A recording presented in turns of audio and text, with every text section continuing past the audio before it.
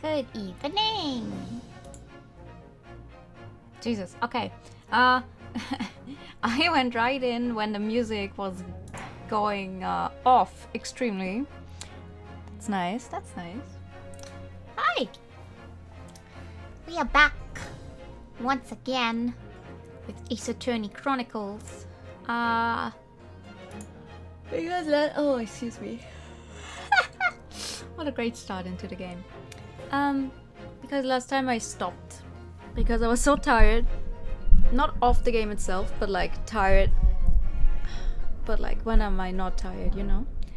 And so we're going to be jumping right in. I hope I remember everything from the case. I still don't know who the real murderer is, not gonna lie. Like, I have no idea. I have no idea. I hope it's not actually the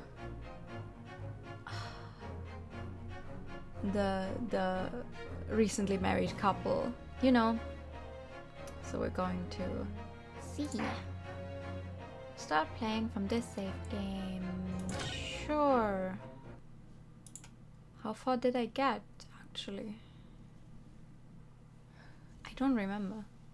I really don't. I just know I stopped.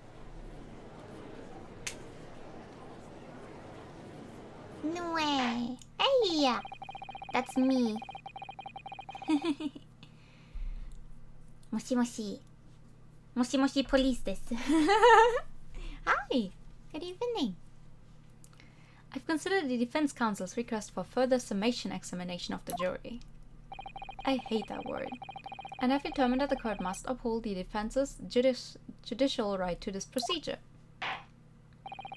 So, counsel, you will now proceed with your second summation examination. I hate it! It's an awful word, like... Why make it such a complicated word? You will never use it. Use it outside of a courtroom. I presume the jury is ready, Mr. Foreman. We are, my lord. That's nice. Very good. In that case, I must ask each of you now to state clearly and concisely for the court the grounds on which you find the defendant guilty of this crime. Again. I mean, it is kind of extreme that we are doing this as a whole second time around. Like, it's already hard enough to sway their opinion the first time, and now we get to do it again. Like, the fuck? But sure. The accused left behind evidence at the scene, didn't he? Those 3 books of his. If there was some novel alternative explanation about how the victim was stabbed, I might reconsider. Even if the woman was throwing books, it can't be related to this crime if the window was closed, can it? Dear me, it was only a little book, hardly life-threatening even with a direct hit. Look, I just want to get this over with. If I don't bring home some pay tonight, I'll be in a tidy bit of trouble. That has nothing to do with the case. Come to think of it, we had a fire at home a while ago. It gave me to sneeze at this. What? Why would you sneeze when there's a fire? Yes, considerably more tangible arguments from all members of the jury this time around, it seems. With one notable exception, of course. My learned student friend was unable to find fault in the previous witness testimony. So the court must accept the fact that it was indeed the accused seen fleeing from the scene. And moreover... Ah, wait, I forgot my count. Like 4 times? I think he threw it like 4 times last time. So this would be his fifth class.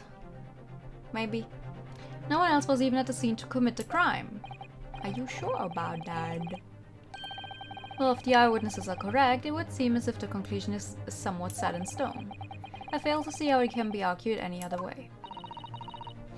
That means I'm afraid that during this summation examination, it's essential that you establish some other tangible explanation for the facts. How? What would even constitute a tangible explanation here? Isn't it obvious? Who stabbed the woman and how? Those 2 details are all you need provide. Simply give us a name and the method by which the attack was conducted. And there I was thinking this might be hard. But Mr. Naruhodo, you have to do it, otherwise this really will be where the trial ends. No pressure then. That's quite enough preamble. Proceed with the summation examination, please. I presume you are prepared, counsel? Oh, yes, my lord. Alright, Ryunosuke, focus your mind now. Kitty. No. Do you also want to play Ace Attorney? Yes. Yes. Clearly, the key to this summation examination is going to be juror number 4, the maid, or should I say Miss Garrideb. We have a book that disappeared from the Garrideb's house on the evening of the incident, and the 4th book found in the victim's hand. There must be a way to link the 2. Yes, that's what we have to find. Using every technique I've learned in my short career so far, whatever it takes. Don't forget to keep an eye on Miss Garrideb and how she reacts, even to the things other people say. I know. Isn't that what I always do? Alrighty. Defense's rebuttal. Okay. Right, can you for once just, actually say anything regarding the case? You just want to get this over with. How can you sit there and say something like that? A man's future is at stake here. Well, him and me both then, like I said before. What? I told you already, I'm a day laborer, aren't I? If I don't bring home some readies with me tonight, you'll find me floating face down in the Thames tomorrow morning. What? You heard me. My missus isn't one to mess about, She can be fierce, believe you me. Another shining example of marital bliss, then. A situation like this cropped up the other day was, it's funny, but I can't quite remember. Sorry. I was too frightening. That's the thing. I must have blocked it out. Helpful. I wonder if Mr. Bede will ever be dragged into the Thames by a scarf. Don't even go there, Miss Susato. There must be some way to jog his memory about this. Okay. Come to think of it, we had a fire at home a while ago. He gave you the sneezes. What does that have to do with my case? Does that have anything to do with your decision about the defendant's culpability in this case? Sorry? What's that? You have to speak up, lad. Could you tell us more about that fire?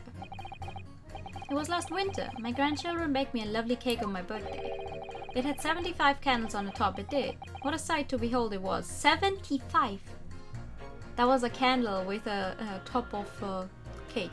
Not a cake with candles. You put candles on a cake. What, was it some kind of devil worship? Of course not! It was an angel cake! To celebrate my birthday, obviously! It seems that's a common custom here in Great Britain, Mr. Naruhodo. Anyway, I mustered all my puff to blow them out. Only I must have blown wrong somehow. The flames didn't go out, but candles went flying all over the room.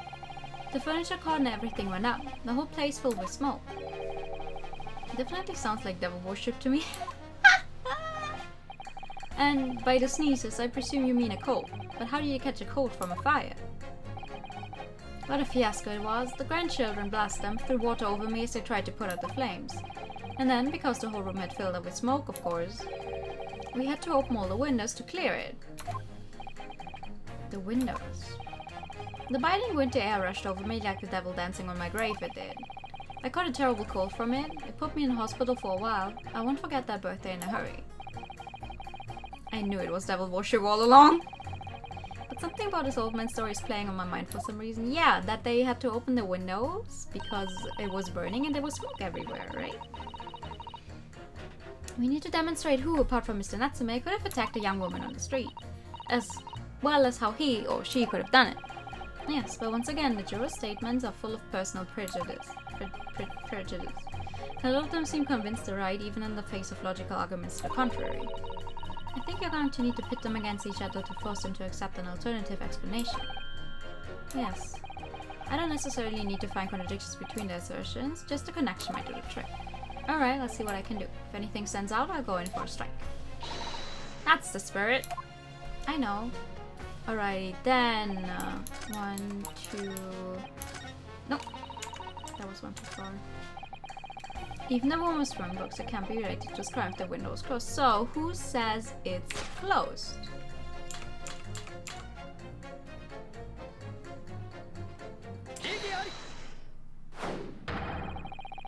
These two juror statements clearly contradict one another.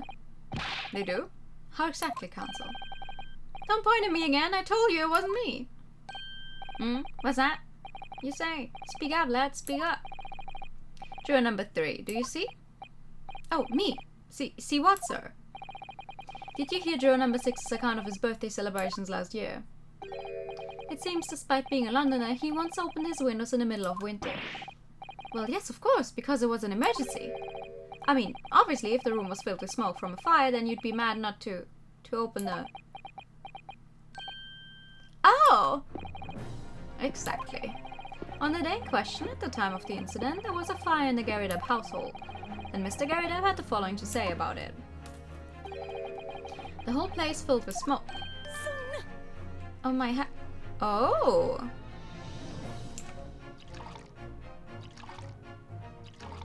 Are you okay? Can I... Juror number 4, do you have something to say about that?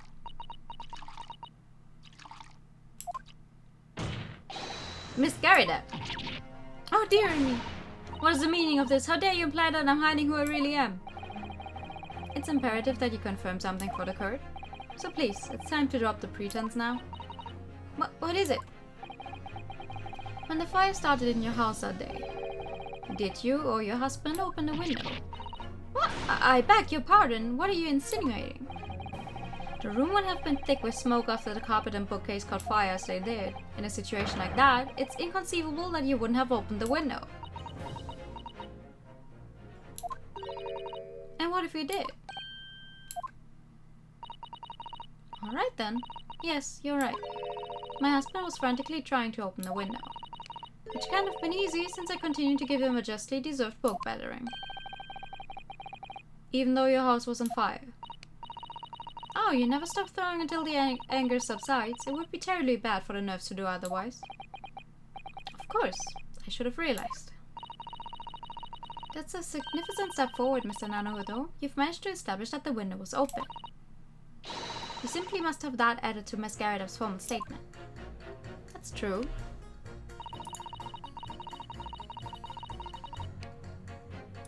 The window was open at the time. I'd clean forgotten, but it's true. Okay, tell me more about it. The fourth book found at the scene of the crime shows very obvious signs of fire damage. And the title of the book is The Lion's Pride. The same title, in fact, as the book that Mr. Garrideb told us he had been reading. Well, I really couldn't say.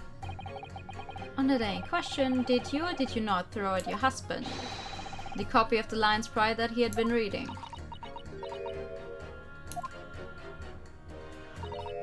I did. It was the first thing I could lay my hands on, so I hurled it straight at him. And now you come to mention it, yes. He was rather enjoying reading it, you're right. Why did you not reveal this information to the court from the outset? Because I couldn't, you insolent little man. I didn't remember. At times like that, you pick up and throw whatever you can lay your hands on as well, you know. I really don't. I barely noticed I was throwing a book, much less the title of it. Are you okay?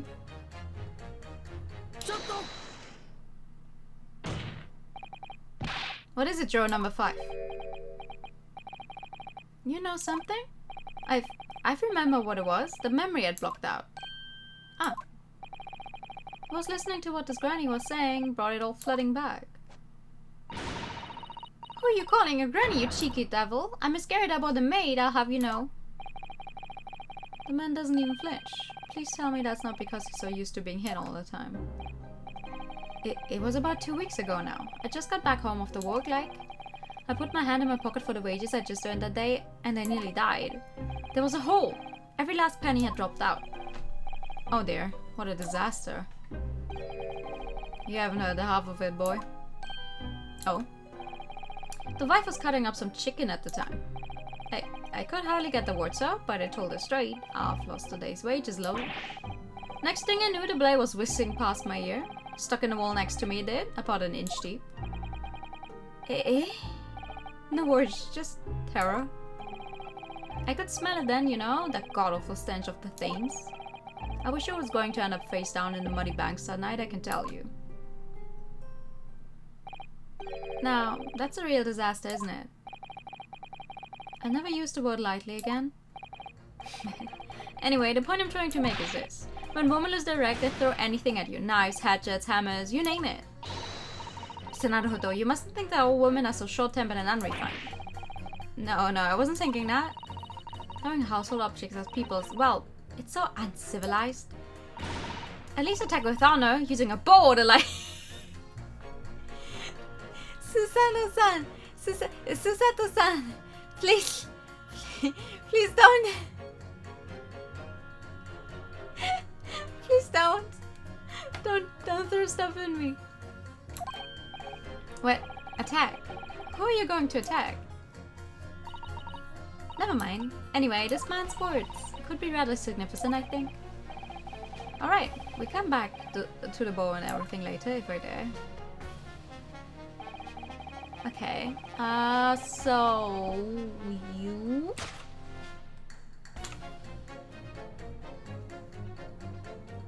and you. These two statements clearly have a deeply significant connection. Good grief, you mean they don't contradict each other? Explain, counsel, at once. Juror number 2, do you think perhaps that this could be one such novel alternative? Oh my, whatever do you mean? An alternative explanation as to how the victim was stabbed in the back. What are you talking about? We've demonstrated that the 4th book, The Lion's Pride, that was found at the scene of the crime, originated in Mr. Garrideb's room on the top floor of his house. Therefore, it's equally possible that some other object besides the book could have found its way from the Garrideb household to the street below. What's that now? After all, Mrs. Garrideb could have thrown any number of different objects at her husband. Isn't that right, juror number 4? What are you insinuating now, you little beanpole? I'm not a beanpole! I'm beginning to think that ever since the true origins of this book came to light. Perhaps she's had a feeling this might be what happened. Now you listen here, you Eastern Gala. As the foreman of this jury, I demand a straight answer. You give us this yarn about some other object making its way out of the house, but what? What was it? I'm really taking a big gamble here. That was a bold accusation to make, but I haven't any real evidence to back it up. But I'm certain that at the very least this warrants further investigation. Alright, Mr. Foreman, I'll try to explain the defense's theory. The other object that found its way from the Garrideb household to the scene of the crime was the murder knife.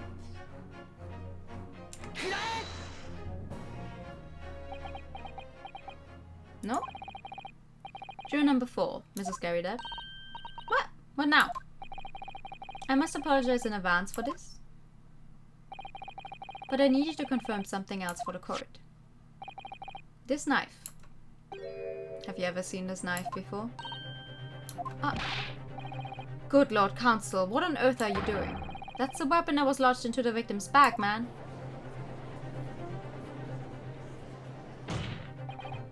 My lord, remember that when the victim was attacked, Mr. and Mrs. Garrideb were in the throes of an argument. Mrs. Garrideb was hurling anything she could at her husband, who'd been backed up against a window. A window that had been opened to clear the smoke, and through which a book sailed to land at the crime scene. You can't seriously believe that. The book was found in the victim's grasp. Are you saying that it flew out of the window and across the street to land neatly in her hand? Huh, even my missus hasn't got a name like that. Yes, I admit, there are many details we don't yet understand, but that's the point. That's precisely why. We must not allow this trial to end, not right now. Oh my... Mrs. Garrideb, your answer, please. Have you seen this knife before or not?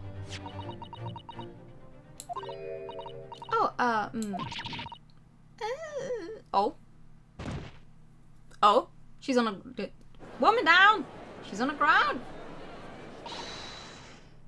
My lord, I wish to change my decision. I'm a woman of my word, after all. Thank you, madam. Yes, I agree. I certainly didn't see this coming, but... I just don't think it would be right for this trial to come to an end now with so many unanswered questions. Mr. Foreman! I'd have to agree. Not that I think the granny did it, mind. Yes, you know what? I'm not quite happy about this at the moment either. All together now, ladies and gents. Nice. That's enough words for us to continue. We did it! Congratulations, Mr. Naruhodo. So as a result of the defense's summation examination, a number of jurors' leanings have changed. 2 jurors call guilty against 4 now calling innocent. Accordingly, the opinion of this court is divided. And this trial will continue. Yay!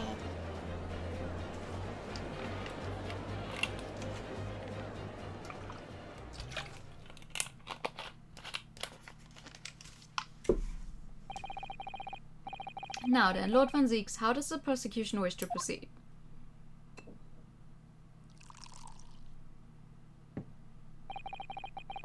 This trial is rapidly descending into a farce. Oh, he's actually drinking it for once. Like a corked wine, the first few sips are bitter enough. And there it goes. But what follows is so repugnant it's good for nothing save the gutter. If I may, Lord Van Zieks. The defense has just put forward a credible alternative explanation for what happened. Credible? Is that your considered opinion, Mr. Foreman? The defense's argument is a joke to which I barely know how to respond, but let me start by insisting that you must all familiarize yourselves better with the relative positions of those places being discussed. What do you mean by that? What's his angle this time? It should already be more than apparent that between the crime scene and the Garrideb household runs a rather wide street, Briar Road. Which means that the distance from the Garrideb's house to the scene is some, 15 yards. Let me see, 15 yards. That's around 14 meters. 14 meters. Oh, that's a little farther than I'd imagined. And as you ladies and gentlemen of the jury rightly noted as having portentous significance, the 4th book was found in the victim's clutches. In other words, the smoldering book wantonly hurled by the lady of the house traveled some 15 yards to land on the opposite side of the road, neatly between the collapsed victim's finger and thumb. Is that your final conclusion, my learned and deluded friend? And did the jackknife follow a near-identical trajectory to plunge into the middle of the victim's bag? This fantasy is somewhat stretching the notion of having a bad day for the victim, I think. Even those pathetic serialized detective stories have more believable plots. Well, maybe she was bending down. There's nothing I can say to that. The prosecutor loves the sound of his own voice. Mr. Sato, Serialized detective stories are pathetic, are they? How dare he? Maybe let's pick our battles here? My lord, might I be allowed to speak? As judicial assistant, you may speak for the defense, yes, go ahead. The prosecution may consider the idea a fantasy, but what the defense has postulated was believable enough to persuade the jury to change its leaning. And as such, the court has a duty to explore this alternative explanation as thoroughly as possible. She's right. To that end, juror number 4, Miss Joan Garrida, must be called to testify and submit to cross-examination. Saints alive, a cross-examination of a juror!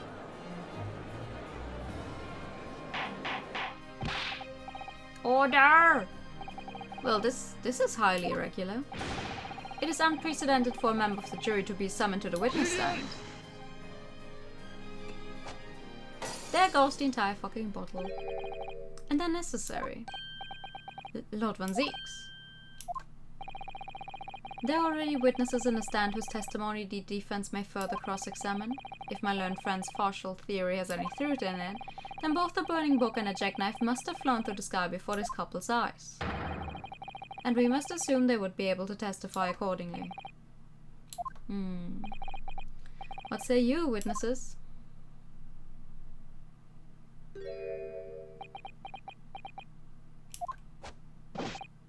Yes, sir! Constable Rolly Beat reporting for duty, sir! Well. Good morning, officer. Sorry for dozing until now, sir. I haven't slept for a month on account of a villain who's appeared on my beat, sir. Oh, they're so heroic, these London bobbies. Patricia, my darling, I've been neglecting you, but no more. Oh, Rolly, my hero, you make me oh, get that out of the courtroom, please, I'm begging. Very well, I hereby reject the defense's request. Oh. And order the witnesses in the stand to testify again. State forthwith before the court any details pertaining to the defense's alternative explanation of events. Yes, sir!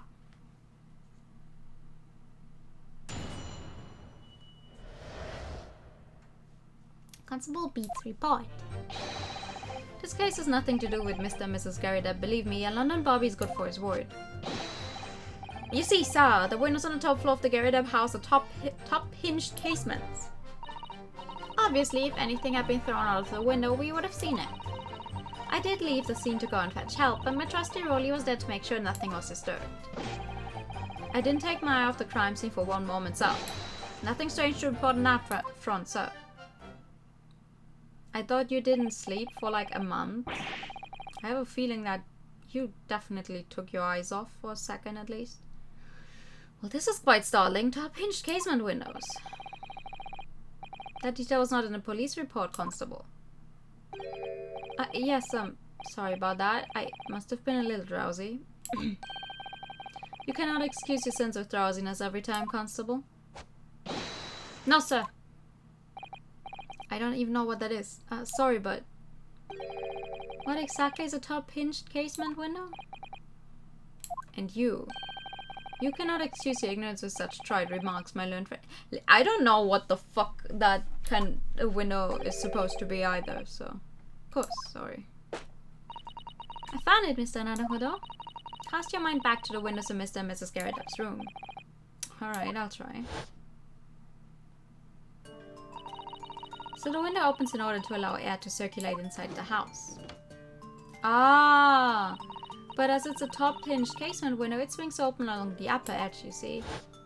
I see.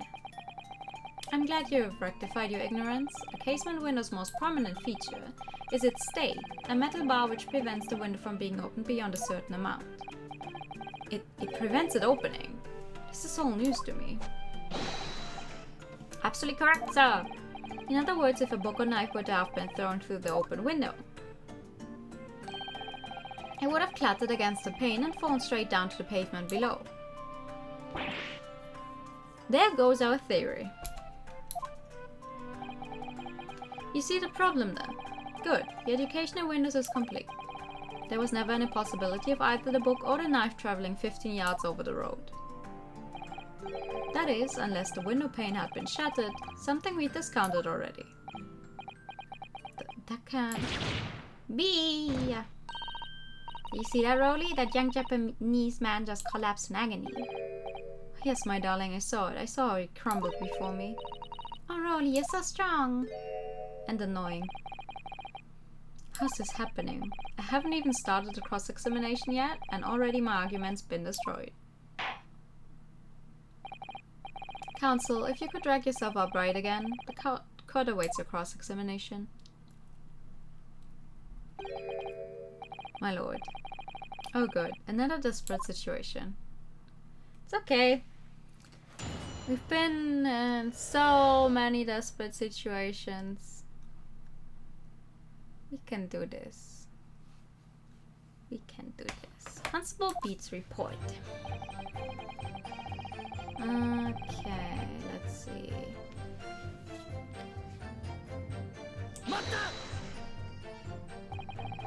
How can you say that for certain? A very good question, sir. And the answer is this. It has the noble founding principles of the force written on it as a reminder to all us policemen of our sworn duty. He showed us that before, didn't he? Did he? I can't say I remember. To patrol the streets of London town and uphold the peace of the common man. It's what the job's all about. And that is why I can't stand here today beside my long-suffering wife and tell you Bobby's good for his word. Or rubbing my tired eyes, admittedly. Sir. Oh, Rolly, you're so manly. Of course I am, my darling Patricia. Can you guys shut up? Stop sparkling. No, none of this is what I meant. I meant, how can you say for certain that this case has nothing to do with Mr. and Mrs. Garrydale? I see, sir. You should have said so earlier, sir. Yes, well, so could you answer the question? That was a waste of time, then. Absolutely, sir. I will answer to the fullest of my ability, sir. There's a surprising reason why Mr. and Mrs. Garrydale's domestic dispute can't be related to this case. But before I get into that, sir, just one thing. Yes? I'd very much like you and all your countrymen to understand the great British institution of Scotland Yard. So I hope you take back some tales of us London bobbies and how we uphold our guiding principles. I wasn't planning on going back just yet. I've only just arrived here. So to that end, sir, I'd be happy to lend you my round card for your perusal. But I must warn you, you won't be able to get through it without shedding a few tears. Thank you so much for the follow. Welcome! Thank you, I'll try. A small folding wallet that defies London poppies and contains the rules of conduct to which they must adhere.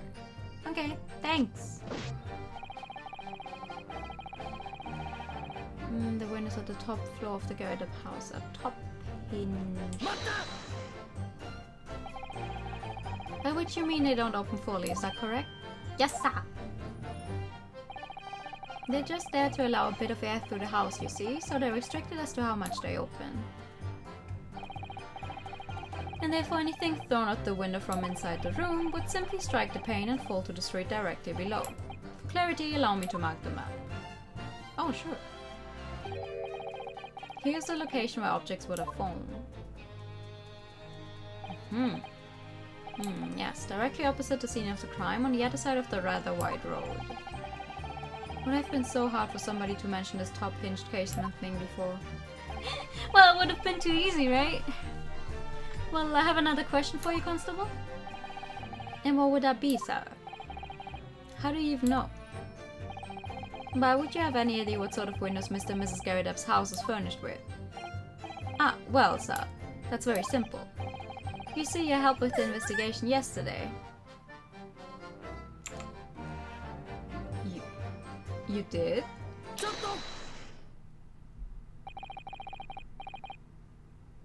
Do you have something to add, Miss B? Sorry? You look, well, delighted. Is there some particular reason for that? Oh, I was just remembering, that's all. We really were so lucky. Lucky? What do you mean?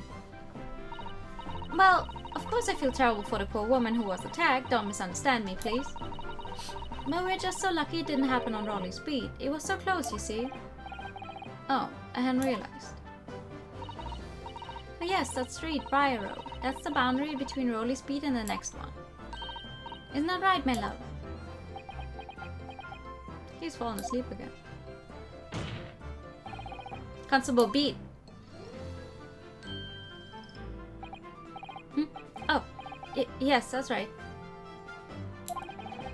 That's the reason I was helping out with interviewing the occupants of the Garridab household yesterday. The house is on my beat, you see, so. That really was cutting it close then. Constable, I wonder if you could clarify something? If the Garridab household is on your beat, does that mean that the pavement next to it is as well? Outside Mr. Garridab's house? Yes, ma'am. The pavement on that side of the road is part of my beat. I see. I was unaware of that. Just think, if the woman had been attacked just on the other side of Briar Road, we would never have been able to go for that meal to celebrate our wedding anniversary. But that's the life of a Bobby after all. Extraordinary people, our Bobbies, tirelessly working for the benefit of all Londoners. Do you know what I think? I think it was the good Lord's way of rewarding my Rolly for all his hard work. Don't you think so, my darling? That must be it, Pat, my love. That must be it. I think perhaps we should make sure we have that information officially on record. Leave it to me, Mr. Naruto. I'll take care of it immediately. Pavement where the victim was found lies just outside Constable Beat's beat, the border of which runs down the middle of Briar Road. Nice. Alright, now it's my turn, I think. Is it? If anything had been thrown out the window, we would have seen it. But according to my notes here, the sun had gone down already and it was dark. Oh, but Rolly and I were strolling along, gazing at the night sky and looking for a lucky star. Sorry. The star that will guide us to eternal happiness. Can I guide you to answer the questions? If a flaming bolt had cut across the sky in front of us, it would have lit up like a shooting star. And if I'd seen a shooting star, I would have made a wish upon it. Had Rolly been an inspector, I would have said, 3 times at least. Of course, what with the smoke and everything, we couldn't actually see any stars. In short, are you trying to say that neither book nor knife crossed the sky before you? Yes, sir. That is correct, sir. Assures the night sky in London is starless, sir. It certainly seems like they're telling the truth. And then we saw the poor woman fall to the ground, so we went straight over to help her.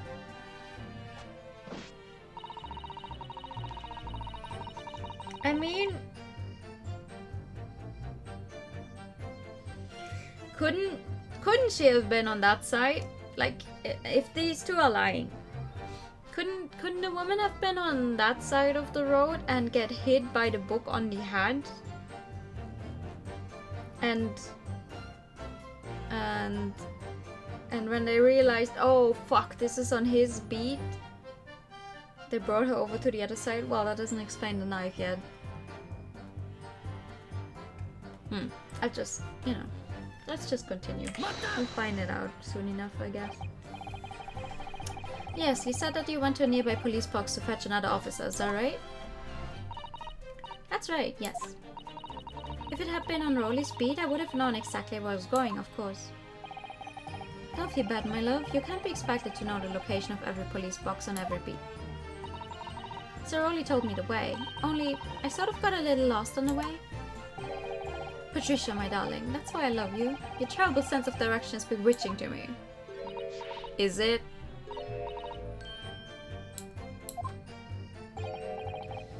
Oh, please.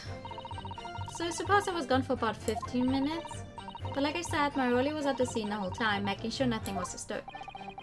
I was off duty at the time, of course, but a true Bobby is never really off duty, so. Yeah, you keep saying that.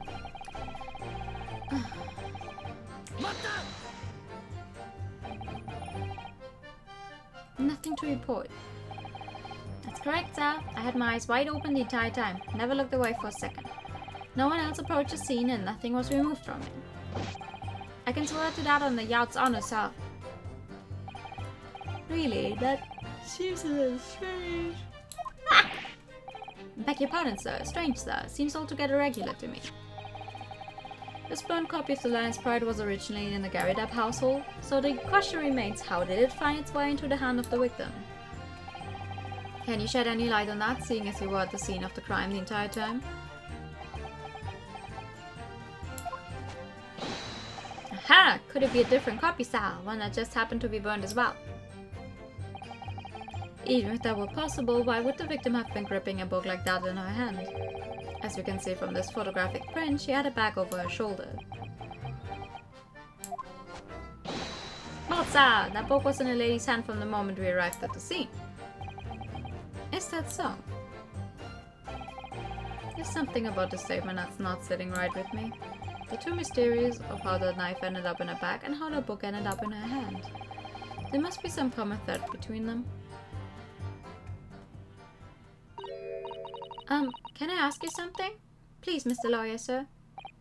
Oh, yes, of course. What is it? You're adopting us, aren't you? I can tell. What? I wasn't really... I mean, what's she doing? Please, just because I'm a woman, it doesn't make my testimony any less valuable. You might just see me as the wife of a policeman, but I'm a woman of my word, I am. I really don't remember ever suggesting that I adopted you. No excuses, I don't want to hear it. My voice will be heard. My lord, you let me speak, won't you? Yes, Miss Bede, I will allow you to supplement your testimony if you so desire. Sometimes the path of least resistance is the sage one. That was a very loud matter. I heard that. The Japanese man thinks the policeman's wife's word counts for nothing, does he? But watch out, sir. I might let you get away with something like that, but my rolly won't. Good evening. Hi. Duly noted, Miss Bede. Please, I humbly ask you to continue. What could you possibly be about to say, I wonder? Oh boy. I know what I saw. My eyes never let me down. My sense of direction's a little off sometimes, though. Okay. What did you miss?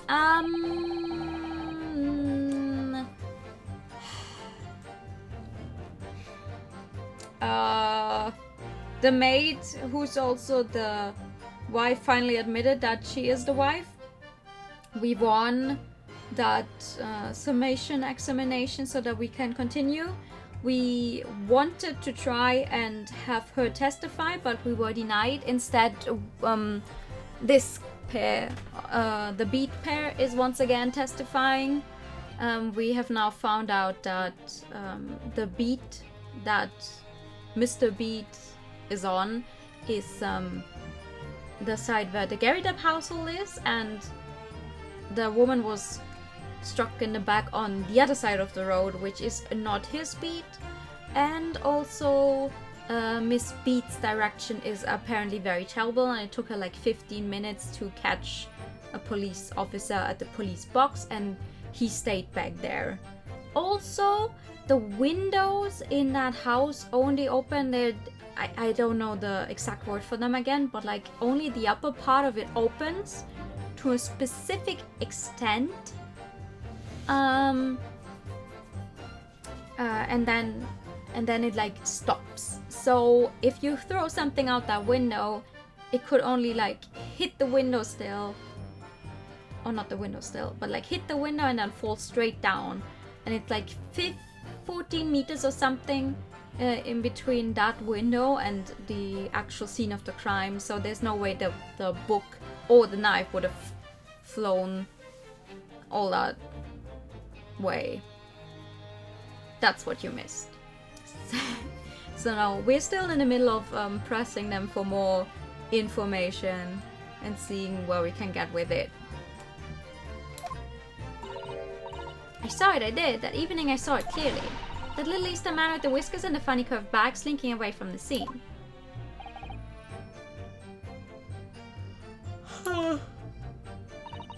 Thank you very much. Absolutely no problem. It's also good for my brain because, I'm not gonna lie, I have no clue how the woman actually died. It's like I don't trust these two But also, I don't think they're the murderers either. It's a little weird. I mean, maybe it was an accident, but like, who drops a knife into someone else's back by accident, right? Like, that's a little weird, I think. I think that's a little weird, right?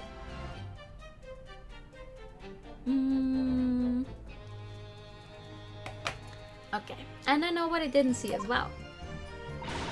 I didn't see any flaming books or knives flying through the sky. All very clear. You also mentioned something about having a poor sense of direction. Oh yes, well, that's a little embarrassing really. I'm always ending up at the wrong place when I've made arrangements to meet Rolly. He gets ever so cross. Oh. Whatever do you mean? Constable B, is there a problem?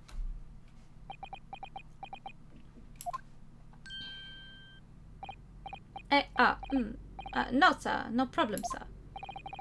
Did your wife's remark just now bring something to mind perhaps? Oh, well, in a way sir, yes sir. I was just remembering that the same thing happened that evening is all. You mean Mrs. Speed lost her way on the night of the incident? Well, you see, I sent her off to find a police box in the next speed over from mine, but she was gone a fair bit longer than what I was expecting. I thought she'd be back inside 10 minutes, but my darling was gone a good 15. Oh, Rolly, you're such a tease. But the reason I was so long was because of the bouquet, silly. The bouquet? Sorry, what bouquet are you talking about? Oh, it was a present for our wedding anniversary. Rolly's so romantic. He saved up for it with farthings and halfpennies he found in the gutter while doing his rounds. Yes, how romantic. I'd forgotten all about it until just now. Had you, my darling? Oh, yes. But that was just between us. Not talking about it to anyone else, darling. You have to promise. Really? Oh. What was that all about? Constable Beat looked very obviously troubled during that exchange. I'm afraid I can't offer any useful insight, Mr. Naruto. But I'm quite sure of one thing. We have to ask Mrs. Beat about the bouquet. Oh, we absolutely do. You know what we also have to do?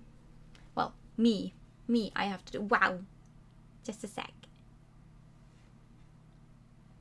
I'm a fucking dumbass. Every single day when I start a stream, don't mind me being frozen. Every single time I go to start a stream and like I'm an hour in and then my phone is like, hi, could you please check up on my battery? I'm going to die while you're streaming. And we'd rather not have that.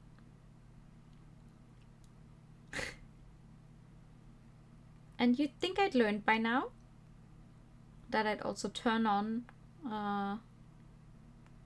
the charging cable thingy because I have it plugged in. That's not a problem. I just always forget to turn it on. And then suddenly my phone will be like, haha, please, I cannot work. There we go.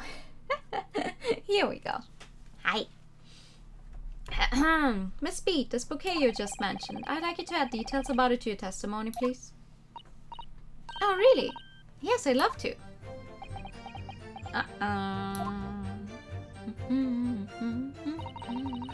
What happened was I dropped my bouquet and ended up losing my way for a while. Okay, tell me more about it.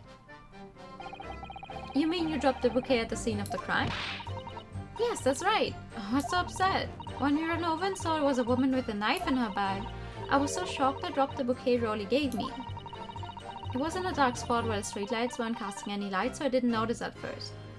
Did you think about a pre-stream checklist?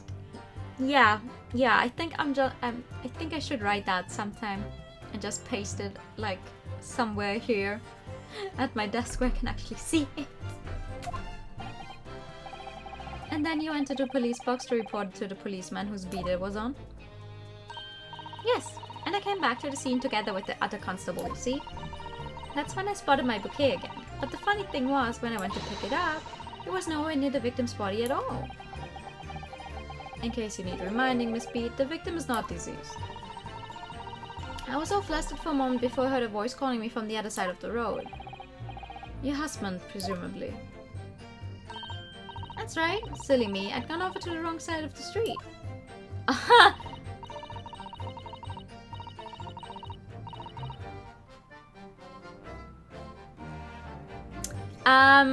I think that Mr. Beat made good work of his wife's terrible sense of direction here, right?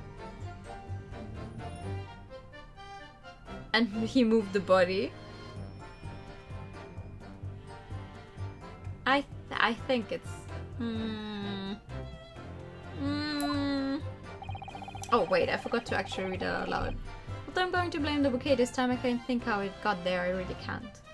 So the bouquet somehow moved from one side of Briar Road to the opposite. Curious indeed. Isn't it? But the worst of it is, I forgot to pick the bouquet up again when we left the scene. The beautiful rose Rolly bought me, with that change from the gutter he spent so long collecting.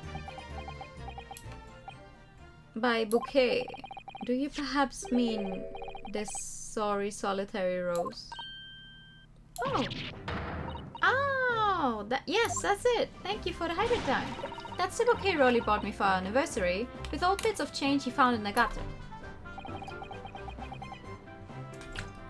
Maybe just call it a rose? Tell us, Lord Van Zeeks, where did you come by the flower? According to the report by the police officer in charge of the crime scene investigation, it was found on the edge of the pavement in front of the Gary Depp household. In front of the Gary Depp's house. Although it wasn't noticed until the morning as it lay where the street lamps cast no light. It was believed to be of no relevance to the case since it was found on the opposite side of the thoroughfare. Oh, thank you, sir, thank you. Could I have it back now, please? No, I think for good measure this rose should be added to the court record as evidence. Oh! A present for Patricia Beat from her husband Rolly. The shock of seeing the stabbed victim caused Mrs. Beat to drop the rose where she stood. But it's a symbol of our love. I want it back after the trial. Do you hear me? I want it back. Good grief. Rest assured that I shall do my very best not to forget, Miss Beat.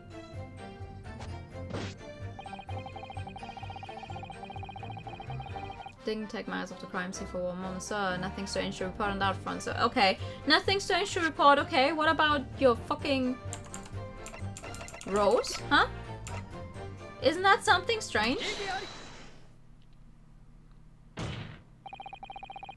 You claim, Constable Beat, there was nothing to report in the 15 or so minutes you were guarding the scene. But that cannot be. Stop falling asleep. What do you mean to say?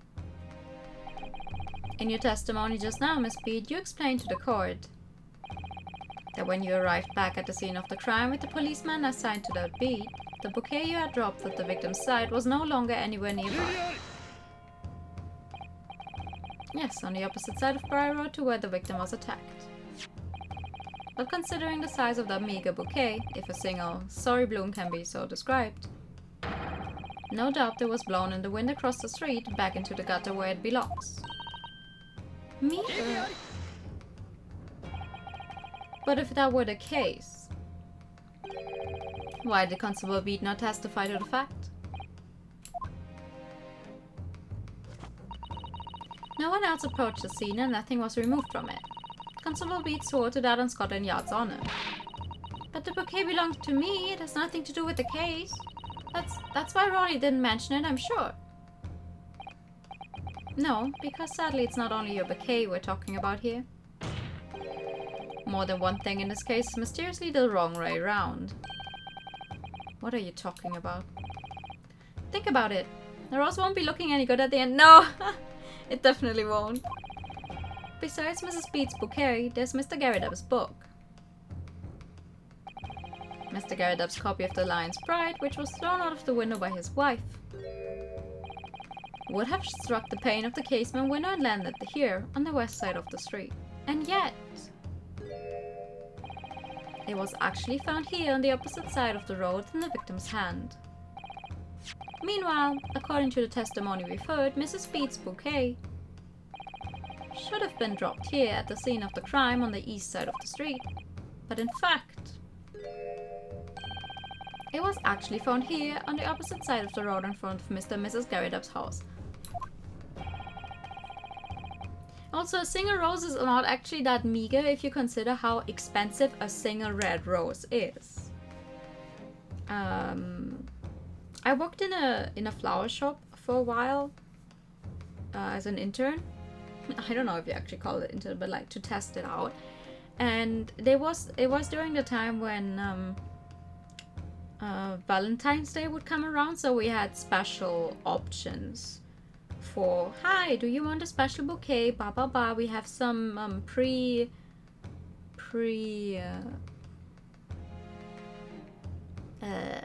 some options that were already brainstormed before, and that would cost like a specific amount of money, and they would look like this. And we would obviously freshly make them, but like, and there was also that one option that was just like, okay, here's a bouquet of 50 red roses. Now, consider that every single rose costs like €2 at least. And you buy 50 of them to be bound into a bouquet, and it's literally all just roses. And I'm gonna say it right now, I don't think it's that pretty. It's expensive as hell, but not gonna lie,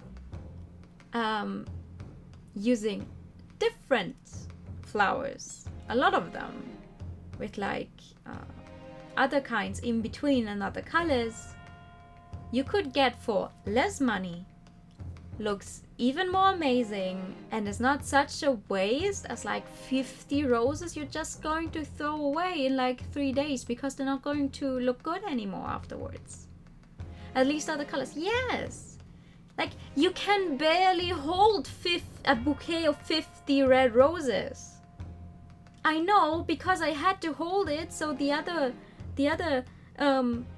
worker could like tie it up, because there was only one single woman who was working there who was allowed to make those bouquets, because she was the only one who was skilled enough to do it.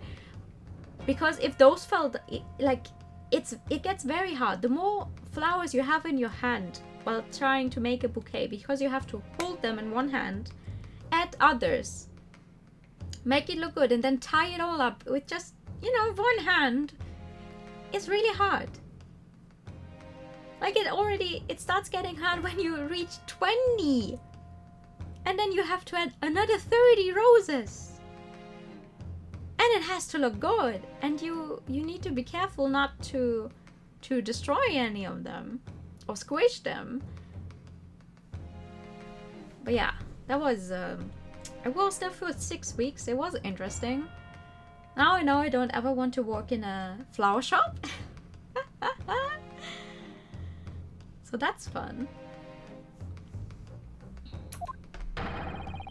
Unless somebody deliberately moved them. It's true. What are you trying to say? The way you're talking, it sounds like you think my Rolly's done something wrong. Don't you listen to a word that scrawny lawyer says? Withering on about books and bouquets. Why should we care? It's nitpicking, that's what it is. Oh good, Miss Garridup's come around. You might call it nitpicking, Miss Garridup, but deliberately meddling with the scene of a crime is a criminal offense. It's called, tampering, Mr. Naruhodo. But the person responsible for this tampering cannot admit to it, for a very subtle but compelling reason. Tampering. You've barely heard the term before, wait. Hold up. What does it actually say in this thing? A policeman will strive to preserve the peace within his allotted beat. A patrolling officer is expected to walk 20 miles around his beat every day for the furtherance of community relations. Any crimes fall in the jurisdiction of the beat in which they are discovered. When a crime is discovered on his beat, a policeman must assist with initial investigations and help detectives. Okay. Not fun to work at a flower shop at Mother's Day. Yeah, yeah, Mother's Day also falls under that. Christmas falls under that. It's like, you think people don't actually need that many flowers on Christmas? You would be wrong. Obviously, any days that are related to like romance kind of stuff, Mother's Day, Father's Day, stuff like that. Those are the worst days you can work in a flower shop, honestly.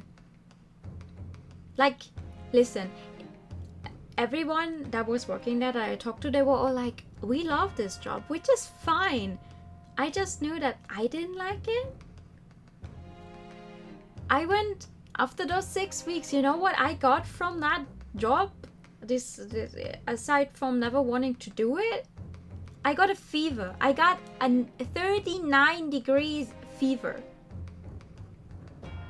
Because it was still winter. I was there in January and February. It was still winter.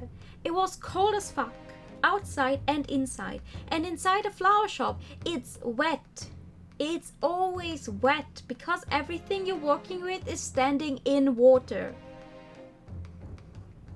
You clean the flowers the entire day. You get new flowers. You have to clean those. You have to tidy up the display case. You have to make new bouquets. And like, at some point, every single towel you will have inside this shop is going to be wet because they don't dry. Because it's winter. You cannot even put them outside to dry because they would just go stiff. So you're sitting there like, you can't even dry your hands in between. You're freezing. You're not allowed to actually wear outside clothes inside, like a coat or something, because that would look weird to the customers. Like, why are you looking like you're on the way to go out when you work there? Or maybe that was just my special situation. It's just, I suffered through those 6 weeks and I got out of it with a fucking fever. So no thanks. I'm not going to work in a flower shop. You're forced to stand all day.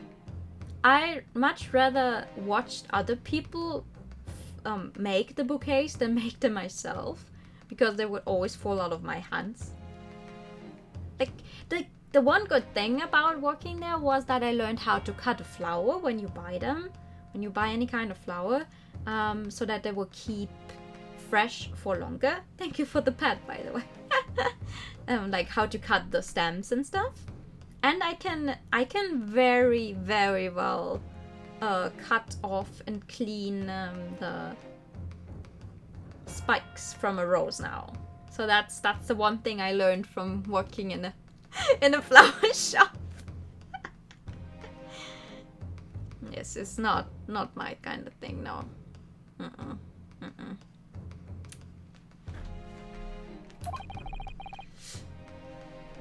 Tell us, my learned friend, who would possibly have had cause to carry out such an elaborate deception? Yes, there's someone who tampered with the scene of the crime that evening. All the evidence and all the testimony points at one particular person. Counsel, I must demand that you substantiate this conjecture. Who are you saying is responsible for tampering with the scene of the crime? Well, I mean...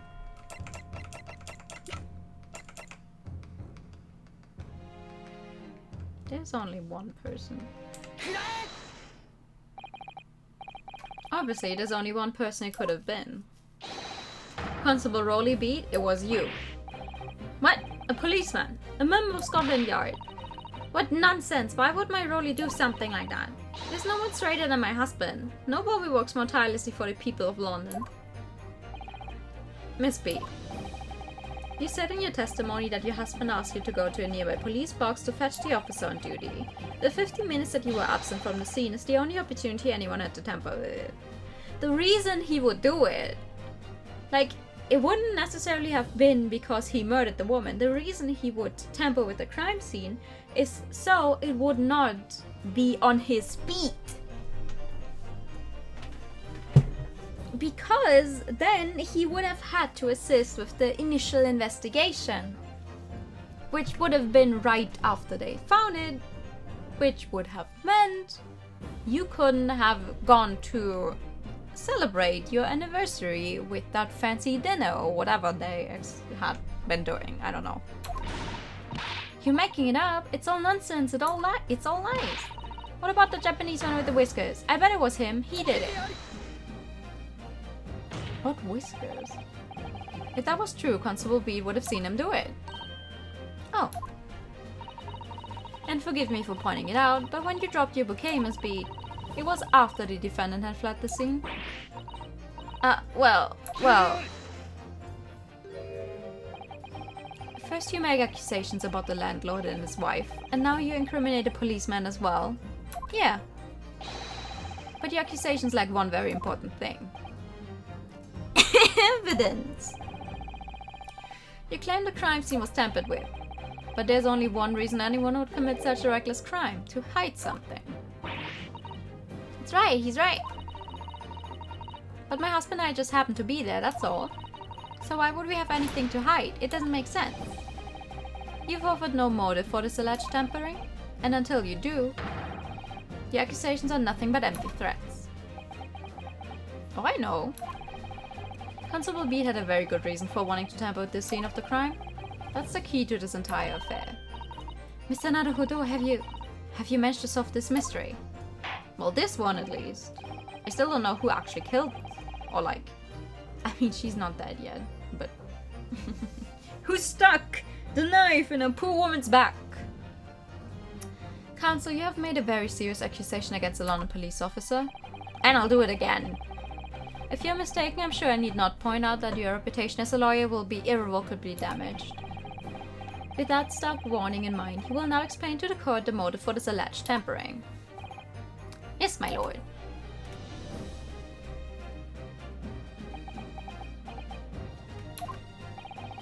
Constable Beat's motive for tampering at the crime scene was to hide where the victim fell.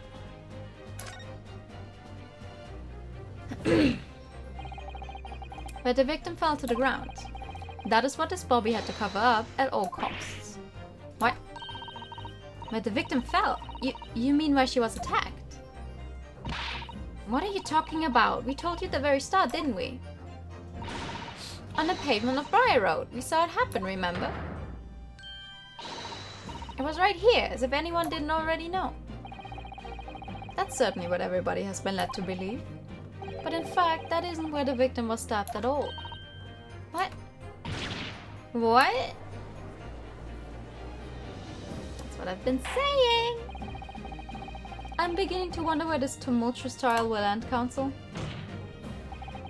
If that's your assertion, then the court is dying to know, my Nipponese friend. Where are you proposing that the crime actually took place that evening? Here.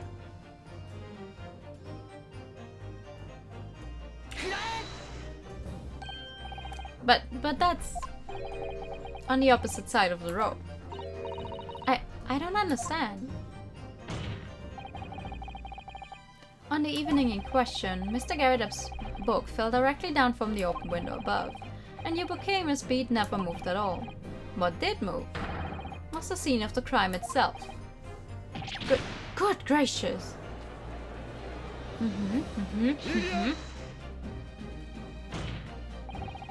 Perhaps you haven't been listening to the ample testimony the court has heard.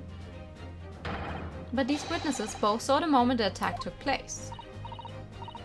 That's right, I saw it with my own eyes. It was 5 o'clock in the evening and already dark. There was the typical London fog on the ground when you saw the incident unfold and ran to the victim's aid. That was actually on the west side of Briar Road. No, that's not true. It can't have been. Constable Beat then arranged for you to be absent for a while by sending you for help. And during the 15 minutes you were away, he transplanted the crime scene. He moved all the things shown in this print. The victim herself, the 4 books. He moved everything, in fact, to the pavement on the east side of Briar Road. Extraordinary. But the constable overlooked one thing. What? What did he overlook? The bouquet, I presume. Exactly. The prosecution told the court just a few minutes ago about the discovery of the rose bouquet. Lord Van Ziek said it wasn't noticed until the morning as it lay where the street lamps cast no light. Yes, it couldn't be seen in the dark, obviously. Which is why it was only the bouquet that was found in its original position on the pavement on the west side of Briar Road. And that is the defense's theory about what really happened that evening. How do you respond? Constable Rowley beat.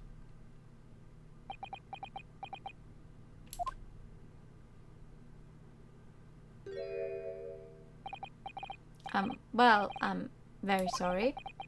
I didn't mean to nod off again, but I haven't slept properly in a month. Did I miss anything important? Oh, Rowley. It isn't true, is it? What that lawyer said is all lies, isn't it? I know it is, because you're the most upstanding, righteous man I know. I had a dream, a terrible dream. All the things I did that night. Everything come out. Everything exposed. Only it seems it wasn't a dream at all. Good golly!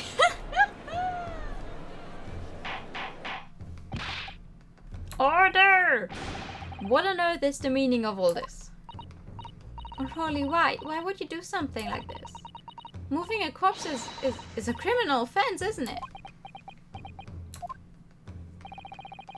Wishing the victim dead should be one too. Constable, explain yourself. Why would you do this? As a respected member of Scotland Yard, your duty is to protect the good people of London town. I can't say, sir. What? I really am ever so sorry about all this. For damaging the Yard's reputation, for everything.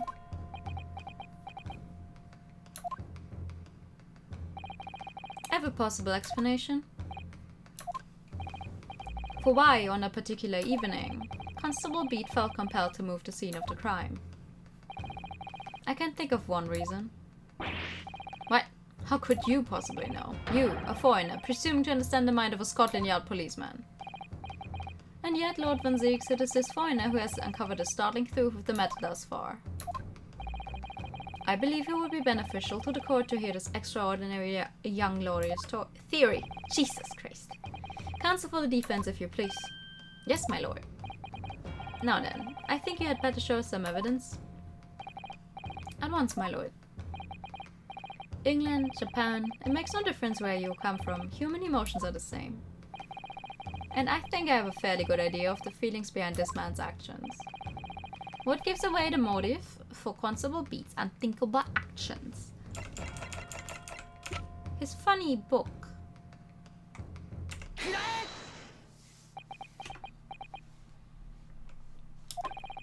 I realize that I'm a foreigner in this land, and I've only just arrived from Japan, which is why all this information about London's so-called bobbies is completely new to me. I've learned that, though honorable, patrolling the beat is the most demanding work in the world, for example. Keeping the peace, looking after citizens on his beat in all kinds of ways. There's no doubt that the young bobby is charged with a great deal to do each day, certainly. But for Constable Beat, the day in question was special. Special? How? On account of this bouquet, my lord. Oh yes! It was our very first wedding anniversary. Constable Beat had worked so hard to be able to afford this simple gift for his wife, and was so looking forward to taking her out for a celebratory meal. When he and Mrs. Beat stumbled upon a crime along Briar Road. When he saw a shadowy figure through the fog collapse on the pavement ahead of them, what must have gone through the man's mind? But sir, just on that one particular day, I was looking forward to celebrating my wedding anniversary. Mrs. Beat puts up with a lot of being married to a bobby like me. I wanted to show my dear wife how much I care.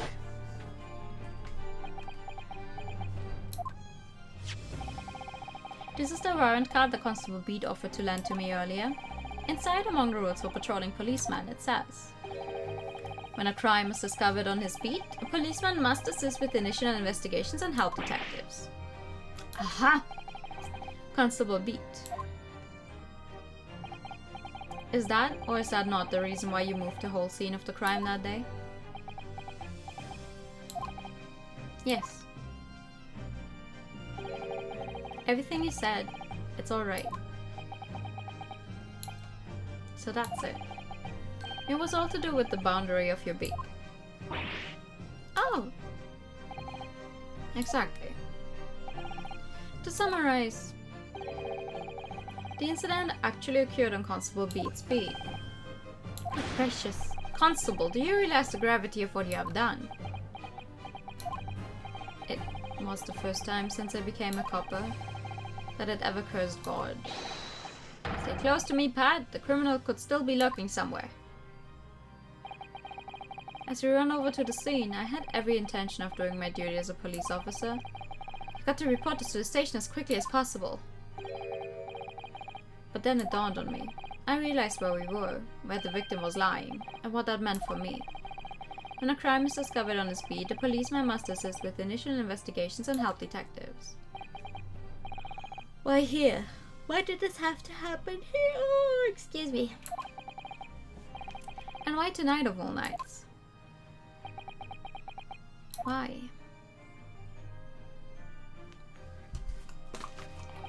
Well, it's a couple's job to guard the scene of the crime, so I told Pat she'd have to go to the nearest police box and fetch whoever was on duty there. It was then when I opened my mouth to speak. It just came out. I couldn't believe the words that were coming out of my own mouth. This is the next beat to mine, Pat, so you have to go to the police box that covers it. Turn right along Meerschaum Street and then...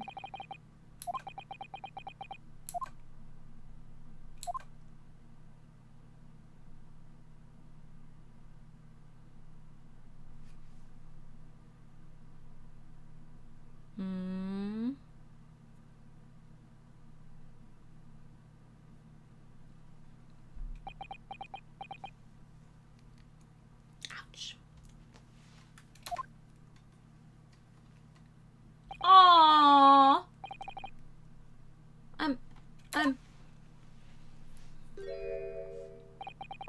I'm sorry. I'm so sorry. Oh, Constable.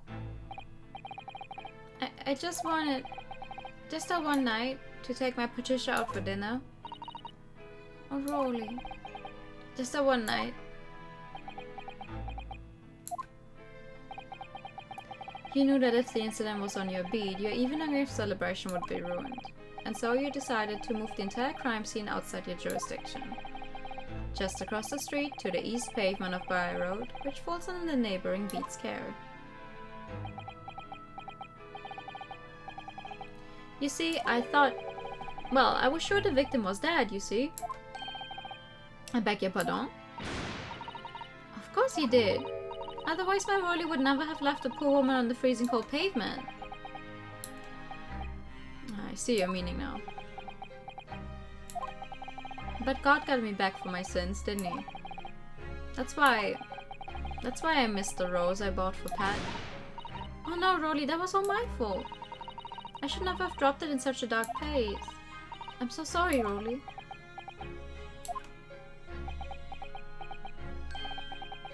And can you tell us, Constable, how many books did you move from one side of the road to the other in total?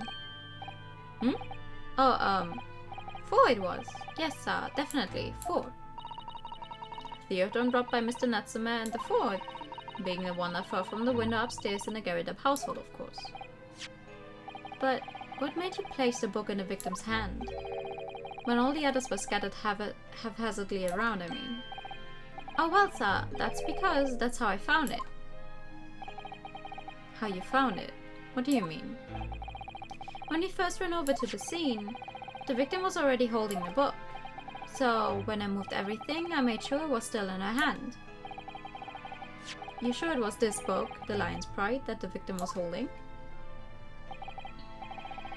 Oh yes, sir. No doubt about it, sir. Interesting. Well, that was in the victim's hand when Mrs. Beat first ran over to see what had happened. Okay. I thought it was an open and shut case at the time, you see.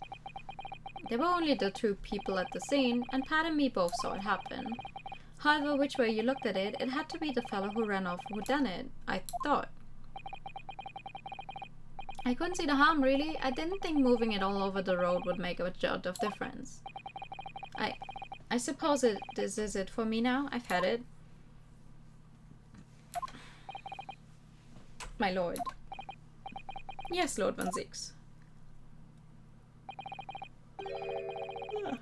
I believe that concludes the cross-examination of the witnesses. Constable, you may withdraw. Yes, sir! Mr. Prosecutor, sir. What will become of my Rolly? What will happen to him? For now, you're free to go home. The police will contact you in due course. Please, don't punish my husband. This was all my fault. It's because I'm always mourning at him for coming home late. Leave it now, Pat. Let's go home. I'm tired. Alright then, my love. One last thing, Constable. Yes, sir. Let us be a lesson to you. In a criminal investigation, every detail matters, however insignificant it may seem to you. Yes, sir. Carve that lesson in your mind. And never again make the mistake of tampering with the scene of a crime. Never again, sir. You mean to say... Leave. Now. This trial is not yet over.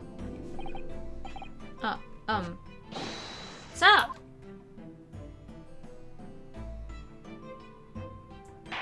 I mean, you know, to be fair, I can't really blame him for wanting to spend that single evening with his wife. Poor guy. Well, quite a startling revelation, I must say. Whoever thought of a third party transplanting the entire scene of a crime like that?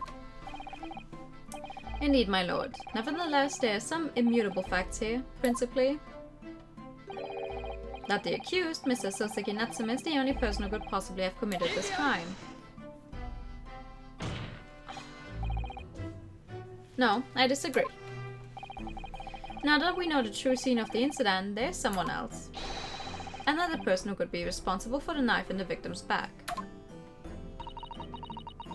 Forgive me for being presumptuous, but I believe the prosecution is probably well aware of this possibility already. Lord Van Zieks, is this true? Very well. Name the person, if you will, and a further investigation is warranted. The prosecution has no objection to the trial continuing. You will name this other person who could have perpetrated the crime. Well, I mean, it wasn't on purpose, but...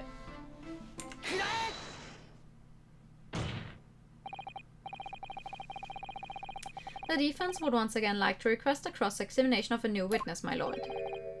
Once again. My sister made the same request earlier, in order to finally reveal the truth about this case. It's imperative that we cross-examine juror number 4, Miss Joan Garrideb. Me?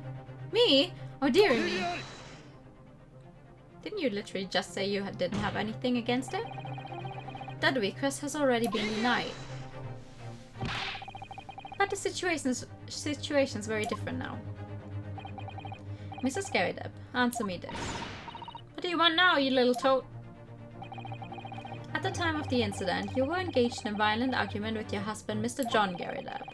In the course of the argument, a minor house fire was ignited. And to clear the smoke from the room, your husband opened a window that looks out over Briar Road. Well, what of it? You threw this book at your husband when he was cornered with his back against the window.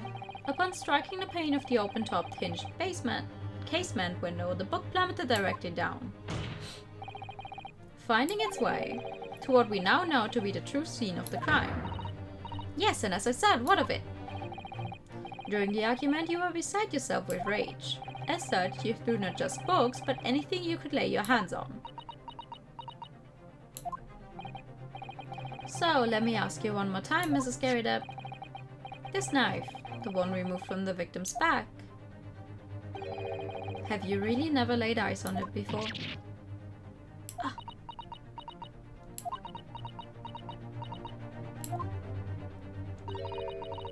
I don't recall it. Seriously. Am I supposed to remember everything I picked up and threw at my husband? And anyway, the man over there in all that regalia said members of the jury need to testify, didn't he? Conveniently, yeah. No, I have no recollection of saying that at all. Juror number 4. Oh. Make no mistake, your jurors are not special in any way. You're not immune to the judicial process. If you know something about this knife, madam, let the truth come out. But that's just a common or garden knife. It could have come from anywhere. We have several like that at home. If one went missing, how would you expect me to know? What's that? Are you joking? What are you saying? Please, Miss Garrideb. Now you listen to me. I refuse to believe all this nonsense. I couldn't bear the thought that I'd injured someone. Do you hear? I couldn't bear it. Oh, the poor woman.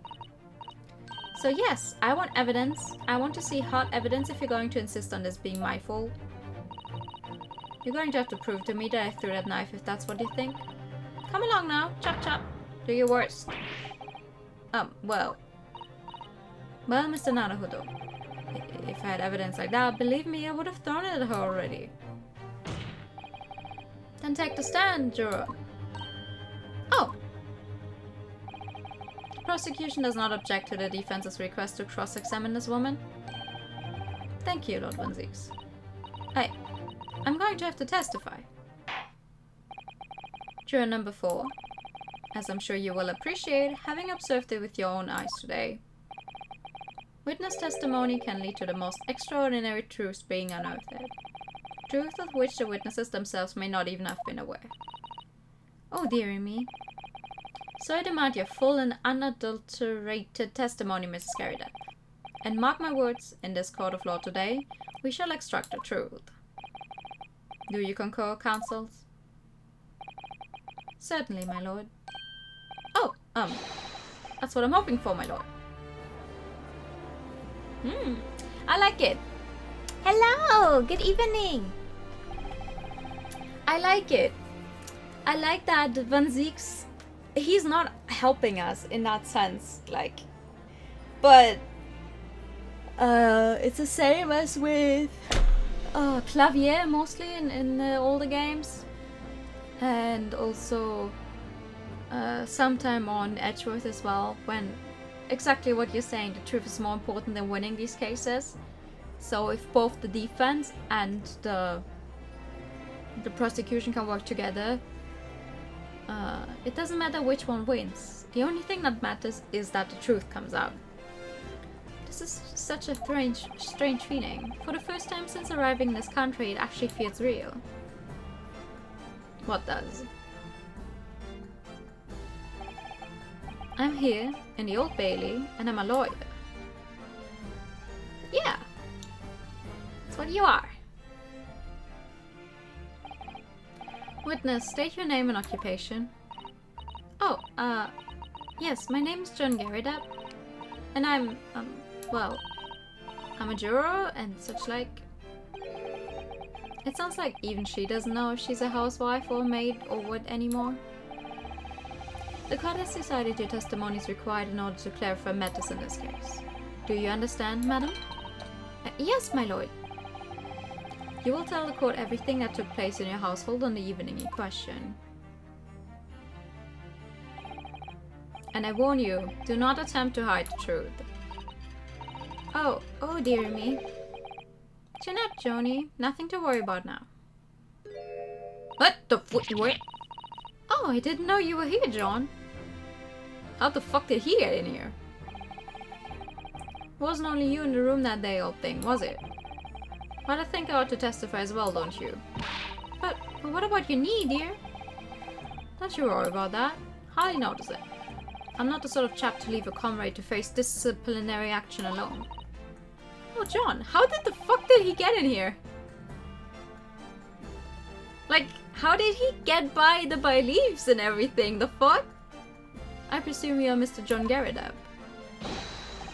Yes, sir. Former 2nd Lieutenant of the 3rd Regiment of the 4th Northumberland Fusiliers, sir. See my fair share of action and not living a quiet life, as it were. A quiet life. Were you not engaged in an incendiary battle with your spouse on a day in question? Ah, well, yes. Quite. I believe this may represent a first in a proud history of the British court. Calling a juror to the witness stand is unprecedented. However, the court will hear your testimony now, juror number 4, and that of your husband. You will recount clearly and concisely the events in your home at the time of the incident in question. So, at once. Alright. Let's hear it then. The Battle of Garridab. Ooh. Yes, on the day you're referring to, the wife and I did have a bit of a skirmish. Can't recall the reason now. Knocked the candlestick over and set fire to the carpet. Soon headed out though and got the window open. Meanwhile, I was picking up whatever I could find to throw at him. Plenty of knives around our place. Can't say I noticed if 1 or 2 went missing, I'm afraid. And a body thing in the victim's bag really was one of ours. You'll have a job proving it, I think. Okay. It sounds as though it was quite the battlefield in your household that evening. Was she burning with hot drink again? Oh, I hope not. The poor dude can barely stand. Not an entirely one-sided assault, it seems. The enemy caught us on the hop, sir. Had no choice but to dig in and take defensive measures. To be honest, if the enemy had kept shelling us for another minute, we'd have been toast. Of course, a veteran such as myself is only too aware that on every battlefield you're just a gnat's whisker from death at any moment. Are we still talking about a marital quarrel here? Marital? Well, I must say I'm dubious that this testimony will shed any lights on the origins of this jackknife. In combat, one's focus now is such that surroundings are barely noticed. These witnesses may not be able to offer anything more than they have testified already. This may be a dead end. One Zeeks may well be right. Well, whatever the chances, we only have this last cross-examination to uncover the truth, Mr. Naruhodo. Yes, I'm afraid so. Very well, counsel. Begin your cross-examination. Okay, I will, thank you. Okay. You were having that battle. Okay. Can you tell me in more detail what you were throwing, please? Even though the room was on fire. As far as I was concerned at the time, it was more important to extinguish my anger than the flames. When a woman wants to throw, she must throw. That is most certainly not true of a suicidal takedown, Mr. Naruhodo. How did she know I was thinking that?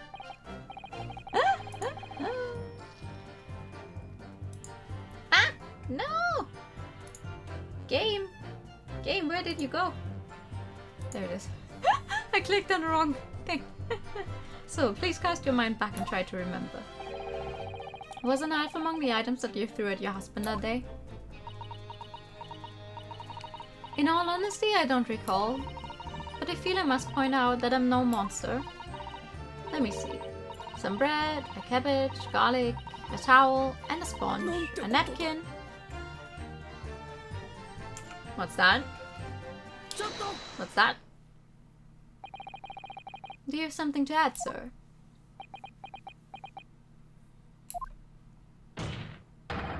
Mr. Garridab. Don't shoot! Sorry, I beg your pardon? Hi, are you winning? I hope I am. Soonish. Did your wise remark just now bring something to mind? How are you doing? Nothing of any significance, no. Just at the barrage of projectiles, the old thing launched in my direction was somewhat more solid than she implies. Books, bricks, and a fire poker, I seem to recall. We're close to the truth. We have to. Like... this case has to end sometime. Ouch. And the woman's aim is uncanny. She landed a direct hit with every ball. Ah! Good grief, woman. We're not at home now. This is a court of law. Oh, dear me. Ever so sorry, dear. What's she even doing with the teapot in here? Honestly, John, I would never have thrown such things at you, obviously. Well, take a look at this then. How do you suppose that happened, hmm? Your pipe, sir. I had this thing in my hand as usual at the time of the onslaught. Knocked it clean out with one of her soft projectiles, she did, yes. And when I went to pick the thing up, it was broken in two. I like to see a sponge do that sort of damage. I see, your pipe was broken. I would never have been sent flying unless it was hit by something pretty solid. Anyway, I've managed to bandage the thing up for now. Huh, you don't want to exaggerate, aren't you, dear? I wonder what we should make of this account. It could be important. The defense believes Mr. Garrett's remarks just now to be of great significance. The war veteran's words only tell us one thing. Betray a fiery wife and pipes, as well as hearts, may be broken. Sentimental wisdom perhaps, but hardly worthy of adding to the formal testimony. Poor person who has to clean and repair the courtroom every time. Oh yeah. I don't think... You know, in the original Ace Attorney games, I think, at least, I'm not quite sure, but I think they once said that it was actually Gumshoe who threw the confetti when you won a case. When you got a not guilty verdict, I think it was Gumshoe who actually throws the confetti, so... Maybe if we get a person like this in here, maybe that's also who is to clean and repair the courtroom. But we have not found a character such as Gumshoe yet, I think. Indeed, common sense, one might say. Might one? In that case, would you at least permit us to examine a pipe, sir? Well, I don't see why not. Oh dear me, there you go again, trying to ingratiate yourself with a young lady. Very well, the court will accept the gentleman's pipe as evidence. Yay! Apparently he fell to the floor during a domestic dispute he had with his wife and broke. Let me see. No, you did not speak out of turn at all. Let me look at it.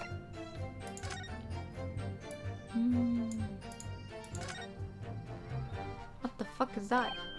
Oh, something just twinkled inside the gem of the pipe there. Yes, I saw it. Something stuck in there, I think. Let's turn it over and give it a shake. What's this? It's a tiny fragment of metal. Oh! Right! The knife doesn't have its tip anymore. It looks like the tip of a blade or something. The tip of a blade. Surely it couldn't be... Fragment of metal. This small piece of metal looks like it might be the tip of a knife blade. It was stuck inside the bowl of Mr. Garrett's pipe.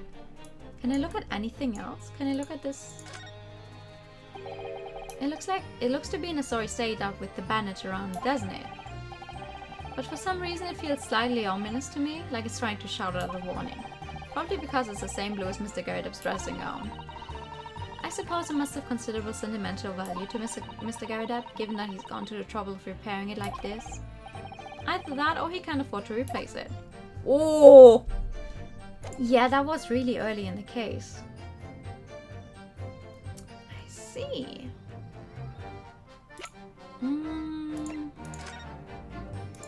Let's see it then. Open up.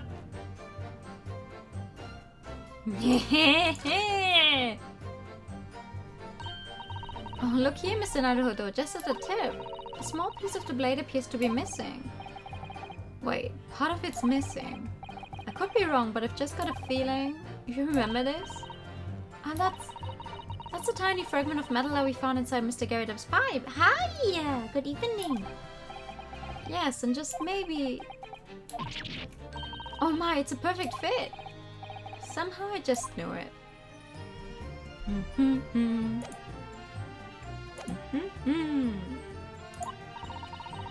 I was just feeling rather disappointed for you that your request was turned down. Oh no, it's fine. Thanks to Suzuto-san, we have some new evidence to work with. We should examine it carefully. I just did.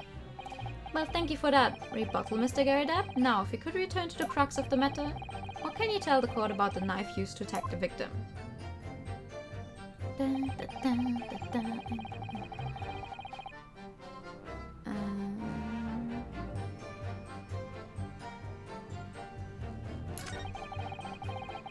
thing in the victim's back really was one of ours. You have a job proving, and I think, oh, will I now?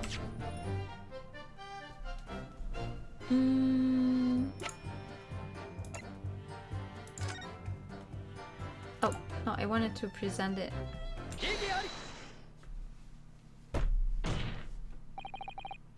Mr. Garrett, could I ask you to take a good look at this, please? You can ask, but I can't see a bally thing. You can't. You used to call me Dad-Eye Dad back in the regiment, of course, but that was some time ago now. Even when I'm trying to enjoy a large print book by the fire these days. I struggle to tell a B from a D and a P from a Q, to be honest. Oh, he does, dearie me. It's rather worrying being asked about every other letter and every other word. Get some glasses?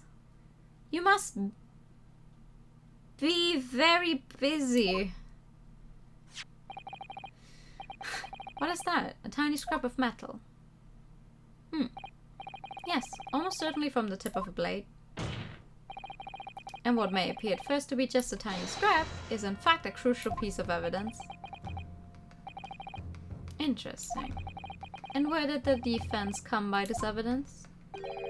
It was lodged in a chamber of Mr. Garrett's pipe. My pipe, you say? By Jove, I wonder how that got there. And what precisely does this fragment of metal signify, Counsel? Are you suggesting that it is in some way related to the matter of the stabbing on Briar Road?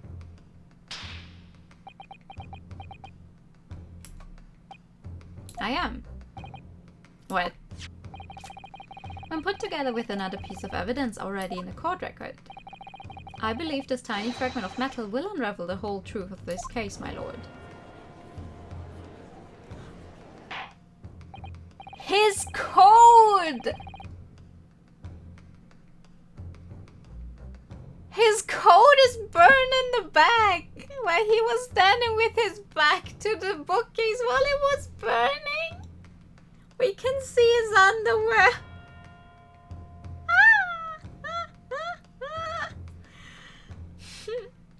You appear rather confident in that extraordinary statement, Counsel. Very well then, present the pertinent evidence to the court. What evidence, when paired with this fragment of metal, allegedly reveals the truth of this entire case? The knife. This is the knife that was found in the victim's back. If you look closely, you will see that there's a small piece at the tip of the blade that is missing. A common issue with the inferior blades sold at unsavory street markets. Criminals who use them regularly leave the tips lodged in the victim's bones. And what of this particular knife? No doubt its tip has suffered a similar fate, now languishing somewhere near the spine of the victim. No, that's not the case. The tip of this particular knife's blade is the very fragment of metal we discovered in the chamber of Mr. Garrett's pipe. Oh! Shot to the heart! And you're too late. Good grief, Lord Van Zeeks. I don't believe it. The knife from the crime scene and this fragment of metal are a perfect match. Dude, I think you should, try to moisturize under your eyes a little or get some more sleep. Doesn't look very healthy. Good golly gosh. Also, she's standing on a fucking box so she can be taller. That's a mood. Order! Is this some sort of Eastern sorcery? Nope. This is no magic, my lord. This is a miracle. A miracle. Someone Zeeks has figured it out, has he? Counsel, explain this extraordinary coincidence at once. Yes, my lord. The crucial point we have to ask ourselves here is when did the fragment of metal find its way inside Mr. Garrett's pipe? Shouldn't be the female characters that get the claw damage to give a peek. Something I was clarified was in the most recent witness testimony. Had this thing in my hand as usual at the time of the onslaught. Knocked it clean out with one of her soft projectiles, she did, yes. It would never have been sent flying unless it was hit by something pretty solid. Oh, dearie me. During the argument between these two that occurred just as the victim was on the pavement below, Mrs. Garrett flung this knife at her husband. However, the knife missed Mr. Garrett, instead striking the pipe in his hand at the time, which caused the tip to break off, of course. Good lord. Yes, and that is when the tiny tip of the blade found its way inside Mr. Garrett's pipe. The chances of that are 1,000,000 to 1. And yet there's no other credible explanation for how the tip of the blade ended up in your pipe. Then, after losing its tip, the knife ricocheted, I don't know how to say this, ricocheted off the pipe and flew out of the open window. I love Yunusuke's animations, me too. They're really nice. In short, this knife, which fell from the window of the Garrett's house, is the very same knife that struck the victim in the middle of the bag on the street below. Oh gosh, oh dear, oh no! She's so small! Oh, here's another glass! And another bottle. A full-bodied theory, I'll give you that. A complex bouquet of seemingly trivial points, plausibly arranged to create an almost passable vintage. Allow me to toast my learned friend's characteristically Nipponese approach to bottling this argument. Sorry. But after all, it is just a theory. A game theory! No. Ricochet. Oh, so it is Ricochet. I wasn't sure because of the E-T? E-D? Ricochet. That's what I originally wanted to say. Damn. I would have been right for once, but then the spelling fucked me up. Thank you. Because you see... Feet off the table, young man! It's spelled by an insurmountable inconsistency. An insurmountable... What? We are playing a game, that's true. Lord Van Zeeks, explain yourself. What is this inconsistency you claim to have identified? An inconsistency of the simplest nature, my lord. The victim was found with the knife planted in the middle of her back. Well, listen, I've been saying this one since somewhere in between. What? Like, ever since we found out that the book would, you know, fly outside. The book dropped. She first threw the book flew out the window. Intrigued, how do you say this? Intrigued, I think. Intrigued? That's just how you write it. Intrigued? I forgot her name, but the victim bent down to pick it up. Next thing that followed was the knife. Got her square in the bag. Easy as that. We're done here. Yes, in her... Olive green. That's right, you silly little man. Now, Joan, old thing, what are you getting so excited about? Let us consider the basic facts of the case once more. The victim was walking along the pavement before being stabbed in the back and falling to the ground. If the knife had struck her, it had fallen from above. That's number 7. There's no possible way it could have planted itself into the victim's back. Man, she didn't bend down, got hit in the head instead. I mean, right?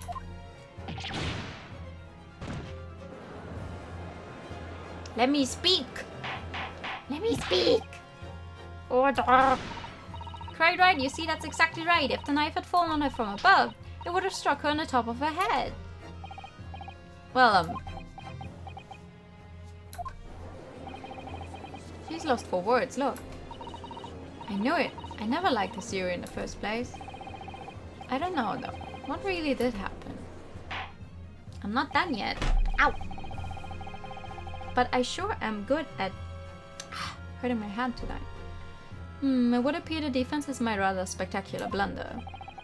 If a theory has even one inconsistency, it cannot stand.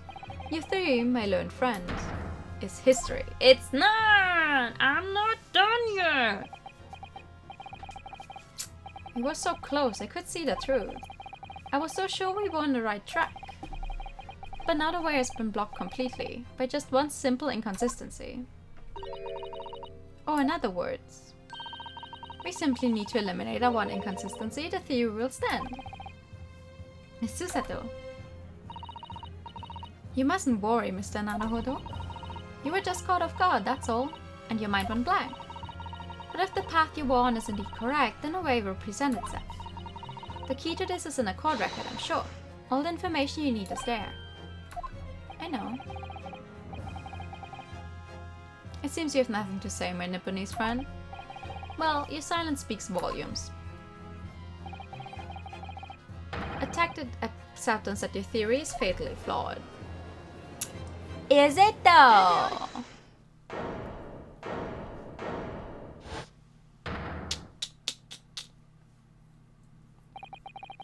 This inconsistency doesn't mean I was on the wrong track. It means that I need to sharpen my mind and dig deeper for the truth. It's a test. Yes. If the knife fell on the victim from above, there's no way that it could have hit her in the middle of her back. Under normal circumstances, that is. What are you implying? I'm surprised that Van Zieks is not actually considering this.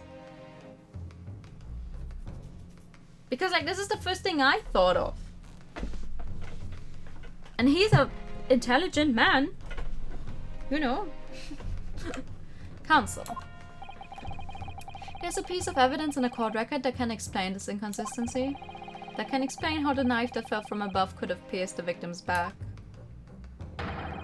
We already have the answer. Goodness. Other madness. Surely this must be the last time. Counsel, present the evidence of which you speak. Sure. This is the last inconsistency. The final piece in the puzzle. If I can successfully make sense of this, the truth will be laid bare at last. Maybe the drinks are starting to get... Maybe! Maybe! Alrighty, where is it? Where's the book?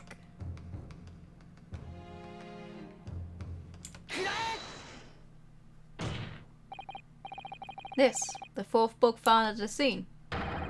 This is the final piece of evidence the defense will present. The burnt book. Is that not Mr. Garridub's book? Yes, and to understand its significance, we have to consider how it came to be at the scene in the first place. This photographic print clearly shows the book in question, and the victim holding it in her hand. But as we all now know, it was the police constable that put the book between her fingers like that. Quite so, as part of his wholesale transplanting of the crime scene to the opposite side of the road. That's true. However, as part of his testimony, Constable Bede made an extremely enlightening statement on that point.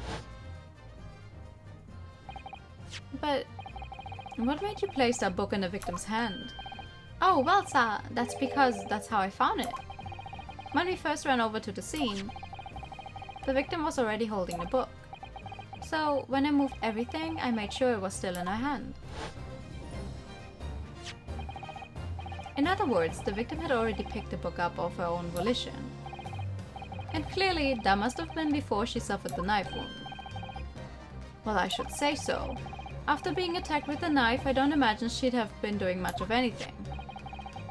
So the question becomes, why did the victim have the book in her hand? By jingo! I think I'm beginning to see what may have happened now. Oh dear me. We know that the book fell from the top floor of the Garridub household onto the pavement below, at precisely the moment that the victim was walking past. Yes, at exactly that moment. The young woman was walking along the street in the light fog, when all of a sudden, a book fell right in front of her. The book I threw! Yes, Miss Garridub, and what do you think the woman did? What would you do if you were walking along and suddenly a book landed in front of you on the pavement? Well, I really can't imagine it, but I suppose... She might have reached down and picked the book up. Yes, that is exactly what the woman in fact did. She picked up the book. Oh heavens! And when the woman reached down to pick the fallen book up, what position would her back have been in? That artwork is really cute. That's right, facing the sky, completely and utterly defenseless. Then, in the very next moment, while the woman was still bent over picking up the book,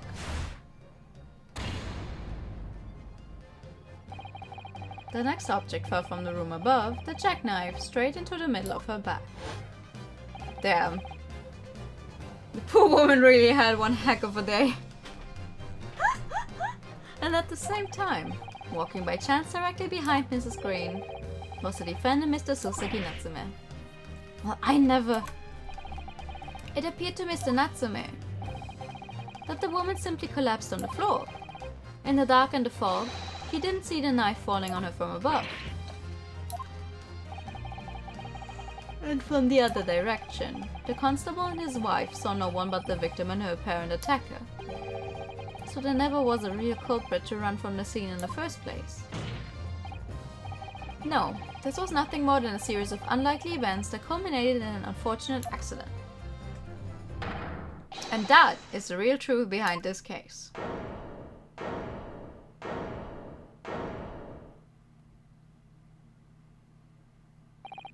Well, Mr. and Mrs. Garrida.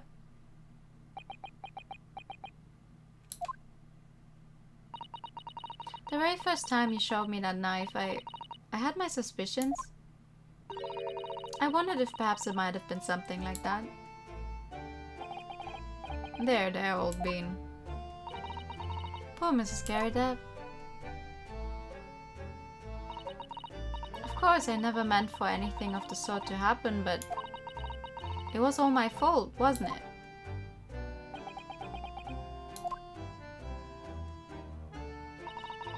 I take full responsibility. I let my anger get the better of me. I threw that book, and I threw the knife as well.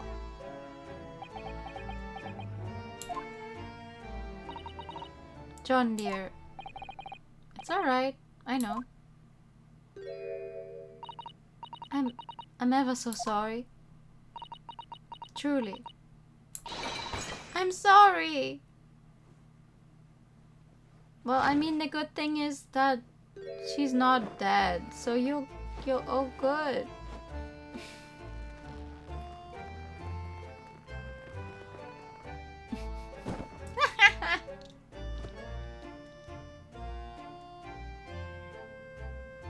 You didn't accidentally murder someone by letting your anger out on your husband, so you're good.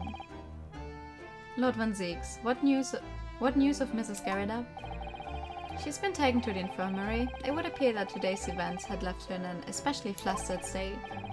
However, I believe she will recover in due course. There's no cause for concern. Yes, unbeknownst to themselves, their cause what could easily have been a terrible tragedy. They shall have to prepare themselves for the consequences of their actions. There's some good news, however, my lord. I have just had word from the hospital where the victim is being treated. Her condition is improving steadily, and the doctor believes she will regain consciousness soon. It's strange. We've been talking about the victim all this time, but we've never once met her. His knee seems pretty strong still, just no. How wonderful! The woman is out of danger, it seems. Yes, that is good news. So, Mr. Suseki Natsume?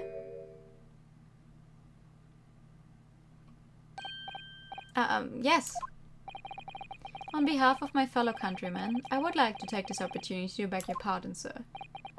You came from your distant eastern homeland to study our great British culture, and have been repaid with immeasurable unkindness. Please accept our heartfelt apologies.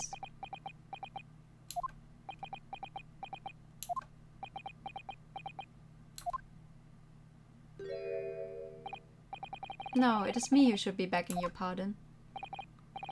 Oh no, Mr. Natsume. That evening, when the young woman just collapsed on the pavement before my eyes, I jumped to the wrong conclusion again in my confusion. What conclusion, sir?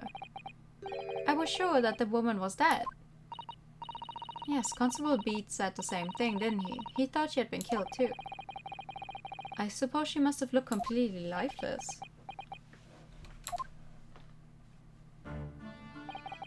It's been about a year since I arrived in Great Britain now, but I still can't get used to life here. I can't relax. I'm sure there are evil spirits lurking in the fog, like they're haunting me.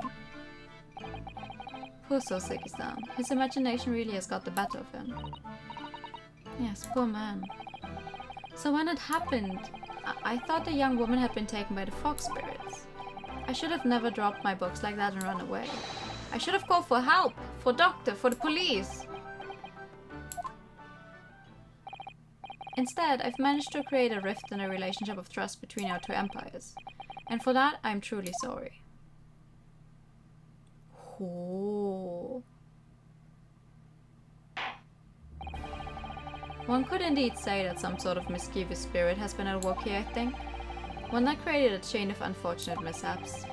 We were befooled by the spirit and led to false conclusions, but thanks to Lord Van Zieks and our young lawyer here from the east, that chain has now been broken and the spirit exorcised. I heartily commend you both.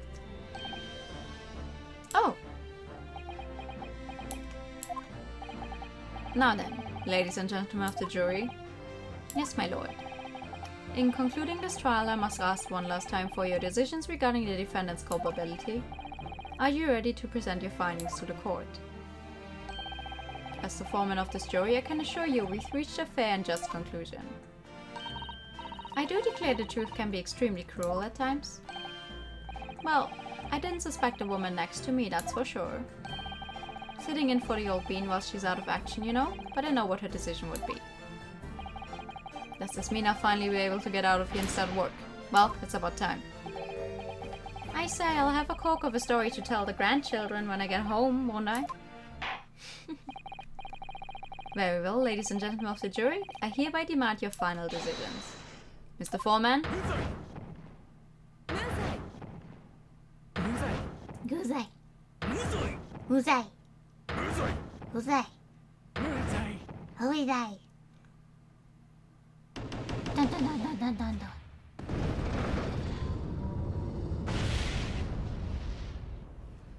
Hot! Mickey! Very well, Mr. Soseki Natsume, I hereby pronounce you. Ta-da-da! Yay! Woo! We win! We win! Ta-da-da! Ta-da-da-da-da-da! Ta-da-da-da-da-da! Ta-da-da-da! And finally, Mr. Natsume. Oh, yes, Lord Sir. You are now a free man once more. It is my hope that you will continue to further your education in British culture. And may you never again be brought before me.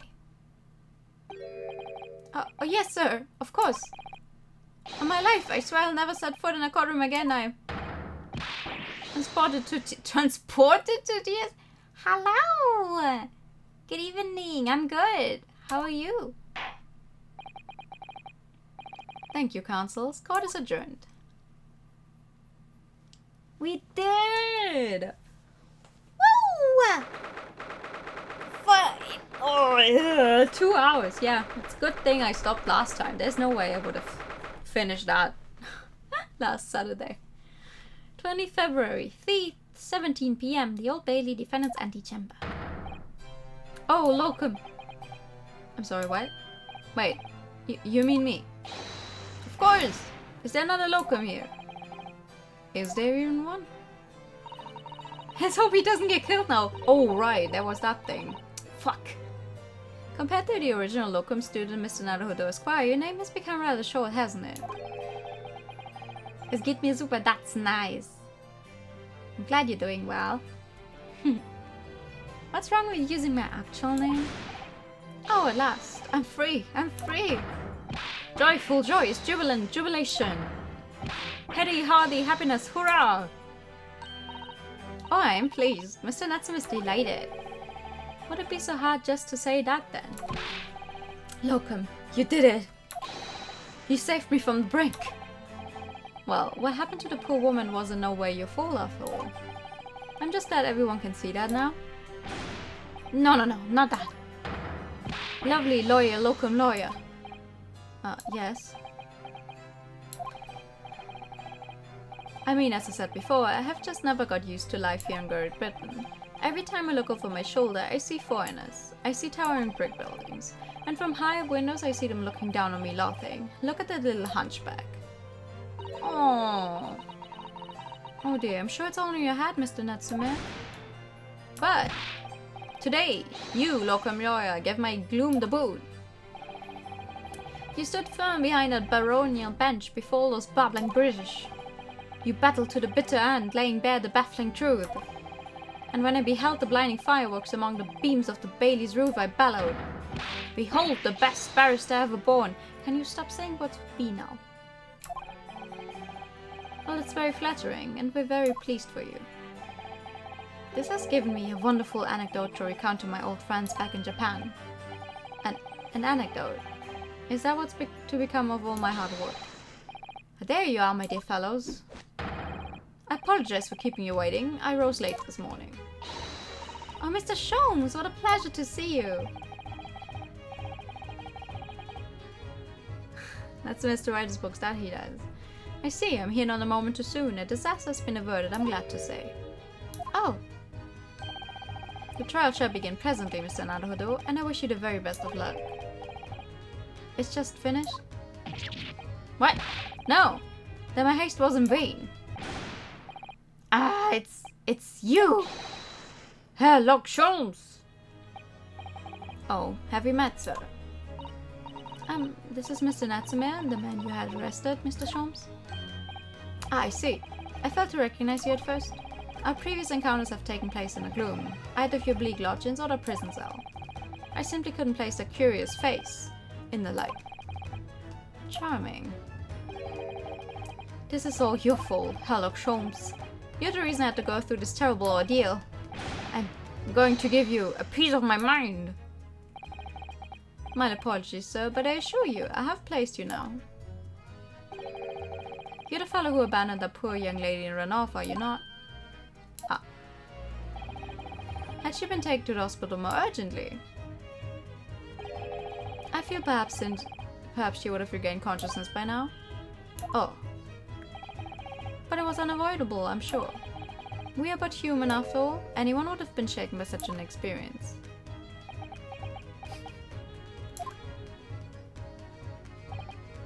I do feel very badly about how I behaved. Well, never mind. Now then, what was it that you wanted to say to me, sir? Nothing.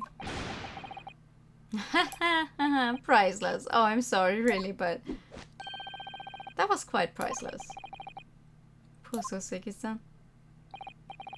Still, on the bright side, you've had an extremely entertaining experience without paying a penny.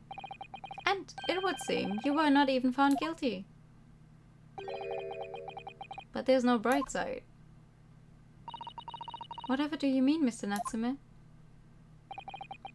Even after this, I'm still cursed. By the spirits and now by the Reaper. Ah, Lord Van Zieks. I haven't forgotten, you know, what facing that man in court means. Even if you're found not guilty, you're still doomed. It will be alright, Mr. Natsume.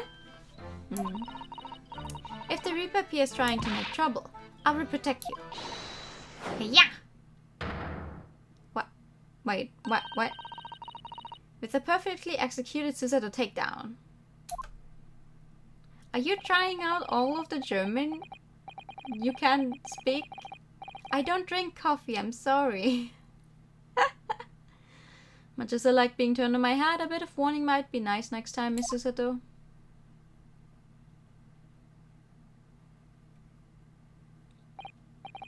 So, Mr. Natsume, what do you intend to do now? You mentioned something about recounting your experiences to your friends back in Japan.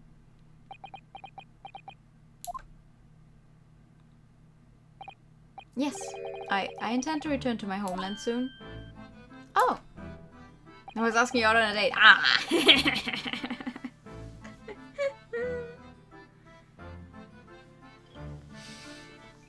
Duh!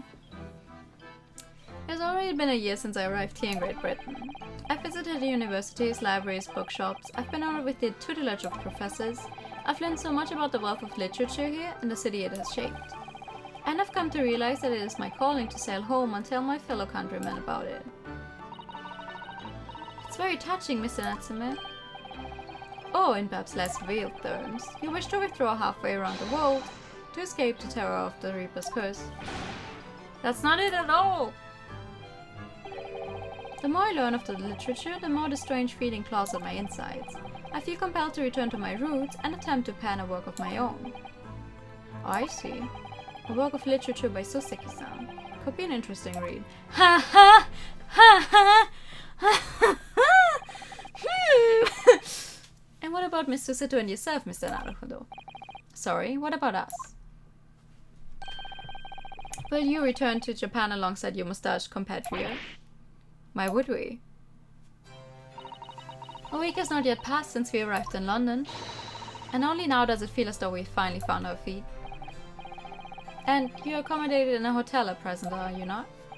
That's right, but we need to find lodgings before it bankrupts us. I've calculated we can only afford another 10 nights before our entire budget is exhausted. Budget. What the fuck was that? What the fuck was what? Well, then you could take my lodgings. Oh, the windowless room? But what it lacks in windows, it more than makes up for with floor. Did you do it because I'm in audio only mode? What are you talking about? What did I do? What did I do?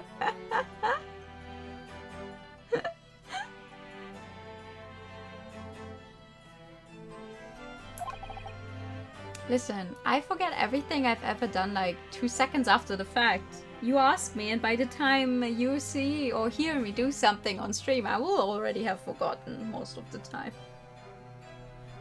Right. And of course, I'd be happy to leave behind the accursed evil spirit. Oh my, an evil spirit? The cat? Oh yes. It tries to suffocate you while you sleep. It's an infallible wake-up call. See? I knew it was the cat. Thank you for the posture check and the hydrate time.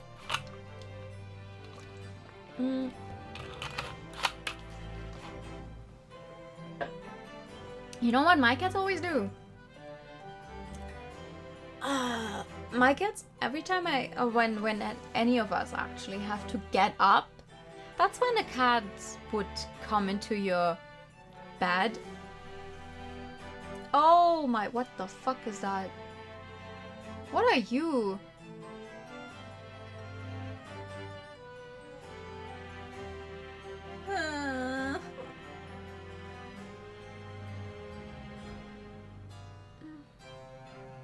Where did it go? There's something weird flying through my room. And it's like bigger than, you know, your usual fly. And I don't know where it went. And that's only slightly scary.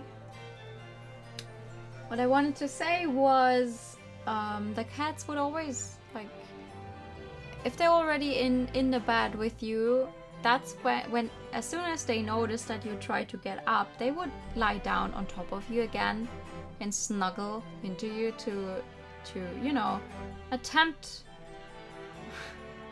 you to go back to sleep. Like, oh, don't get up, you have to snuggle with me now. And you're just lying in bed and like, you had the entire night. I need to get up now. Like, it's like, no, look at me, I'm so cute. You cannot get up now. And the frustrating thing is it works. Oh my god, what is that? What are you? Hold on. Please. I will attempt to get you outside. Okay? Okay, look, I'll open the window for you. Come on. Whatever the fuck you are. Come on. Move! Move or I'll make you move.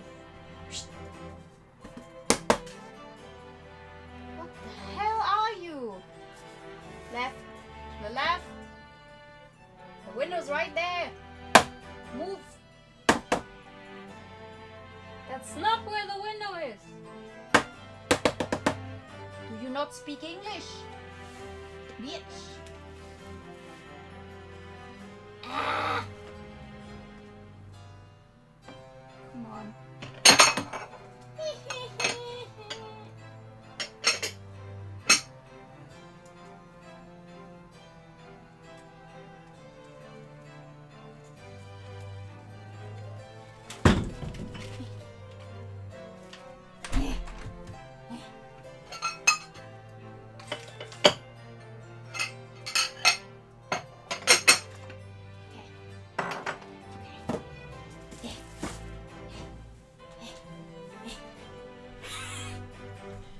We're safe. It's obviously a German insect. Of course it doesn't speak English. It's outside now. We're safe. I hate it here.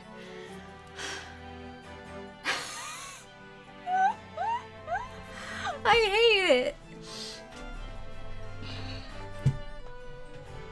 How did that thing even get in?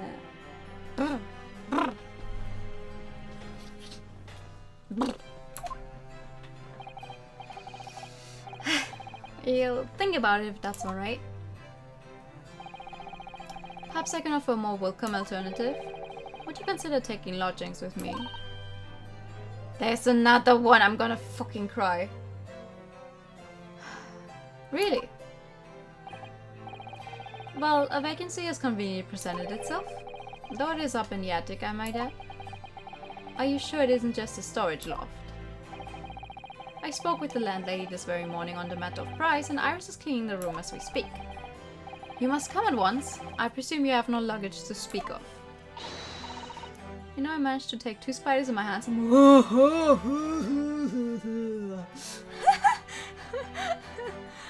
I'm glad you managed to do that, though. Spiders don't deserve to be killed. I wish I was a stronger person to also take them outside, but I'm just like that.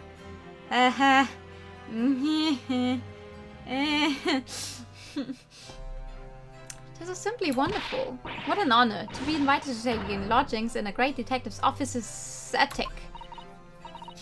I'm too overcome for words.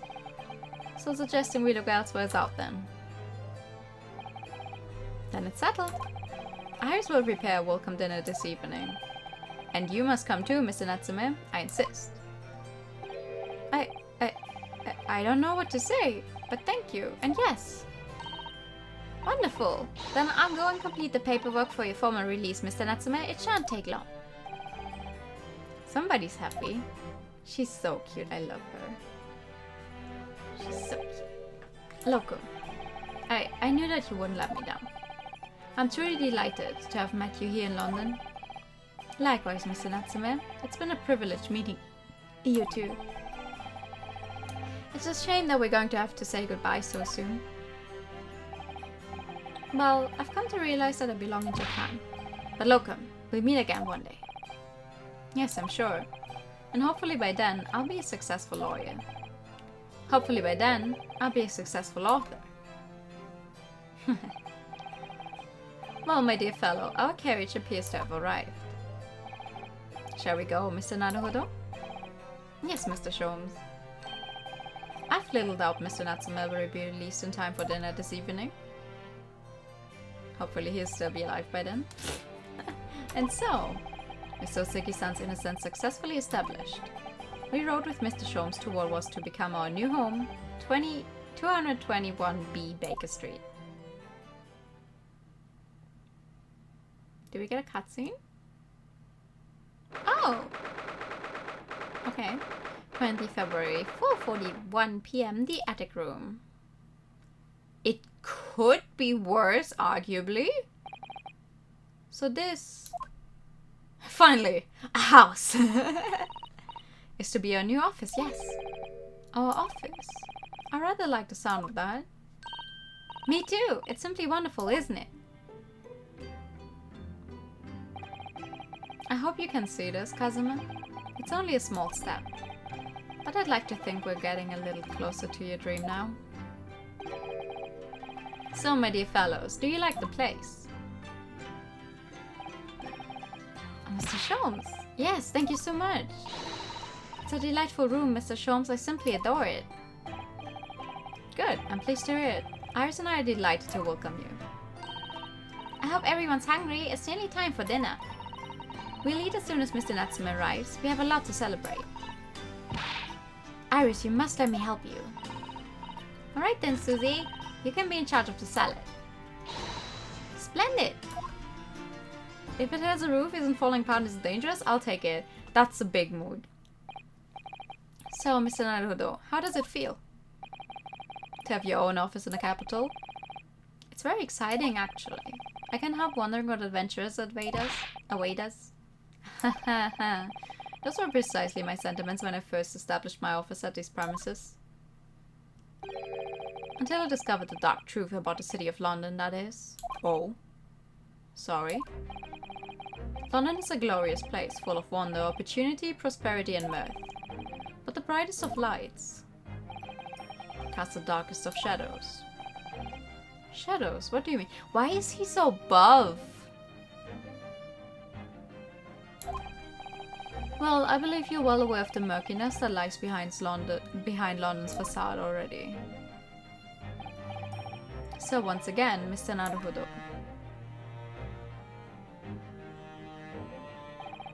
Welcome to London. Thanks, I guess. Of course, at the time, I had no idea of the significance of those words Mr. Sholmes so casually spoke. But it wasn't long before my turn came, to lift the facade and see the true depth of the murk that lay behind it. Oh? Oh? I mean, hello, good evening, TK. Were they always planning on making Daikyakuten Saiban a 2-part game series, or was it like, okay, we made the first game and then I don't know, reception of it was really good, so they made another one? Because like it's just this thing about this game is like they have been showing us so many things, new things, that I think the official word from Shusaku is that he wanted to make it all one game. Because it does feel like, okay, the next one is going to be the last one for this game, but like there's so many things they have given us that it's not all going to be finished in just that last case, right? I definitely treat the 2 Chronicles games as one extremely big AA game. Okay, I see. That's what it feels like to me so far. Oh, oops. I fucked up that tweet. Oh well, whatever. Episode 5. The Adventure of the Unspeakable Story. Oh, we still have time, right? Let's go for a little longer. The Hound of the Baskervilles. A hound it was, but not such a hound as any mortal has ever seen. Its eyes glowed with a smoldering glare. Wah! 来たぞ。ホームズの鋭い声が濃い霧の壁の向こうから聞こえて I'm き not た。 that fast! 私は霧のまとわりつく拳銃の撃鉄を起こして息を潜めて待った。永遠とも思える静寂。そしてその瞬間は突然訪れた。霧の中から見たこともない巨大な獣が私の目の前に躍り出たのだ。それは確かに犬だった。しかし明らかに尋常ではなかった。目はこうこうと燃え上がり、猛牛ほどもある体躯に獰猛な青白い炎をまとっている。血を這うような息遣いとうなり声、私はあまりの恐怖に震え上がった。見たまえワトソン。ホームズは魔獣を見据えて言い放った。Look well, Wilson! こいつこそバスカビル家に代々語り継がれる伝説の魔剣なのだ。The Baskervilles. You know who I actually have to think of when I hear Baskerville? It's Pandora Hearts. Is the doggy from the beginning? I highly doubt that. What's the high? You just spoke from your nyap. I hope you had a good nap. Our first 2 months in London passed by in a flash. I was also hoping to nap before this stream today, but I couldn't because the noise outside was so unbearably loud. I was just, you know, lying there like when will it... Echo! Stop! Echo!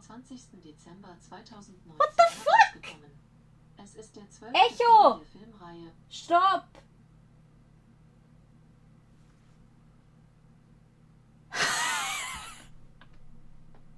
Her name is not Alexa anymore because we had some trouble with the different ones at home, and now her name is Echo. I don't know why she just started talking about Star Wars all of a sudden. I never mentioned Star Wars. Everything okay? Yeah, well, the Alexa in my room just started talking about Star Wars and wouldn't stop, even though I was telling her to stop repeatedly. That was weird. I don't know if you can actually hear it on stream. No. You did have a good nap. You got rid of my... Oh, that's good. That's good. Headaches are horrible. Hate them. In a disconcerting courtroom experience we were first thrown into on the day we arrived in the country, and in Soseki-san's terrible ordeal that had followed closely behind, we had emerged victorious. However, there then came an abrupt end to our opportunities to appear in court, which was hardly surprising, of course, since I was nothing more than an amateur, an unknown student of law from a faraway land. Star Wars and something about time. Yes, something about the first movie. I don't know. It's been a while since the first ever movie came out or something. So life in our little office was very quiet. That is, until it was shattered one day by that fateful telegram. Oh ho! 15th of April, 9:13 a.m. Naruhodo's legal consultancy. Okay. No. Oh! That morning, I was woken by the unreserved knocking on the door by the telegram boy. But after he'd gone, Susato-san's behavior became very obviously strange. Susato-san? Yes! Is it time to leave for court already? Let me see. What case is it today? I don't think I'm scheduled to defend anyone at the moment, am I? Oh, no, of course not. How silly of me. But I think Iris said she would make us breakfast this morning. So shall we go down to Mr. Shawm's soup? Yes. Iris makes the most delicious breakfast food. She does, doesn't she? And once our bellies are full, we can leave for court in fighting fit form. Let me see. What case is it today? Here we go again. Are you okay?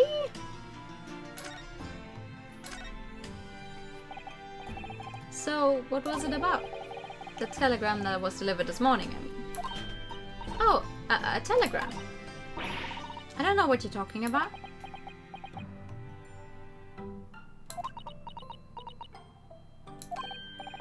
Sorry, but you're not going to get away with that. Well, I didn't think I would. What? Going stir crazy, I see, yeah. Actually, don't give it a moment's thought. It's nothing. Nothing interesting. Boring, in fact.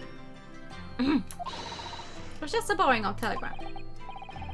That's 3 times now that she's tried and failed to convince me it was nothing. I promise that I'll tell you about it at some point. Are there pockets in her sleeves? Is that a thing?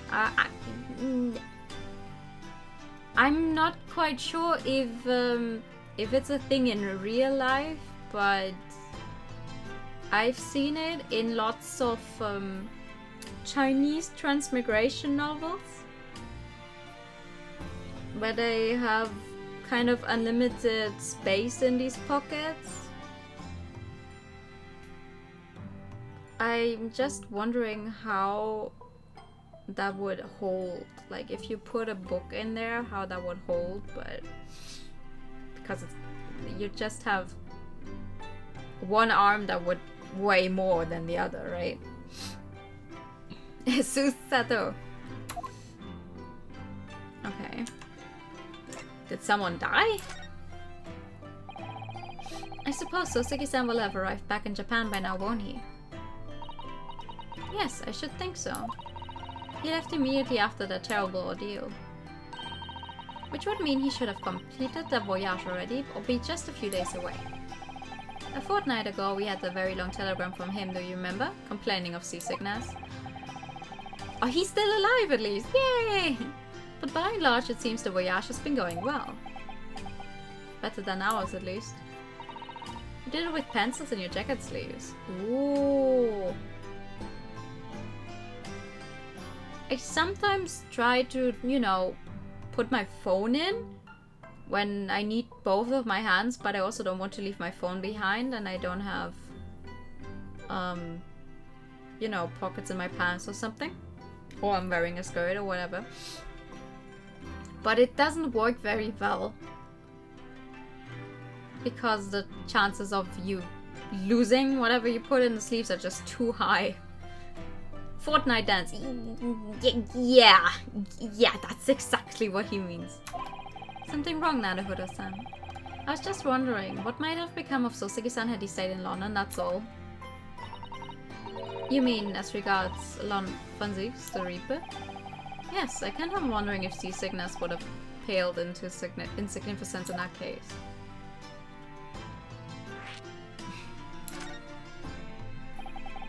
What is it they say? That no one who stands in the dock can be safe from the Reaper, right? Like the way that nightmarish trial ended on the very day we arrived in London. I mean, to be fair, the guy deserved it. Even 2 months on, the cause of that dreadful fire is still a mystery. Yes, but at least Soseki-san is safely out of the country now. Presumably that means that the curse of the Reaper can only take effect within the confines of the city of London, perhaps.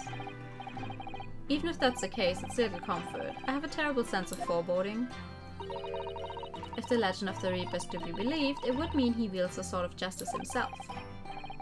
Come to think of it, I wonder what he's been up to these past 2 months. Surely not wielding that sword against more acquitted defendants. No, I don't think so. Apparently Lord Van Zieks hasn't appeared in court once since our last encounter. Oh? Yes, since Soseki-san's trial. He's withdrawn from judicial service again, it seems. Really? Just like before, when he wasn't seen in court at all for several years. So it's just been me who's had to face him in his recent spate of trials then? Just my luck. Well, you won both of your cases. I wonder if luck doesn't come into it. Sorry, what was that? Oh, nothing. Never mind. What do you mean, never mind? What do you mean? Well, let's look at stuff then. We haven't actually looked at anything yet. Oh. Hello? Hello? Which one is it? Oh, hello. Hi.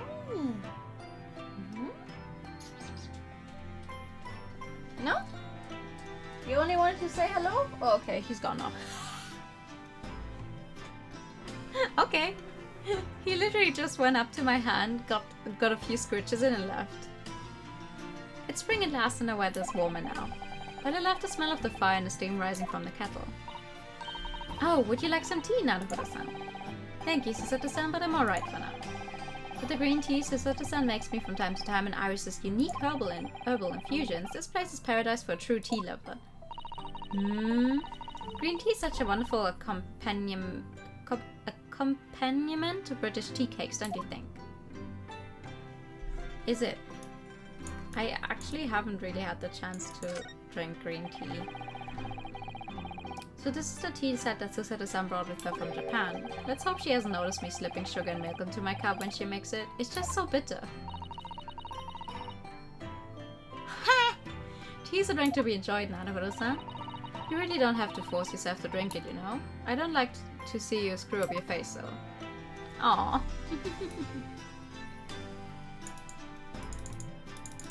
Let me... Hello? I want to click on it. I've investigated thoroughly, but I can't find anything out of place. I wanted to look at the fucking shovel! That spade has been in here since we started renting the place. Oh, that's not a spade, Naruto-san. It's a shop.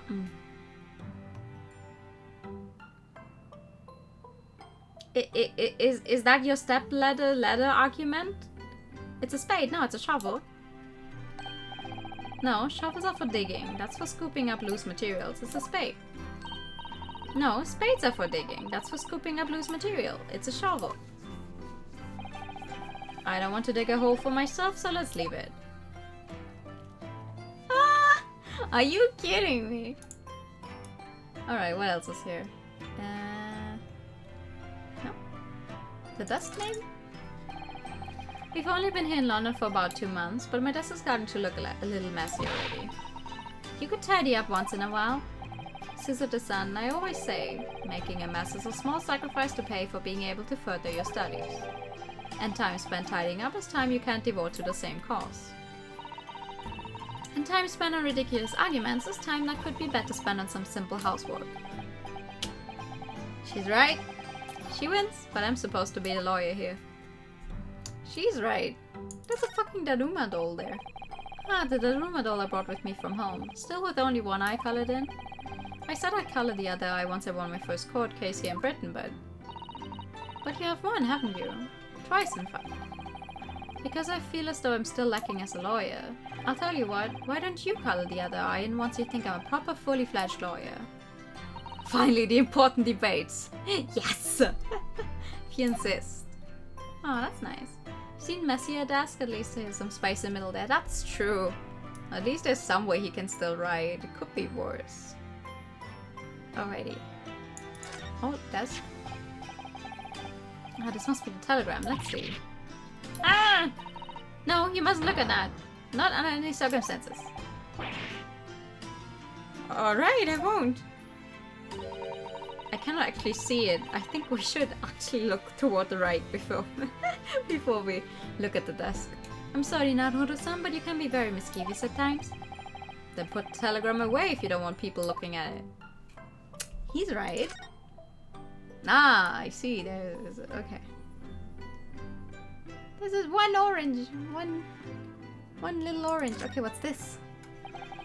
We were rather lucky to find a little aquarium left behind here. The prawns we put in there are doing rather well, and the anemones too. Oh? It's a wonderful invention, isn't it? The sea behind glass inside your room. Another example of Great Britain's greatness.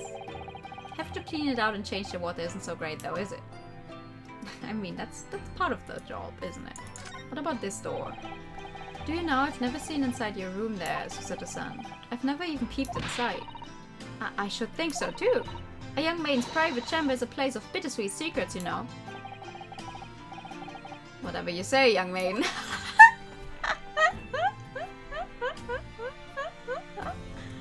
Aww. Alright, I think that's everything.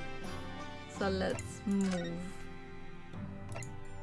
My desk is zero writing space. It's full of other shit like books and math.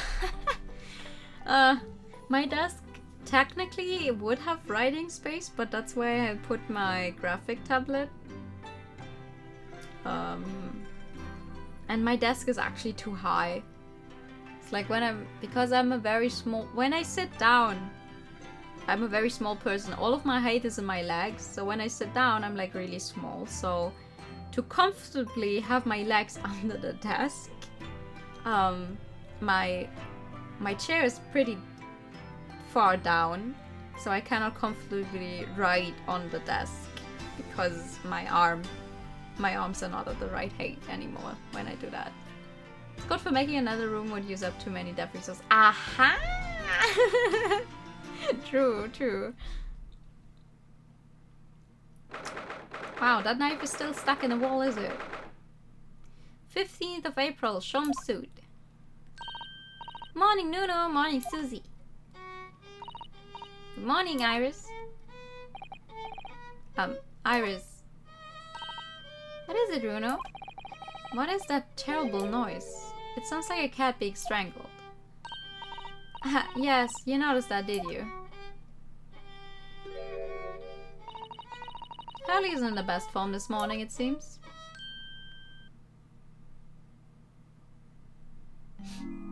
Oh. Hello. Hello, Mr. Shops. Good morning. A good morning to die, perhaps. Oh!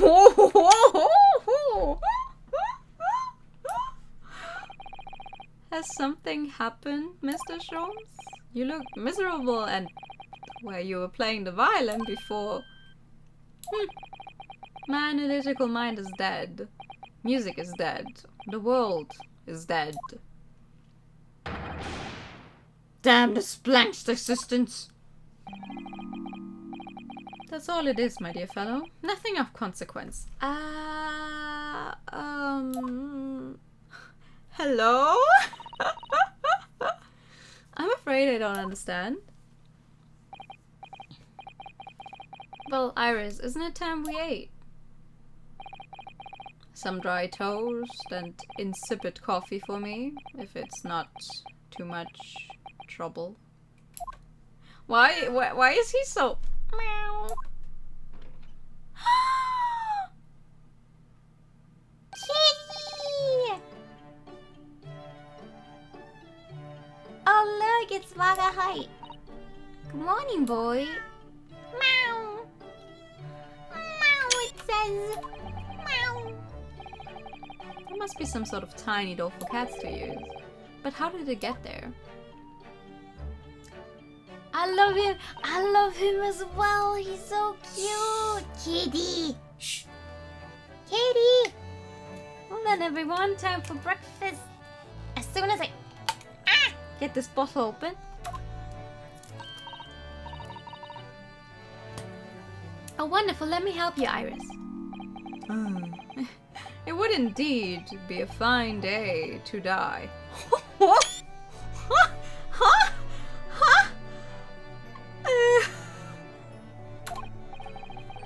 I knew something was different.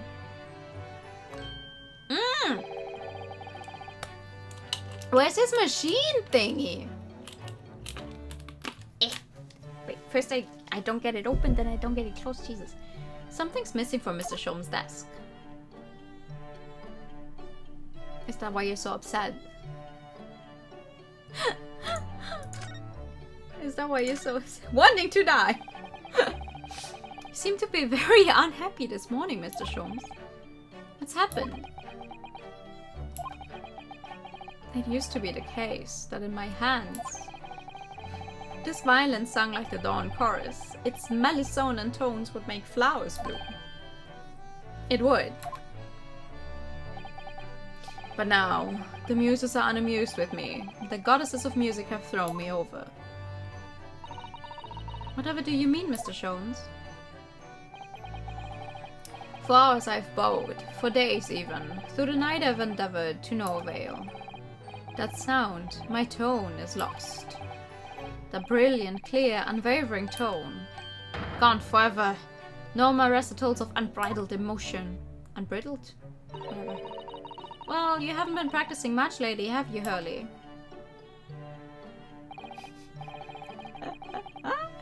Don't worry, I'm sure we will come back to you in time.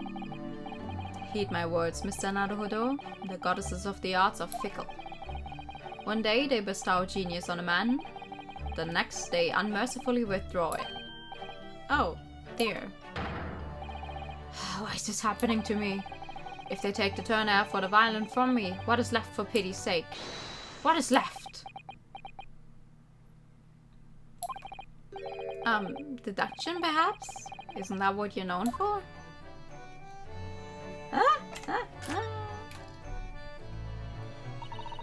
Mr. Sholmes, I don't like to pry, but your desk looks rather empty today. Ah, well done, Mr. Sado. Your observational skills do you credit.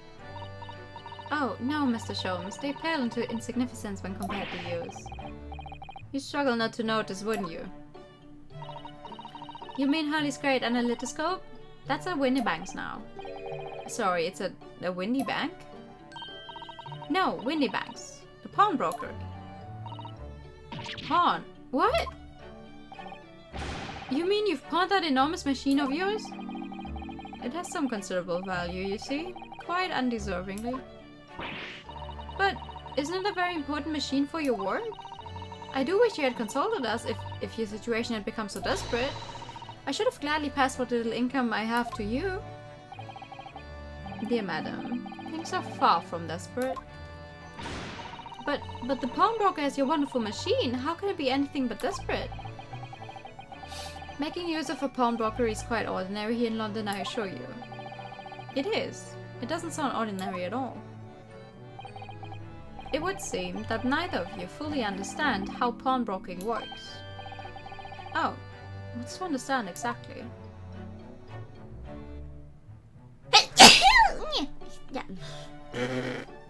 Excuse me.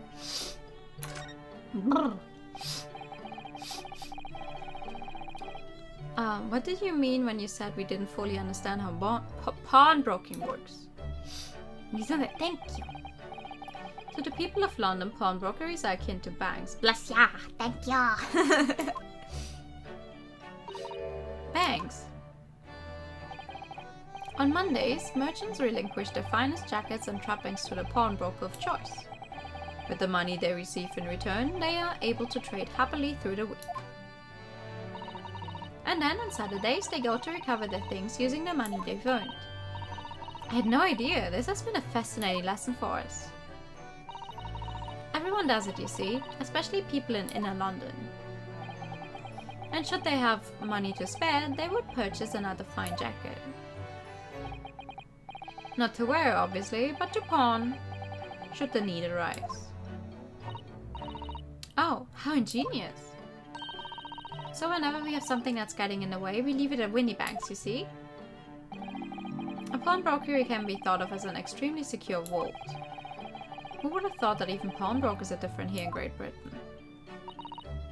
Of course, you have to watch Hurley with it. Sometimes he pawns things he really shouldn't. Don't you, Hurley?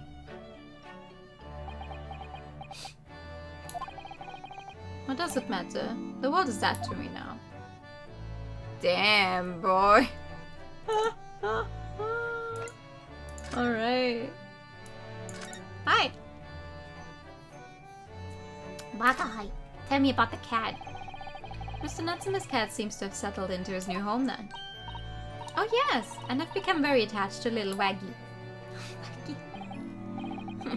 It would appear his previous owner has completely forgotten to him. Cats are unfeeling creatures. Their mews are as empty as the hearts of the muses. Oh, that's not true. If Mr. Natsume had no intention of taking Waggy back to Japan, I wonder why he kept him in the first place. I expect he would have taken him if he could, but pets are strictly forbidden aboard steamships in our experience. And for good reason. Terrible things can happen if the rules of passage are not obeyed. That's true. Well, I don't mind, because Waggy's adorable. Meow. Aww! Baby! Yes, he really is. Oh yes, what about the door? I don't remember seeing that tiny thing in the main door before. Where did that come from? Oh, you noticed. You're observant, Bruno. Look, I used this. It's my latest invention. What is that? I call it the cat flappomat. Gosh, a machine for making doors just for cats? That's right. It can make a cat flap for a little furry friend like Waggy in seconds. And it can do it in any door at all, no matter what it's made of. It's very powerful, you see. Wouldn't it have been quicker just to make the cat flap rather than making a machine to make the cat flap? Well, yes, maybe, but now I can make cat flaps anywhere I like. I think it's wonderful. You must make one for us in the door of our office upstairs, Iris. She really knows how to come up with unconventional inventions, this girl. Hey, if it works, it works. Hehe.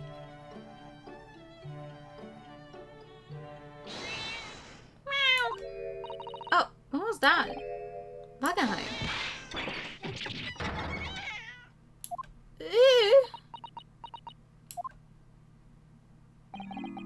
What was that? Oh no. Wagenheim is tangled up in your violin. I think he thinks it's a toy. No, what's he doing to it? Oh dear, Mr. Shom's precious violin. Why should I care? What? I shouldn't be surprised. If the cat is a more accomplished musician than I. No. Oh. Mr. Shom's really is in poor spirits, isn't he? Well, anyway, I'll put it back where it lives, shall I, Hurley? Out of the cat's reach, if possible. Maybe we should assess the damage. Oh.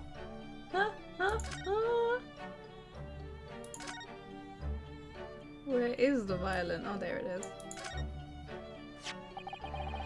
So this is the violin, is it?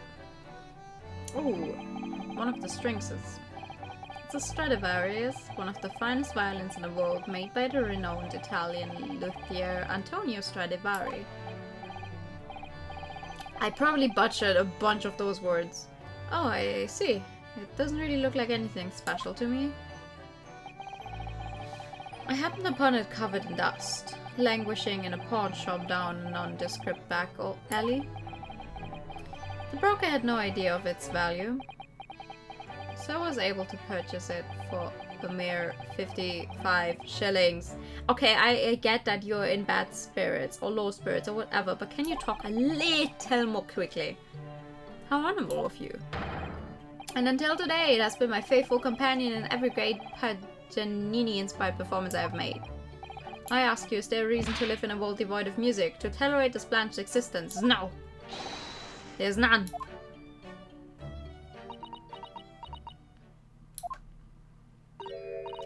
Mr. Sholmes. What, dear madam, what?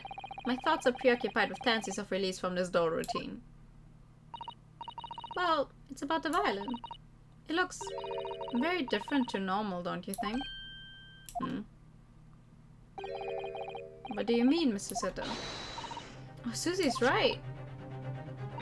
Yes, the tone of the wood is completely different.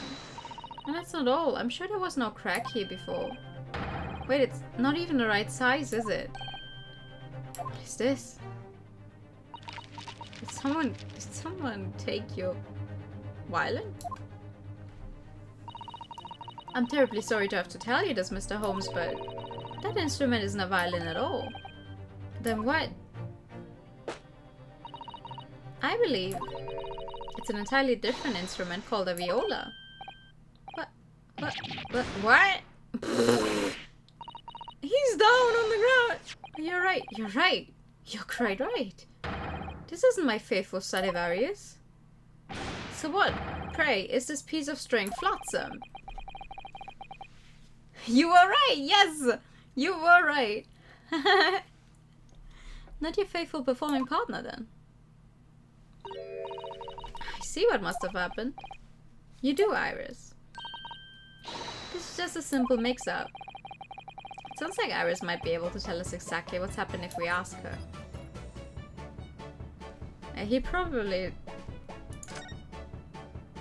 accidentally took on the wrong one. Okay, tell me.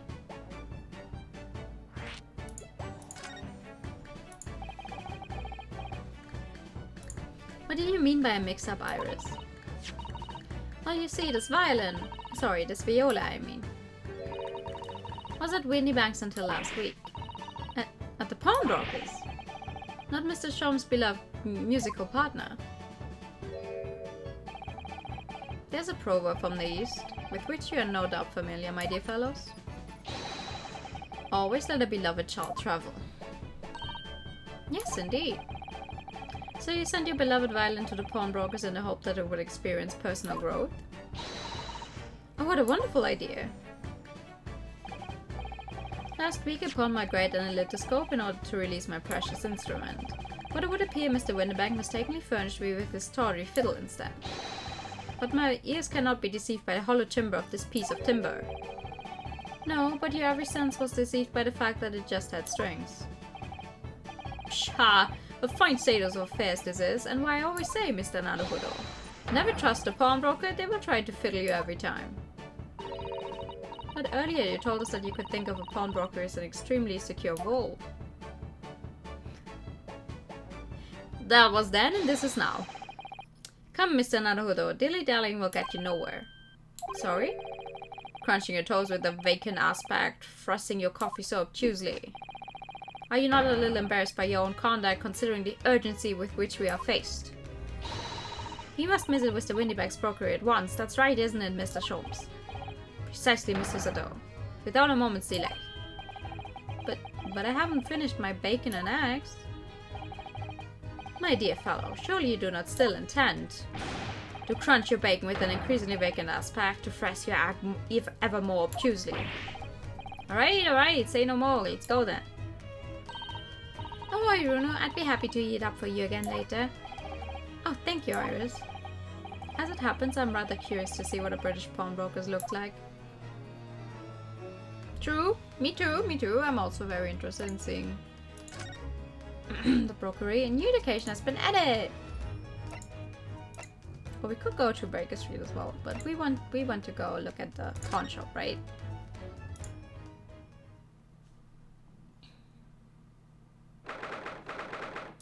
Ooh. There's a Pinocchio down there on the right side. 15th of April, Windybank's pawnbrokery. Ooh. So this is a British pawnbrokery. Oh my, there are all sorts of tools and contraptions in here that I've never laid eyes on before. Sus at the sun, and that spark of wonder in your eyes. You can't wait to score the shelves, can you? I get the impression you enjoy places like this. Oh yes, I don't know why, but seeing such a lot of things I don't understand is a real thrill for me. My dear fellows, let us not forget why we are here. Oh, Mr. Sholmes. We are calling on matters of business, not pleasure. And clearly Mr. Sholmes means business too, judging from the spark of fury in his eyes. Now, Mr. Sholmes, sir, welcome back. Did you hear that, Bryson? Welcome? Well, yes, we are potential customers after all. You're back! Welcome! We are the Chronicles customers, Mr. Naruhodo, and it's time to inform Mr. Windybank of our iron.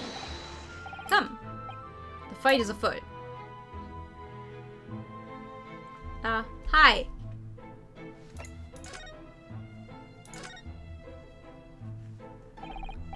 Naturally, you will recall this, which I retrieved from you some days ago.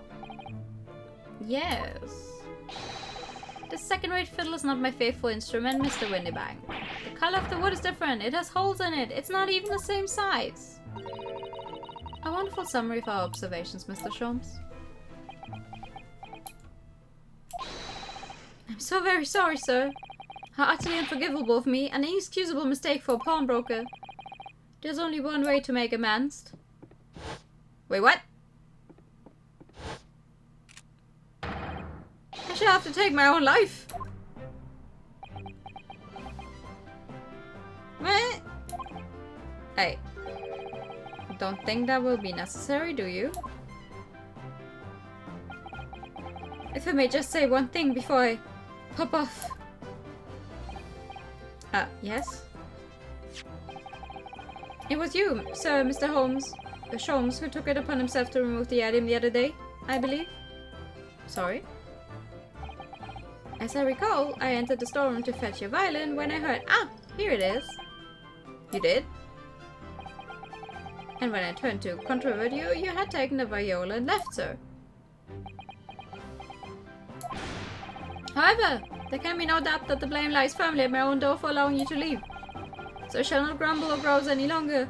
May the skill die with me. No, stop, my dear fellow. The fault is mine.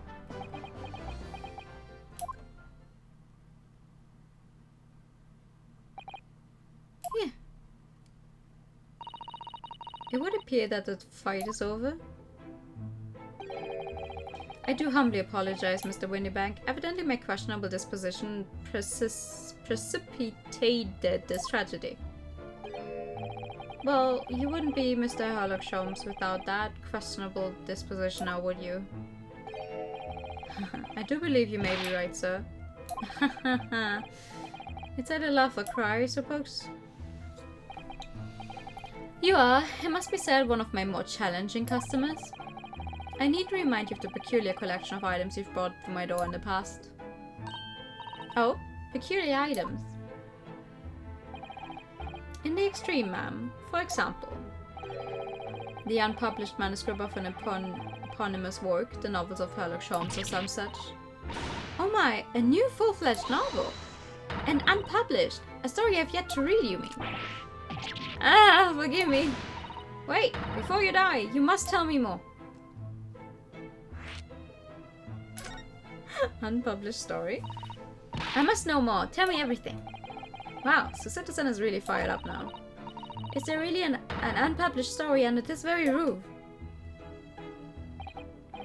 Well, one day the gentleman here brought in an old metal chest, you see? I should like to entrust this to your care for a while, Mr. Winterbank. For a chest like that, 1 shilling, sir. Not a farthing more. It houses something of very great value indeed. The latest manuscript, recounting the adventures of one Mr. Sherlock Holmes. I beg your pardon? A manuscript? You wish to deposit a manuscript? Indeed I do, for I am confident we'll be quite safe here. Interesting. And that was that. As such, Mr. Sholmes' latest tale of otherworldly mystery lies dormant in my storeroom. Mr. Sholmes, is that really true? Do I sense that someone doesn't want to talk about this? I continue to pay your fee, do I not? Then kindly continue to store my belongings securely. Of course, sir, of course. They're safe and sound with me, I assure you, on my life. This is all very strange. Can you, like, stop putting a gun to your head? Kindly. I wonder, could I ask you something? Ah, a gentleman from the east, I see. Yes, that sable suit. I suppose I could offer you 6 pence for it. Without wishing to offend, the tone is somewhat dull. Sorry? Ha! But for your splendid time, ma'am. 5 guineas, no less. The colors are exquisite, the design exotic. Eastern artistry at its finest, may I say. Oh my, 5 guineas, you say? How interesting. Why do I feel as though I've suffered some sort of defeat here? I'm surprised that they're not freezing. It's April in London, and they're only wearing the kimonos and stuff. And technically he's only wearing his school uniform. I'm surprised they're not freezing. Actually, I was hoping to ask about your business. I've heard it said that pawnbrokeries are used rather like banks here in London. Yes, sir, indeed. Many of my customers utilize the establishments as you described.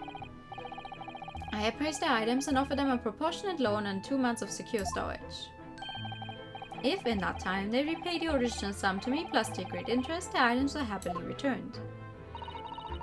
But what happens if they don't pay you the money? Then the items are offered for sale in my shop, as you can see on the shelves behind me.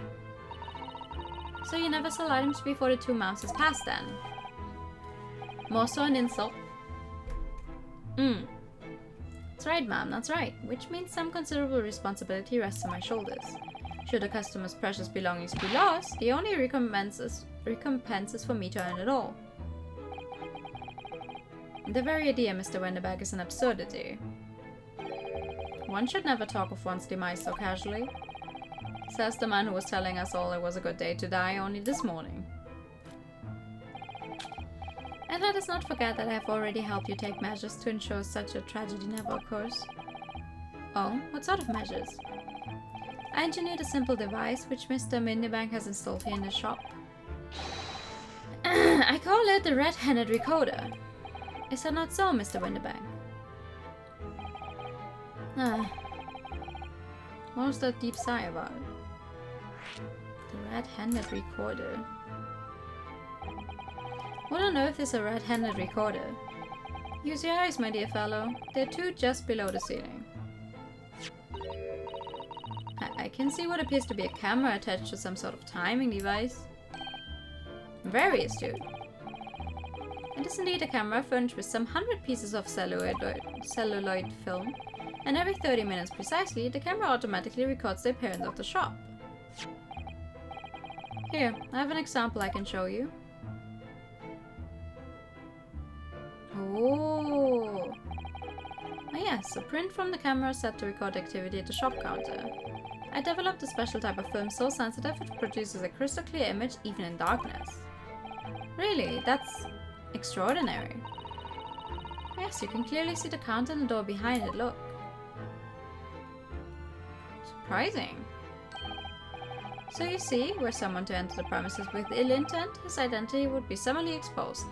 Well, if he went in right after it took a photo and left before 30 minutes would, you know, would be up, then I don't think you could tell that there was ever someone in here with ill intent. But did he not say that the photographic prints were taken at 30-minute intervals? Indeed, as you say, my dear madam. Then what if the incident were to occur in between times? One could only say that would be a cruel twist of fate. I must confess your devices have been giving me some cause for distress of late. I beg your pardon, Mr. Winterbank. Surely they are anything but distressing. Reassuring is the word. It's the cost of the film, sir. You most graciously placed not one but 2 cameras in my shop after all, which means I must pay for nigh on 100 utterly useless prints every single day. I'm afraid the cost of the film will break me before I'm very much older. Damn. Nevertheless, a small price to pay to ensure the safety of my preferred pawnbroker, no? Ow. My dear fellows, we verge on an age where safety and security come at a price. Oh, heaven help us. What the fuck? Now then, Mr. Sholmes, allow me to return your precious violin. Ah, the very thing. Thank you, Mr. Winterbank. Perhaps this might mark the end of the peculiar items you tried to pop, Because if anything were to happen to one of them, this would be the only answer. I really think you ought to stop waving the gun around. Someone could get hurt. Fear not! Sorry. I've only loaded a single bullet, so no one but myself could possibly be harmed. That's not really what I meant. Good day to you then, Mr. Winterbank. It's been a pleasure as always, Mr. Sholmes. Yeah, it won't save the shop. I really don't think it will save the shop. Just to deal with a bit bigger spider. Oh no! But you did it! Proud of you. So, Mr. Naruhodo, now we can explore at last. Yay! Alrighty. I'm so tired. Look at that enormous ledger open on the counter there. Mr. Winterbank is, if nothing else, very particular about recording the items he accepts. He'd have to be, otherwise he'd get himself into all sorts of trouble. Which might explain the thing that catches my eye far more than the ledger. This revolver here. Do not entertain even a single thought of pilfering an article herein, my dear fellow. I assure you, Mr. Winterbank would not hesitate to draw that weapon with the speed belying his portly size. Ah! Sorry about that. Oh, you don't mean he'd blow his brains out? Indeed. And recommends for his blunder. Oh my. But in any case, of course we would never do such a thing. How could you even suggest it?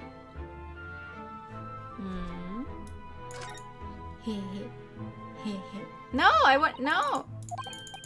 I wanted to look at the funny... Bah! I wanted to look at the shovels.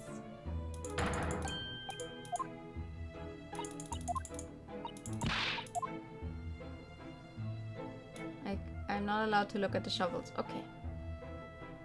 Fair. Hello. Hello? Why is it not?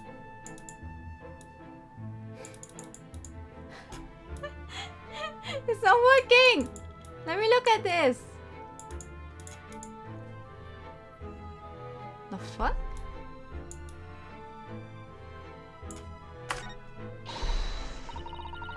Look at this. What could this lovely big shiny box be? That, my dear madam, is a music box. Surely you have such things in your own country. My, yes, but I've certainly never seen one so large before. Shall we listen a while?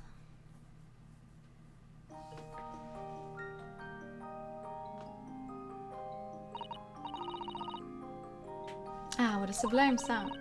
It's like the music of angels. I've never heard anything like it before in my life. This particular specimen is of the larger variety, commonly found in public houses and restaurants. There's a metal disc inside on which the notes to be played are recorded. Simply by replacing a disc with another, any music you care to imagine can be played. My goodness, what a simply delightful machine. Indeed, though their popularity has waned recently with the development of the gramophone, of course. Huh. Science and technology advance at such an overwhelming pace. That's true. Okay, what? Oh. What an assortment of things there are on these shelves here. Crockery, footwear, clocks and watches, almost anything you care to imagine. Those are for faded items offered for sale by the pawnbroker. What does that really mean though? It means when you pawn, or colloquially pop, an item, the broker loans you money against its worth. He stores the item for an agreed period of time, after which the loan must be repaid. If not, he is free to display it in the shop for sale at a price of his choosing. Oh yes, now you've explained it, I'm noticing little price tags on everything.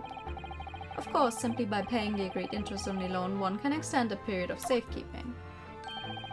So you may pawn a black garb of yours without fear, my dear fellow. My treasured university uniform. Never. It embodies my student spirit. Does it? Okay, what about this? There seems to be a little door hidden behind a curtain there. That leads to the storage room, where Mr. Winterbeck keeps articles that are currently in pawn. Ah, I see. There's nothing of particular interest inside. I certainly wouldn't recommend any larcenous activity. Recommend it or not, it's not something I tend to do. There's but one key, and Mr. Winterbeck keeps it in his pocket at all times. Before he sleeps, he places it into a small pot, which he slides under his pillow. How on earth do you know about that, Mr. Sholmes? We don't steal here! We only, take for a limited period of time without the owner knowing? But we don't steal. I'm a detective, sir. It is my business to know what others do not. I'm frequently assailed by information that I neither care for nor wish to retain. Borrow. Yes, exactly. Thanks. Mr. Sholmes, you are a wonder. And the prime suspect if this pawnbroker is ever burgled. Burgled. I never knew that was a word. Alrighty, what else? What else is there? What's this thing? Now what do you suppose this rather enormous machine does? It seems to have two little windows for looking through. Allow me to enlighten you, my dear fellows. What you're looking at is a stereoscope. A fascinating. It is aptly named, I assure you. Look through the eyepieces and see for yourself. I should be delighted too. Excuse me a moment while I'll just have a look.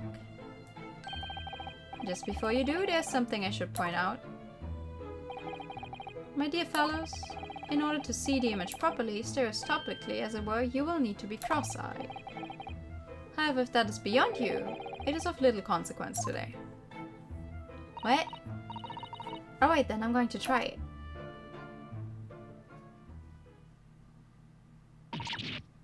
Ah!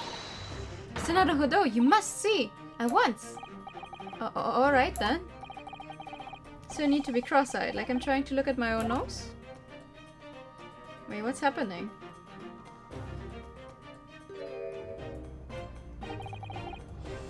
What the? I don't believe it. It's just a photographic print, but it seems like I could reach out and touch it. Ah. Yes, the sense of depth is startling, is it not? Stereoscopes are one of London's many fads. They're often found in little stalls in the park. People queue for hours to see them. Why? Why are people meddling with such black magic?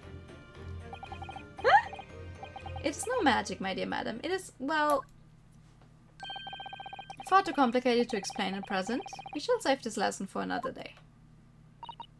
Oh. We are in the old days. There's a fucking thinker statue up there. I just noticed. Here. Bad memories connected to statues in Ace Attorney games, not gonna lie. That's not a calendar you could easily miss, is it? 15th of April, today's date. Yes, that's not for sale, I must point out. It is an Eastern-style page-a-day calendar. Every night at midnight, I tear off the front page to reveal the following day's date. The perfect calendar for a tearaway fellow such as yourself, Mr. Winterbank. And who was it who walked out of here with the wrong violin before? Well, when the agreed storage period has passed without repayment, articles are forfeited, you see? So I have to keep a close eye on the date. It's something of a pawnbroker's obsession, you might say. Oh yes, I can see you're very dedicated to your job. Okay, and what is that? Whatever that is on the ground there? Look at this. Whatever could it be used for? I have no idea. Ah. There's a small catch. Just here, look. Theory was after midnight. Got it. Going to open it, aren't we? Of course we are. Oh my, that's amazing! It has some sort of spring-loaded mechanism, which we'll never manage to put back to the way it was before. What are you two doing? What? Us? Nothing! No, nothing at all. Whatever this device is, it seems to have a pair of little windows to look through. I feel as though I've seen something rather similar to this elsewhere. What? Only tuppence for it? That ain't fair and you know it. The article's barely worth a penny, miss. I cannot offer more. I'm sorry, what? Sounds like there's an argument brewing over by the counter. Come on, I can't be right. Are you even at a proper butcher's at it? I've seen all I need to see, young girl.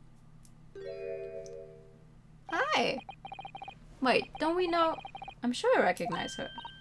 Yes, it's the young lady from Mr. McGill's trial 2 months ago. Her name is Gina Lestrade, my lord. She's a chancer, earns her crust among large crowds, a living people of the purses. What's commonly called a pickpocket.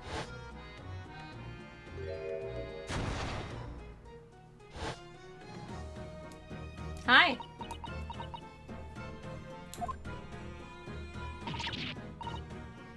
Gordon Bennett, you lot! Hello, Miss Lestrade. I hope you've been well. Eh? What? You remember me then, do ya? Well, I remember being completely surrounded by smoke, that's for sure. So what are you doing in here? Down and out like the rest of us? Nothing to eat? Come to pop that black weasel? Sorry, code, Avi. What is it about this black uniform that makes everyone comment on it? Good day, unless I'm much mistaken. You would be the young pickpocket who stole our experimental smoke grenade launcher. Ah, Mr. Sholmes! So, you have something of value to pawn, do you? Allow me to see the article and I shall negotiate with Mr. Winterbank on your behalf. Pull the other one. I don't need no help from some stuck-up D. Get on my business. Go on, I'll make trouble for you. As you wish, Miss Lestrade. I will happily remove myself from your presence.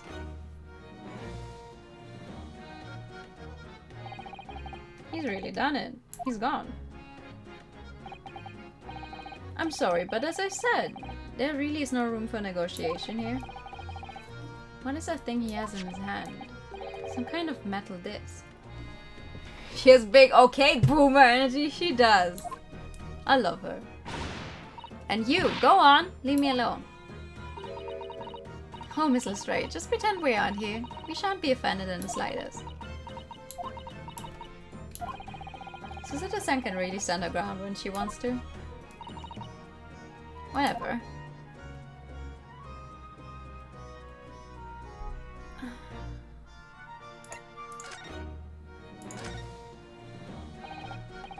Somehow I didn't really think you were the sort of person who would use a pawnbroker, Miss Lestrade. Yeah, well I am. Alright, I'm a Londoner just like everyone else. The problem, is it? No, not at all. It's just that, well... Oh, I get it. I know what you're thinking. That thing probably don't even belong to her. Probably got it on the dive, didn't she? Yeah, I can see it written all over your shiver chase. Well, I might have been thinking something along those lines. You're not going to deny it, Mr. Naruhodo. Alright then, I'm just going to come out and ask you straight. Do you pawn things that you steal from other people? Well, I don't know how best to answer that, really. Suppose, sometimes. You're not going to deny it either, Miss Lestrade. But not this time, alright, I swear. That thing belongs to me. The disc that Mr. Winterback is holding. Perhaps we should see what he has to say about all this. Sure.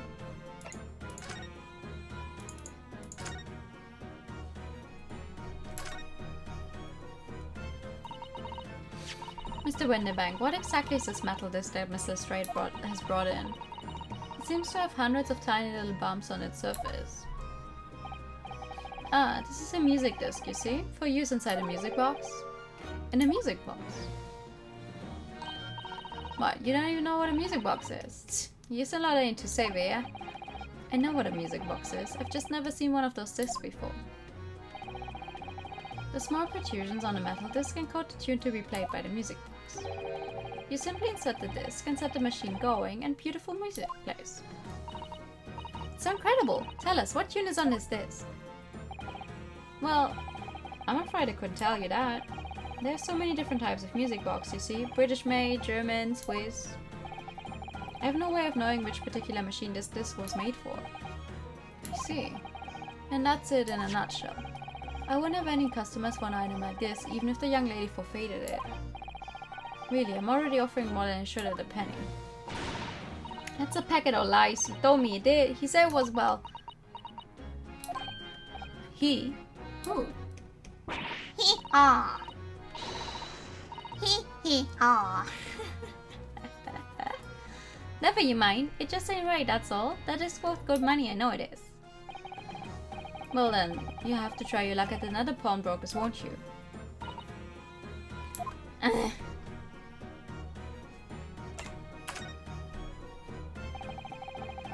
She's been in before, of course, this little tattered Dibmalion. I see. I brought some dubious article, or they're with her every single time, I might add. Dubious? What are you trying to say? I'm an honest customer, me. So, is there something dubious about the disc she brought in today? Well, if only it were that simple. Sorry, what do you mean? What she actually brought in was a storage ticket. Ah, a storage ticket. So, Mr. Straight has actually come to redeem an article from you today, is that right? Yeah, that's right. A girl like me has a lot of stuff what needs storing. Alright, yes, that's definitely dubious. The article in question would have been forfeited at midnight tonight, but as she gave me the ticket for it, and repaid both the loan and the interest, I was obliged to return the article to her. But what was the article? Do tell us, Mr. Winnibag. The little scam is wearing it, ma'am. It's the overcoat that she redeemed. Oh. What? What's wrong with that? It fits, don't it? I mean, it's mine, so of course it does. So what about the disc then? How does that come into all this? Ah, the disc is something else. A new article to pawn if the girl and I can agree a price.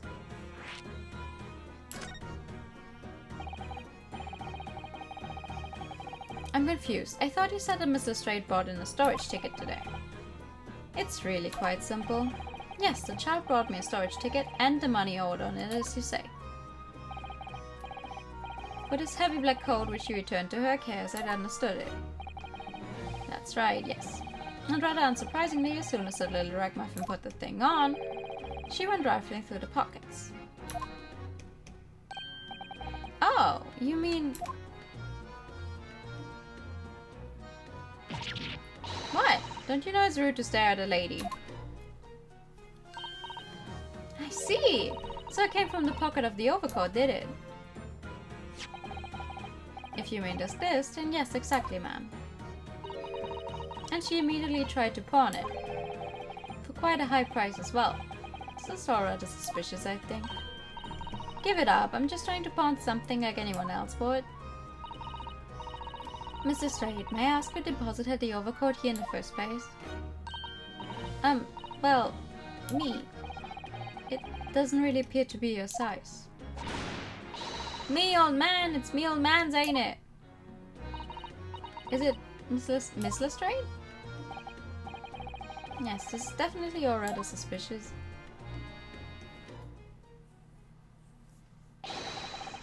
Out of my way, please. So, what? Who the fuck are you? Who's this picture postcard English gentleman? Well, whoever he is, I don't trust him. Good day to you, ladies, gentlemen. What's your problem, eh? There's no problem, as long as you remove yourself. I've imagined a scuff with the proprietor. Hi, no haichi. Good evening. How are you? I hate him already, right? He looks like a stuck-up jerk. I don't like him. And if you intend to make a problem of it, I shall see you outside, little girl, for the hiding you deserve. Excuse me? Look, ain't it obvious? I ain't done talking with him yet. If you think you're such a gent, you should know how to wait in line.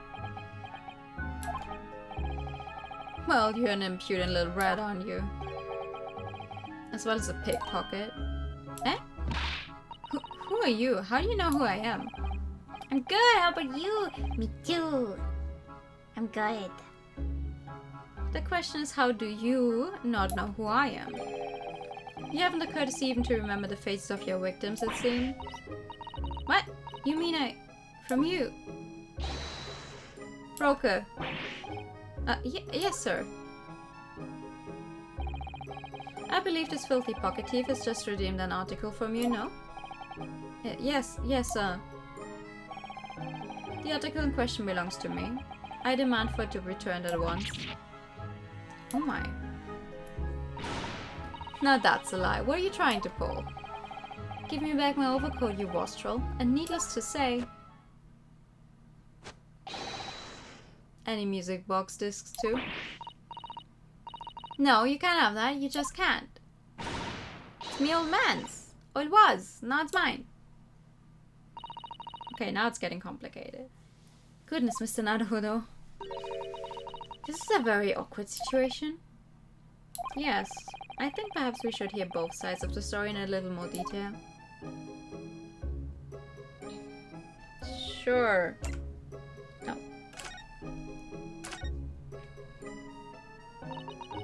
Miss Lestrade, is what the gentleman is saying.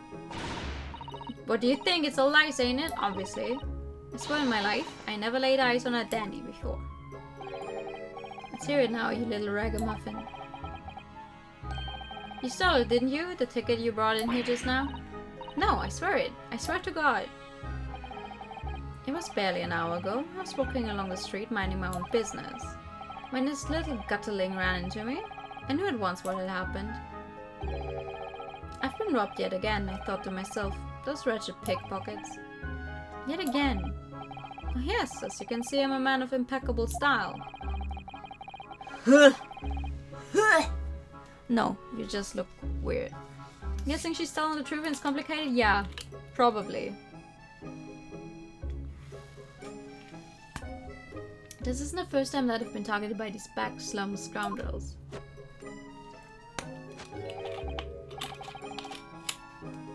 Now then, relinquish my overcoat. No.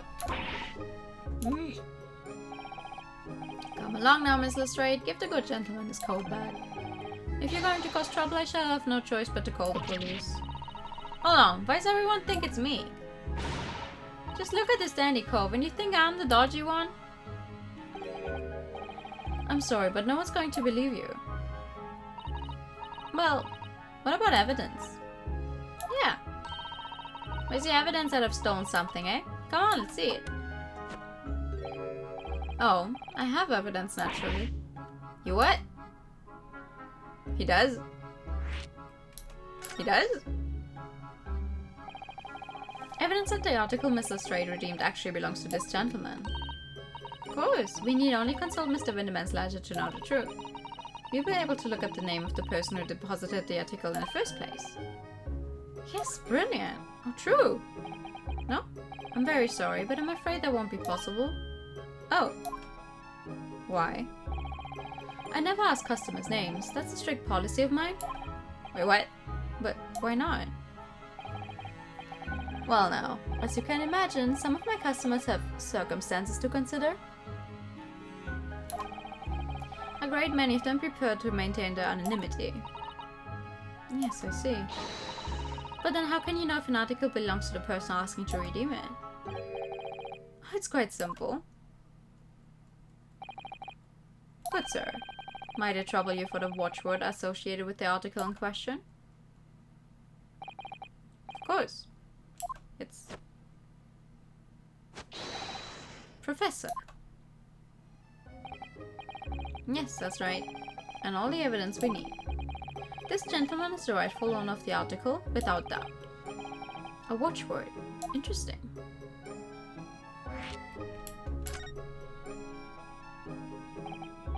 So, about these watchwords, Mr. Windybank? As I just explained, I never ask customers' names when they deposit items with me. There are many reasons why. Certain customers would like to keep their activities secret. That wasn't exactly a subtle dance of Mr. Sholmes now, was it? Oh, he's still here! Again. I guess. Great detectives have no dark secrets, none at all. Yes, well, anyway, that's why I always ask for a watchword whenever I accept a new article. In many ways, it's like the secret combination of numbers used to unlock a vault. The date of deposit, a description, and a watchword uniquely identify each item. And of course, then I give the storage ticket to the customer. When someone comes to redeem something, I ask for the ticket and the watchword. And if that someone tells you the correct watchword, you return the article? That's right, sir. Yes, just as soon as the requisite fee is paid. And I've supplied you with the information you require already, but for the avoidance of doubt. The article in question is an overcoat, deposited 2 months ago on the 15th of February. With the watchword of Professor. All perfectly correct information, sir. But how? Dr. Father got scammed and murdered for the music disc, and the bad guy got away with the coach. He overheard the disc was important, tried to steal it back, and used the important key, just going off the idea its importance must be valuable. Honestly, in terms of an Ace Attorney game, I think you could very well be right. That sounds like something an Ace Attorney game would pull. Really, this is beyond a joke now. There's no further room for doubt.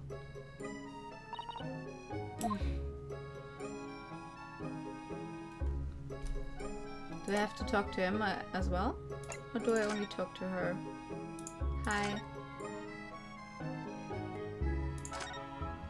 I don't trust him though. Excuse me, but who are you? One would expect the inquiry to introduce himself first. Oh, come on. Listen. Do you know how many times I had to hear the, oh, tell us your own name first in Thai or Alice the past few months, weeks, whatever. Now, clearly you're not British, so perhaps our ways are foreign to you. Oh, sorry, yes, we're from the Empire of Japan. We're studying here. Yes, Japan. I've heard talk of the place. Its inhabitants live on some fiery brown-colored soup, dressed up with exotic spices. You might be thinking of somewhere else? And what was that theatrical gesticulation about? British suckerbears, that exactly. Perhaps, anyway, if you're a gentleman, sir, you offer your own name first, before inquiring after the name of another. Of course, yes. I'm Ryunosuke Naruhodo. I'm a lawyer. Well, a student of law, really. My name is Susato Mikotoba. I'm Mr. Naruhodo's assistant. I see. My name is Benedict. Yes, Eggert Benedict. Eggert Benedict? Really?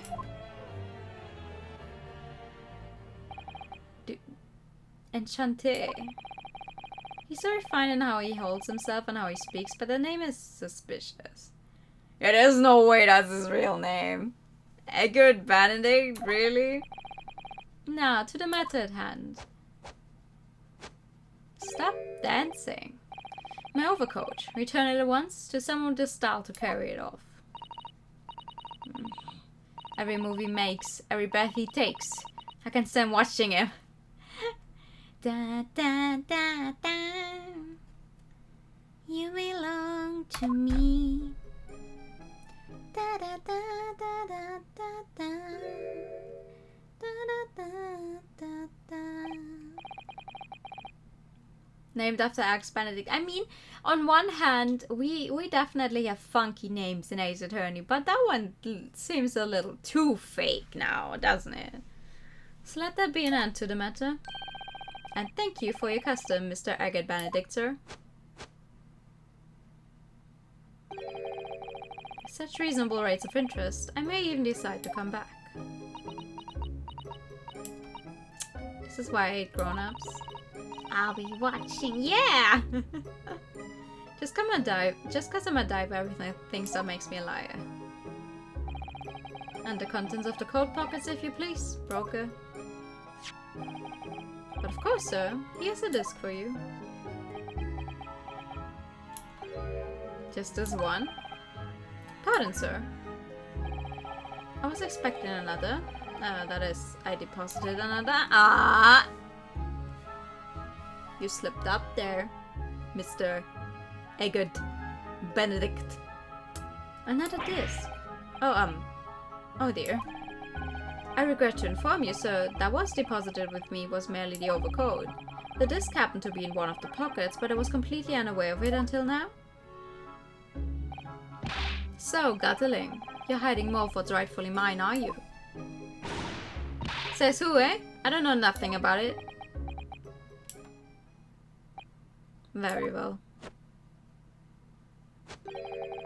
Then I shall bid you farewell. Say goodbye to style. Wait a minute, that disc is mine. What do you think you're doing, you little tramp? You've drawn blood, you filthy animal. My, yes, there's blood on the disc. It's because of all those sharp little bumps. The man must have scratched his finger on them. I found it first, alright? I mean, it belonged to me, old man. So you're not having it. Or you take it. Me? If I hang on to it, they'll have it off me again, so you keep all of it. Mr. Straight Eye, why is this disc so important to her? A metal disc used to play music in a mechanical music box, a piece of music which remains unidentified is stored on a disc by means of small protrusions. You there, in a black livery. Hand the disc to me at once, please. No, don't. He's lying. Grown-ups are all liars. What do I do now? How am I going to resolve this?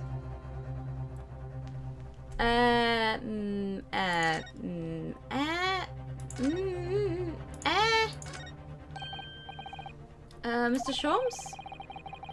His glove fingers got cut. Yeah, right? That's what I've been wondering. What are you examining with such keen interest there? As you enjoy a bowl of caramel, I see. Oh no. So, you found me at last, Mr. Naruhodo? Sorry?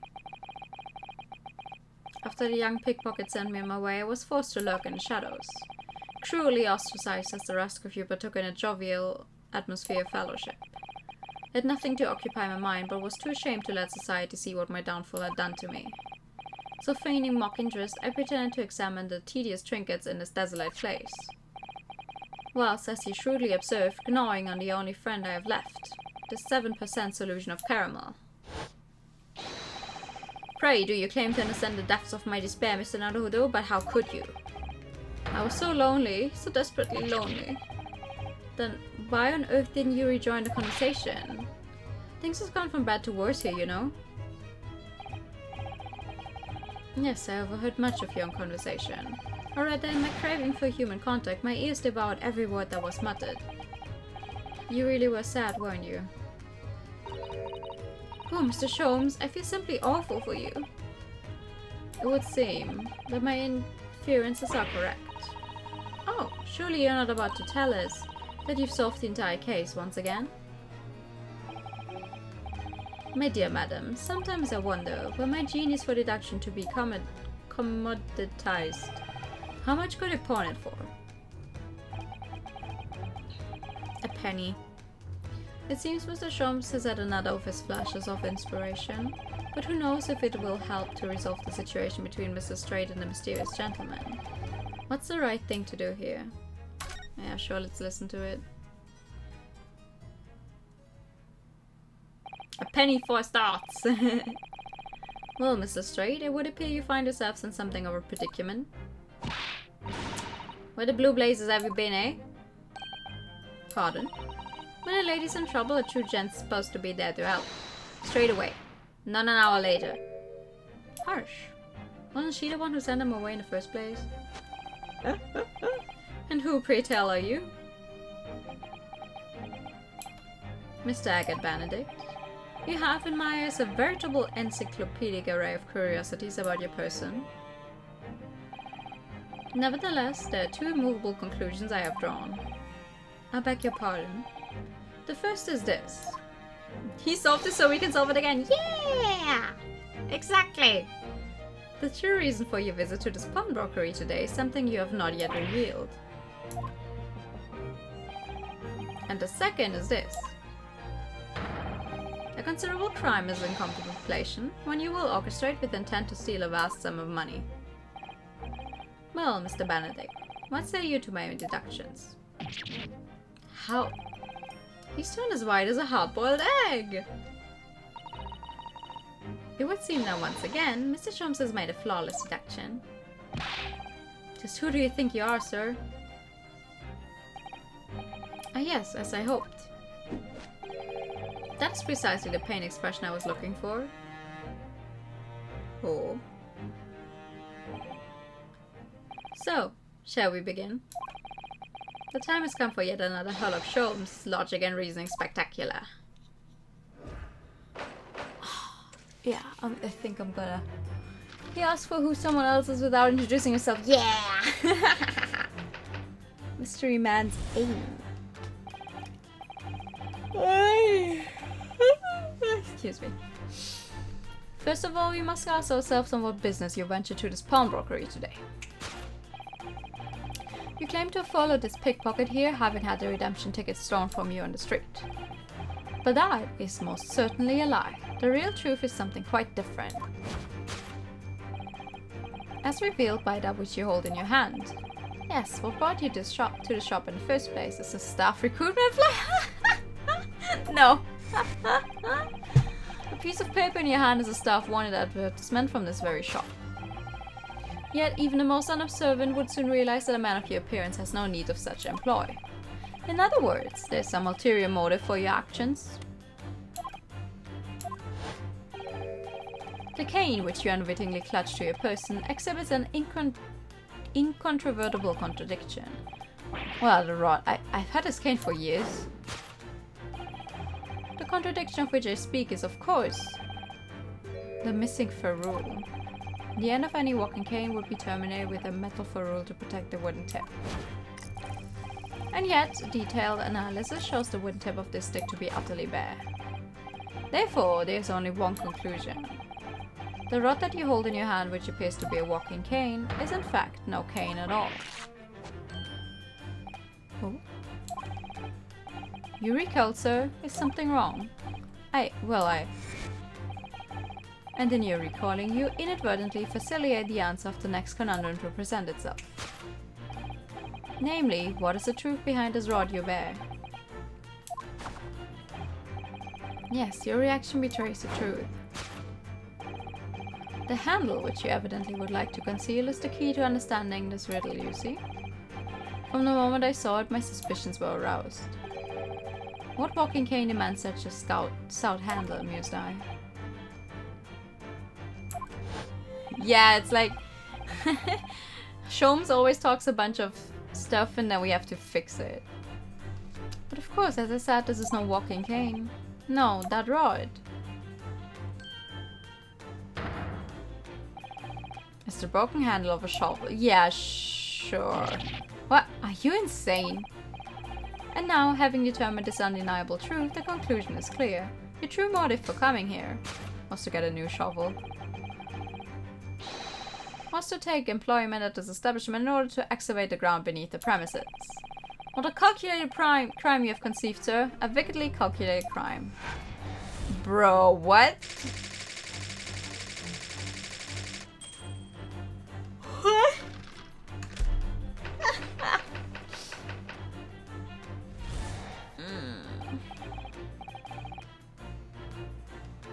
Now, Mr. Benedict, let us continue. Sholmes is the smartest character in the game, absolutely. For we must expose the details of this elaborate crime to you have in the planning. This is utterly absurd. You suggest that I, a gentleman, intend to excavate the ground beneath this pawnbroker with a broken shovel. What on earth do you propose I could expect to find there? Some long-forgotten treasure, I suppose. Save for such a fanciful theory, what possible reason could I have to do as you say? Oh, but there's ample reason. As you are only too well aware, Mr. Benedict. Ah, your furtive glance is more telling than I could have hoped. What? Let us consider what would motivate a man to infiltrate a shop such as this and covertly dig beneath its floor. The answer is revealed by the council notice on the counter to which your eyes were inadvertently drawn. The letter gives notice of public works to be carried out in the local area. And according to the enclosed plan of the upcoming sewerage works, beneath the shore runs a sewer that adjoins another, one that runs under the bank on the opposite side of the road. This madness has entered the sewers now, has it? Surprised he doesn't get the nationalities confused again after the first attack. True! Yeah. By excavating the ground beneath our feet, you would gain access to the waterway. The flow is in very close proximity to the Great Vault of the financial institution opposite. What are you... In summary, sir, you devised a master plan to pull off an elaborate bank robbery by dint of the underground tunnels. Master plan! Which brings us at last to the final chapter of this lurid scheme. With what plunder did the thief hope to make off from the underground vault of the bank? Are you quite serious? Having consulted with Scotland Yard some days ago, I happen to know the answer. But naturally the answer is no secret to you, is it, Mr. Benedict? I have no idea what you're talking about. Allow me to present a rather interesting piece of evidence. You see, this picture postcard tells us all we need to know. A postcard of the Great Exhibition. I'm afraid you've quite lost me. Currently in the final stages of preparation, the Great Exhibition will soon be underway. And the government has provided extra funds to complete its centerpiece, the Crystal Tower. Funds that currently sit in the vault of the bank, on the other side of this road. Pardon? Yes, the considerable crime you've been contemplating. is the theft of that which sits in the vault of that bank, the special reserve funds for the Great Exhibition. Of course, that is top secret police information, so keep it under your hat, please. Bro, what? He went off the rails there. Also, thank you for the posture check. This concludes Sherlock Holmes' great deduction of this pawnbroking puzzle. Let me fix that, please. It's going to be the last thing I do today, though, I think. Mr. Sholmes. Well, Mr. Nanudo, an impressively upbeat deduction for Detective Rack with loneliness, would you not agree? Was it true what you said about the bank over the road and what it has in its vault? Indeed, though few know of its existence, it is one of the government's most closely guarded secrets. Gregson told me in the strictest confidence. But you just announced it to everyone here, rather loudly in fact. Ah, and if it's such a big secret, how would Mr. Benedict have come to find out about it? There can be one explanation for that. Clearly it is because the man is a criminal. But what if he didn't know anything about the money in the vault? If he's a criminal, as you said, then buying a brand new shovel is sure to be the first thing he does now that he's revealed the secret. Oh. Or if he doesn't, maybe Mr. Winterbank will. He already has plenty of shovels here, after all. Oh my life, I assure you, I'm not so unscrupulous. Well, hopefully this has taught you a valuable lesson. Sensitive information must be handled with the utmost of care. One can never be sure that someone privy to secrets won't disclose them, and once the word is out, it's out. Perhaps you'd think twice before confiding in you next time, Mr. Sholmes? An excellent idea, Mr. Naruto, an excellent idea. Well then, Mr. Naruto, you know what to do, I'm sure. You know what time it is? Great deduction time! Let's listen to that great deduction again and see if we can massage it into shape. Very well then, let us start once more from the beginning. Of Sherlock Holmes' magnificent logic and reasoning spectacular. Let's go! Woo!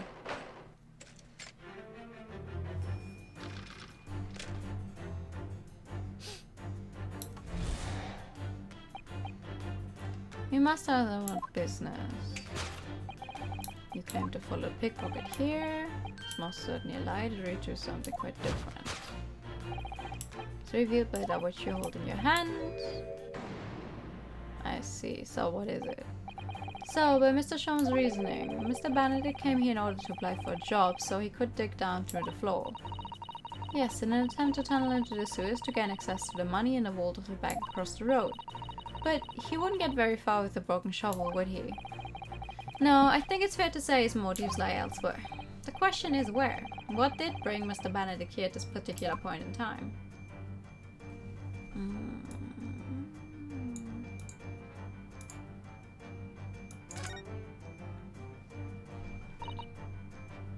Oh, look at all the scribbled notes on the back of the flyer here.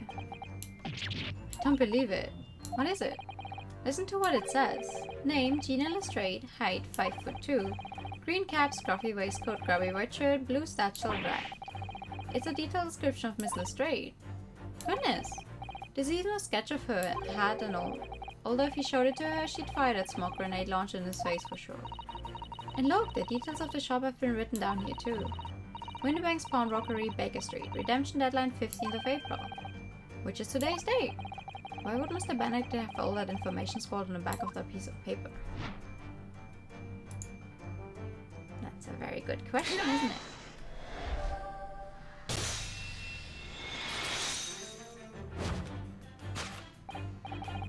Yes, what brought you to the shop in the first place is the info about Mr. Lestrade. Quite so, my dear fellow. It would appear that the writing and sketch on the reverse of the flyer pertain to pickpocket Miss Lestrade and to Mr. Winterbank's pawnbrokery here. You originally told us that you had merely given chase after Miss Lestrade stole the redemption ticket from you. But that, sir, is a thinly veiled lie. Here's the information on the back of the flyer that led you here today, by which I mean here to win the bank's pawn robbery, and today the redemption deadline of that overcoat. So waited outside for the young girl matching the description you have written down to arrive.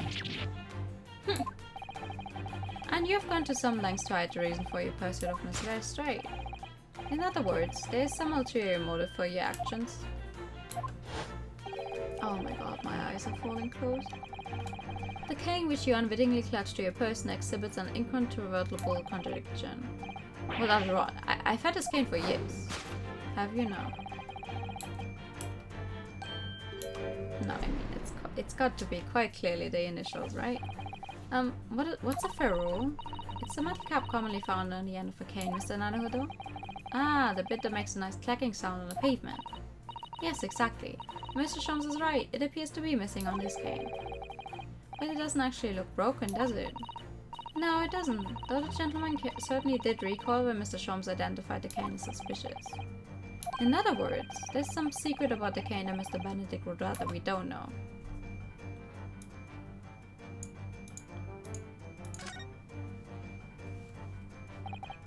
Look here, Mr. Zeto. There's some letters on the handle. Yes, those must be initials, I think. In the West, it's customary for people to engrave their belongings with the first letter of their names. So Herlock Sholmes would be HS, you mean? That's right.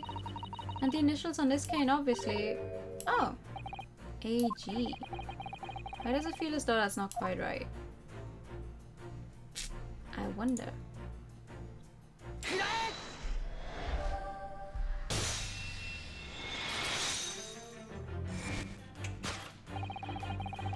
The contradiction of which I speak is, of course, the initialing. A most astute observation, wouldn't you say, Mr. Agate Benedict? Speedrun time before you start yawning too much. No, it's like I don't even have to necessarily yawn. Well, obviously I have to yawn now that... Excuse me, you said it, but it's like I cannot keep my eyes open. We are led to believe, sir, that your initials are EB. Yet in a most possessive manner, you have in your grasp a cane bearing the initials AG. An incontrovertible contradiction indeed, would you not agree? No, you're wrong. This cane isn't. You said before you'd had that cane for years. So don't try to tell us that you just borrowed it from a friend or found it in a park. In short, though you hold yourself to be a gentleman, you have withheld your true name. We recoil, sir. Is something wrong? In your recoiling, you inadvertently facilitate the answer to the next conundrum. Now, what is the truth behind this rod?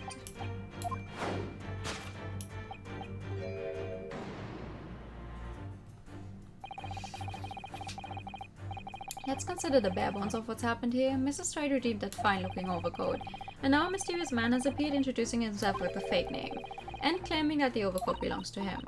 But we know that he actually identified Mr. Straight from a written description, which suggests that everything else he's told us is untrue. So what we need to do here is somehow prove that the overcoat cannot possibly belong to him. Oh, how do I do that?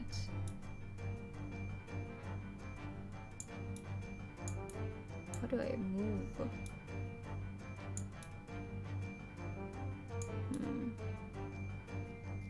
Ah. So you need anyone? Haha, so you don't have to write yawn. Stop it! Oh, the seam on the shoulder here there is coming apart, look. So it is. Do you know, a moment ago when Mr. Benedict was surprised by something that was said, I thought I heard him make a rather strange noise. It sounded a bit like a tiny growl. But now I think it was probably the sound of the seam ripping open. If you look closely, it does seem to be a very tight fit. The sleeves are stretched to bursting, and he wouldn't have a hope of fastening it at the front. If you were to run around in it, I'm sure the whole thing would fall apart. That I'd like to see. Sorry. So how can we make Mr. Benedict run around? She's really giving us some thought. What the hell? Anyway. If it was his, I think he'd buy it in a, size that fits him. The split seam, which you evidently would like to conceal, is the key to understanding this riddle, you see.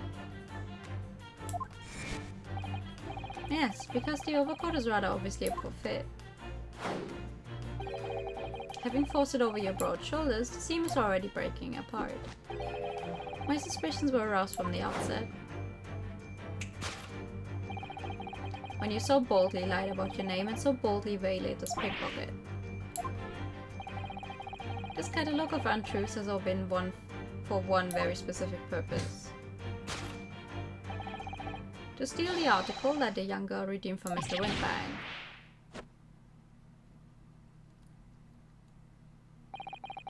But what really irks me is this. The considerable crime I initially imagined has been considerably curtailed. Oh?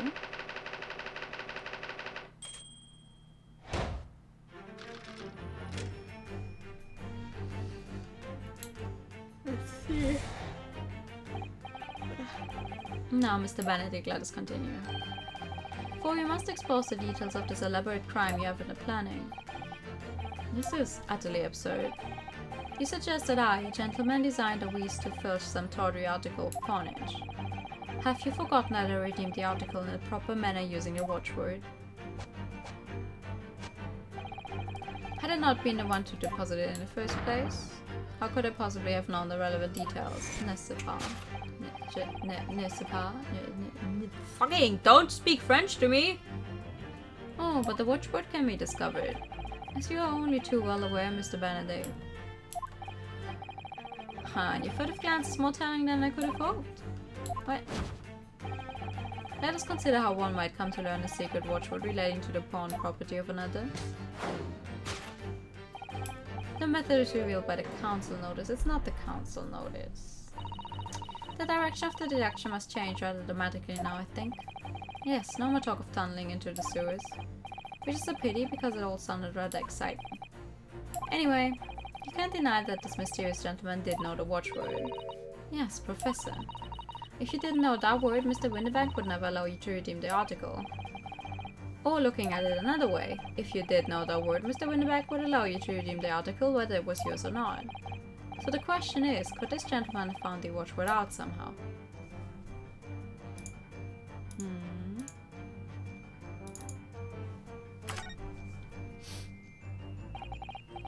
Look at this, Mr. Sato.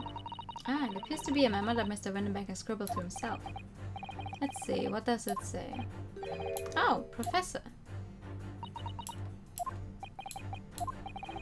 Mr. Winterbank must make a note of the watchword his customers give him right before their eyes.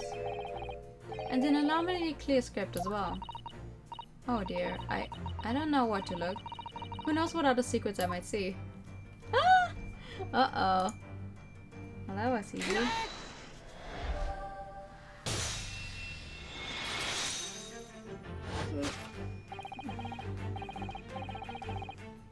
The method is revealed by the notelet on the counter to which your eyes were inadvertently drawn.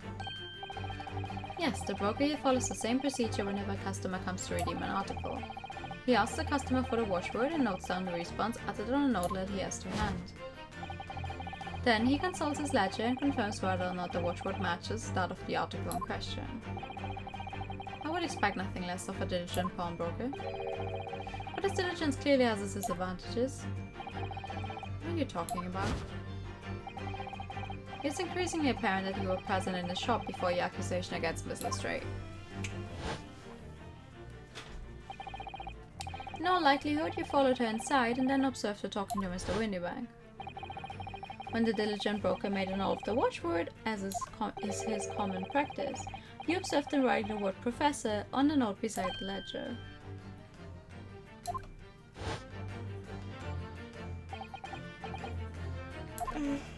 That, sir, was the master plan you devised to steal the pawned article from the young Miss Lestrade. Master plan! Which brings us at last to the final chapter of this lurid scheme. Why would you go to such lengths to redeem that particular article from this pawnbroker? Are you quite serious? For an ill-fitting overcoat hardly seems to justify the effort, much less a worthless music box this. But naturally, you had a very good reason to make them yours, didn't you, Mr. Benedict? I have no idea what you're talking about. Allow me to present a rather interesting piece of evidence. You see this pen, so... What now? The articles we're talking about are the overcoat and the music box disc that was in one of the pockets, which according to Mr. Winterberg isn't even worth a penny. And yet this man went to such lengths to steal them. Why? I wonder if perhaps we already have the evidence we need to explain it, Mr. Nanahudo. Could we, really? I better have a thorough look through all the evidence we've collected so far. Well, I mean... It's not like we... have a lot.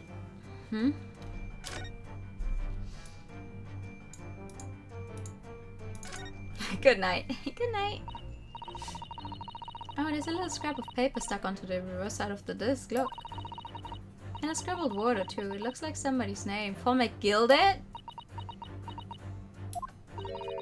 For McGilded. McGilded? It couldn't be. But it is, Mr. Naruhodo. A name I shall never forget for as long as I live. Oh, why? Why is his name on this?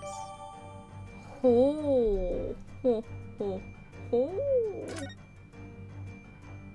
Well, let's present it then.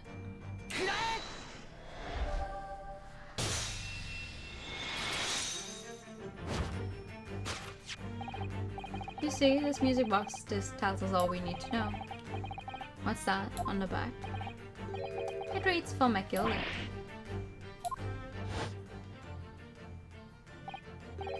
Ah, Mr. Magnus McGilded. The unfortunate philanthropist who perished in curious circumstances at the Old Bailey 2 months ago. A prominent man in London, though his lone maundering demonstrated a distinct lack of scruples. So, you're an associate of his, are you? Or perhaps a subordinate? Mr. McGilded was a man of unusually small stature. In fact... I wouldn't know that. It's okay. He was precisely the right size for that overcoat that you've squeezed yourself into. Your true identity remains shrouded in mystery, Mr. Agate Benedict. But the final conclusion here is crystal clear. The reason you came to this pawnbrokery today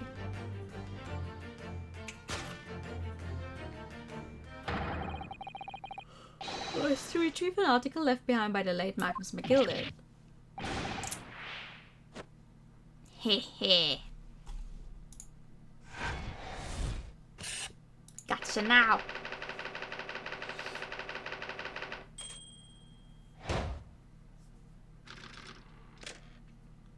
Did it! Deduction complete.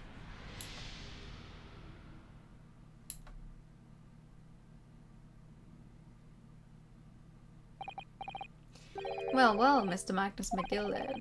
Not a name I expected to hear in these circumstances. Mr. Sholmes, I'm afraid there's something very troubling on my mind. Pray tell, Mr. Sado. Well, according to what Mr. Winterberg told us earlier, today was the final day on which the code could have been redeemed, was it not? Yes, ma'am, that is correct. Today would be precisely 2 months since it was first deposited. Well, today's the 15th of April, so 2 months ago today would have been 15th February, sir. That's right. It's all carefully recorded in my ledger. Deposited at 10:30 p.m., I see. What? But that suggests... Yes, 15th of February. As precisely the day on which the omnibus murder took place. And 10:30 in the evening is precisely the time at which the terrible events were unfolding. Oh! Just suggestive is not the word. It would seem the matter's entirely beyond coincidence.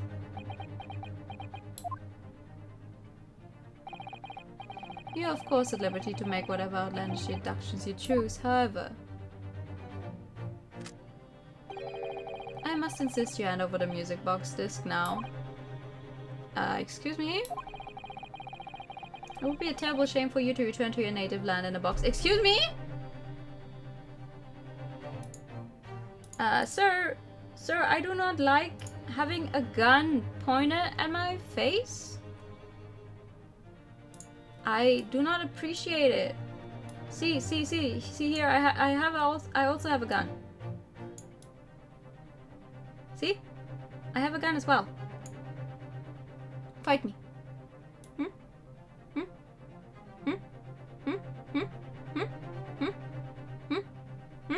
Try me.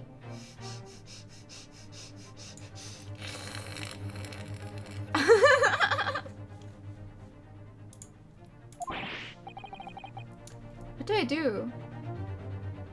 I mean, it looks like you're pointing at us, not him. No, I'm... wait, I'm pointing it at him.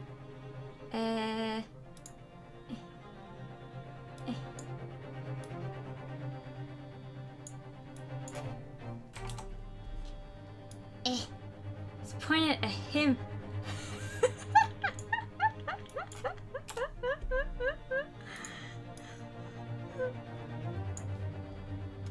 I'll send it over. Do. He could shoot me at any moment. I hate to give in, but what other choice do I really have here? Mr. Winterbank! This is my shop. I can't allow any harm to come to my customers. If that were to happen, I should have to take my own life. Mr. Winterbank, no! Alright, that's enough. Wait, who said that? Ah! Inspector Gregson! Inspector. It's right, Sunshine. The alarm was raised on one of our dedicated emergency lines.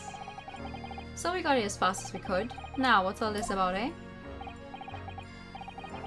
Praise be, you're here at last.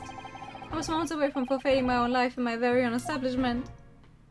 Gumshoe moment. It would seem you have the upper hand.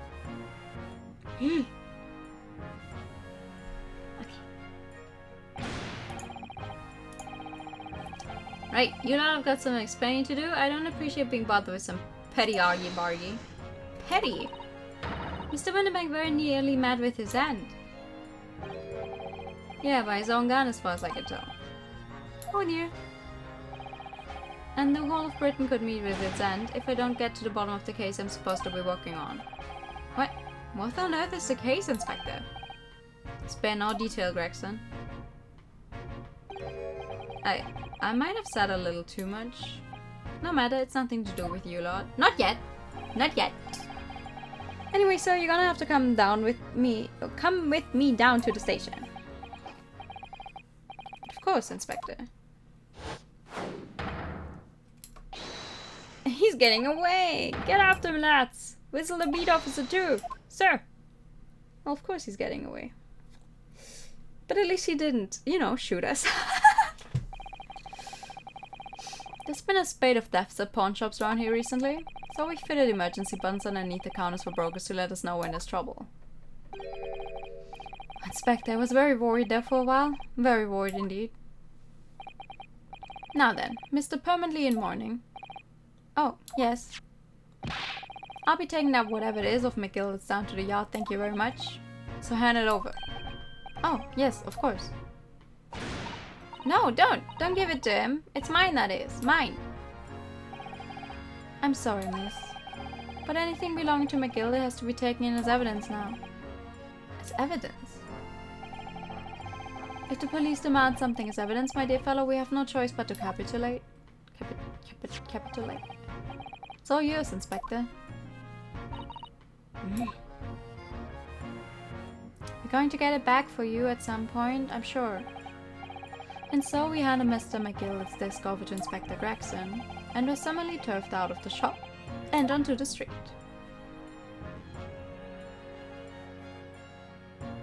To be continued. To be continued. At another time. Not now. Definitely not now. Holy fuck. Yeah, I wonder. I probably need another. I will probably need yet another, you know, Ah, right, I keep forgetting that this is not the button I need to press. When trying to get back to the title, this is what I want to press. No, it's okay, we saved. I know. Oh, it's a different background picture now because we saved here. That's cool. Good place to stop, honestly. Oh, I'm glad you say that. But like, there's going to be a lot. And we're going to continue playing this game. Well, it's already past 12 in my time zone, so like later on tonight. But Saturday stream. Thing is also, I shouldn't stay awake too long today because I have to be somewhere at 8. So I would like some semblance of sleep before that, honestly. Thank you for the bed. Thank you. But yeah, we finished case 4. We are probably going to see a grand thing go on in this one, because it sounds like we're going to be in for a ride. It is the final chapter of a final case of the first game.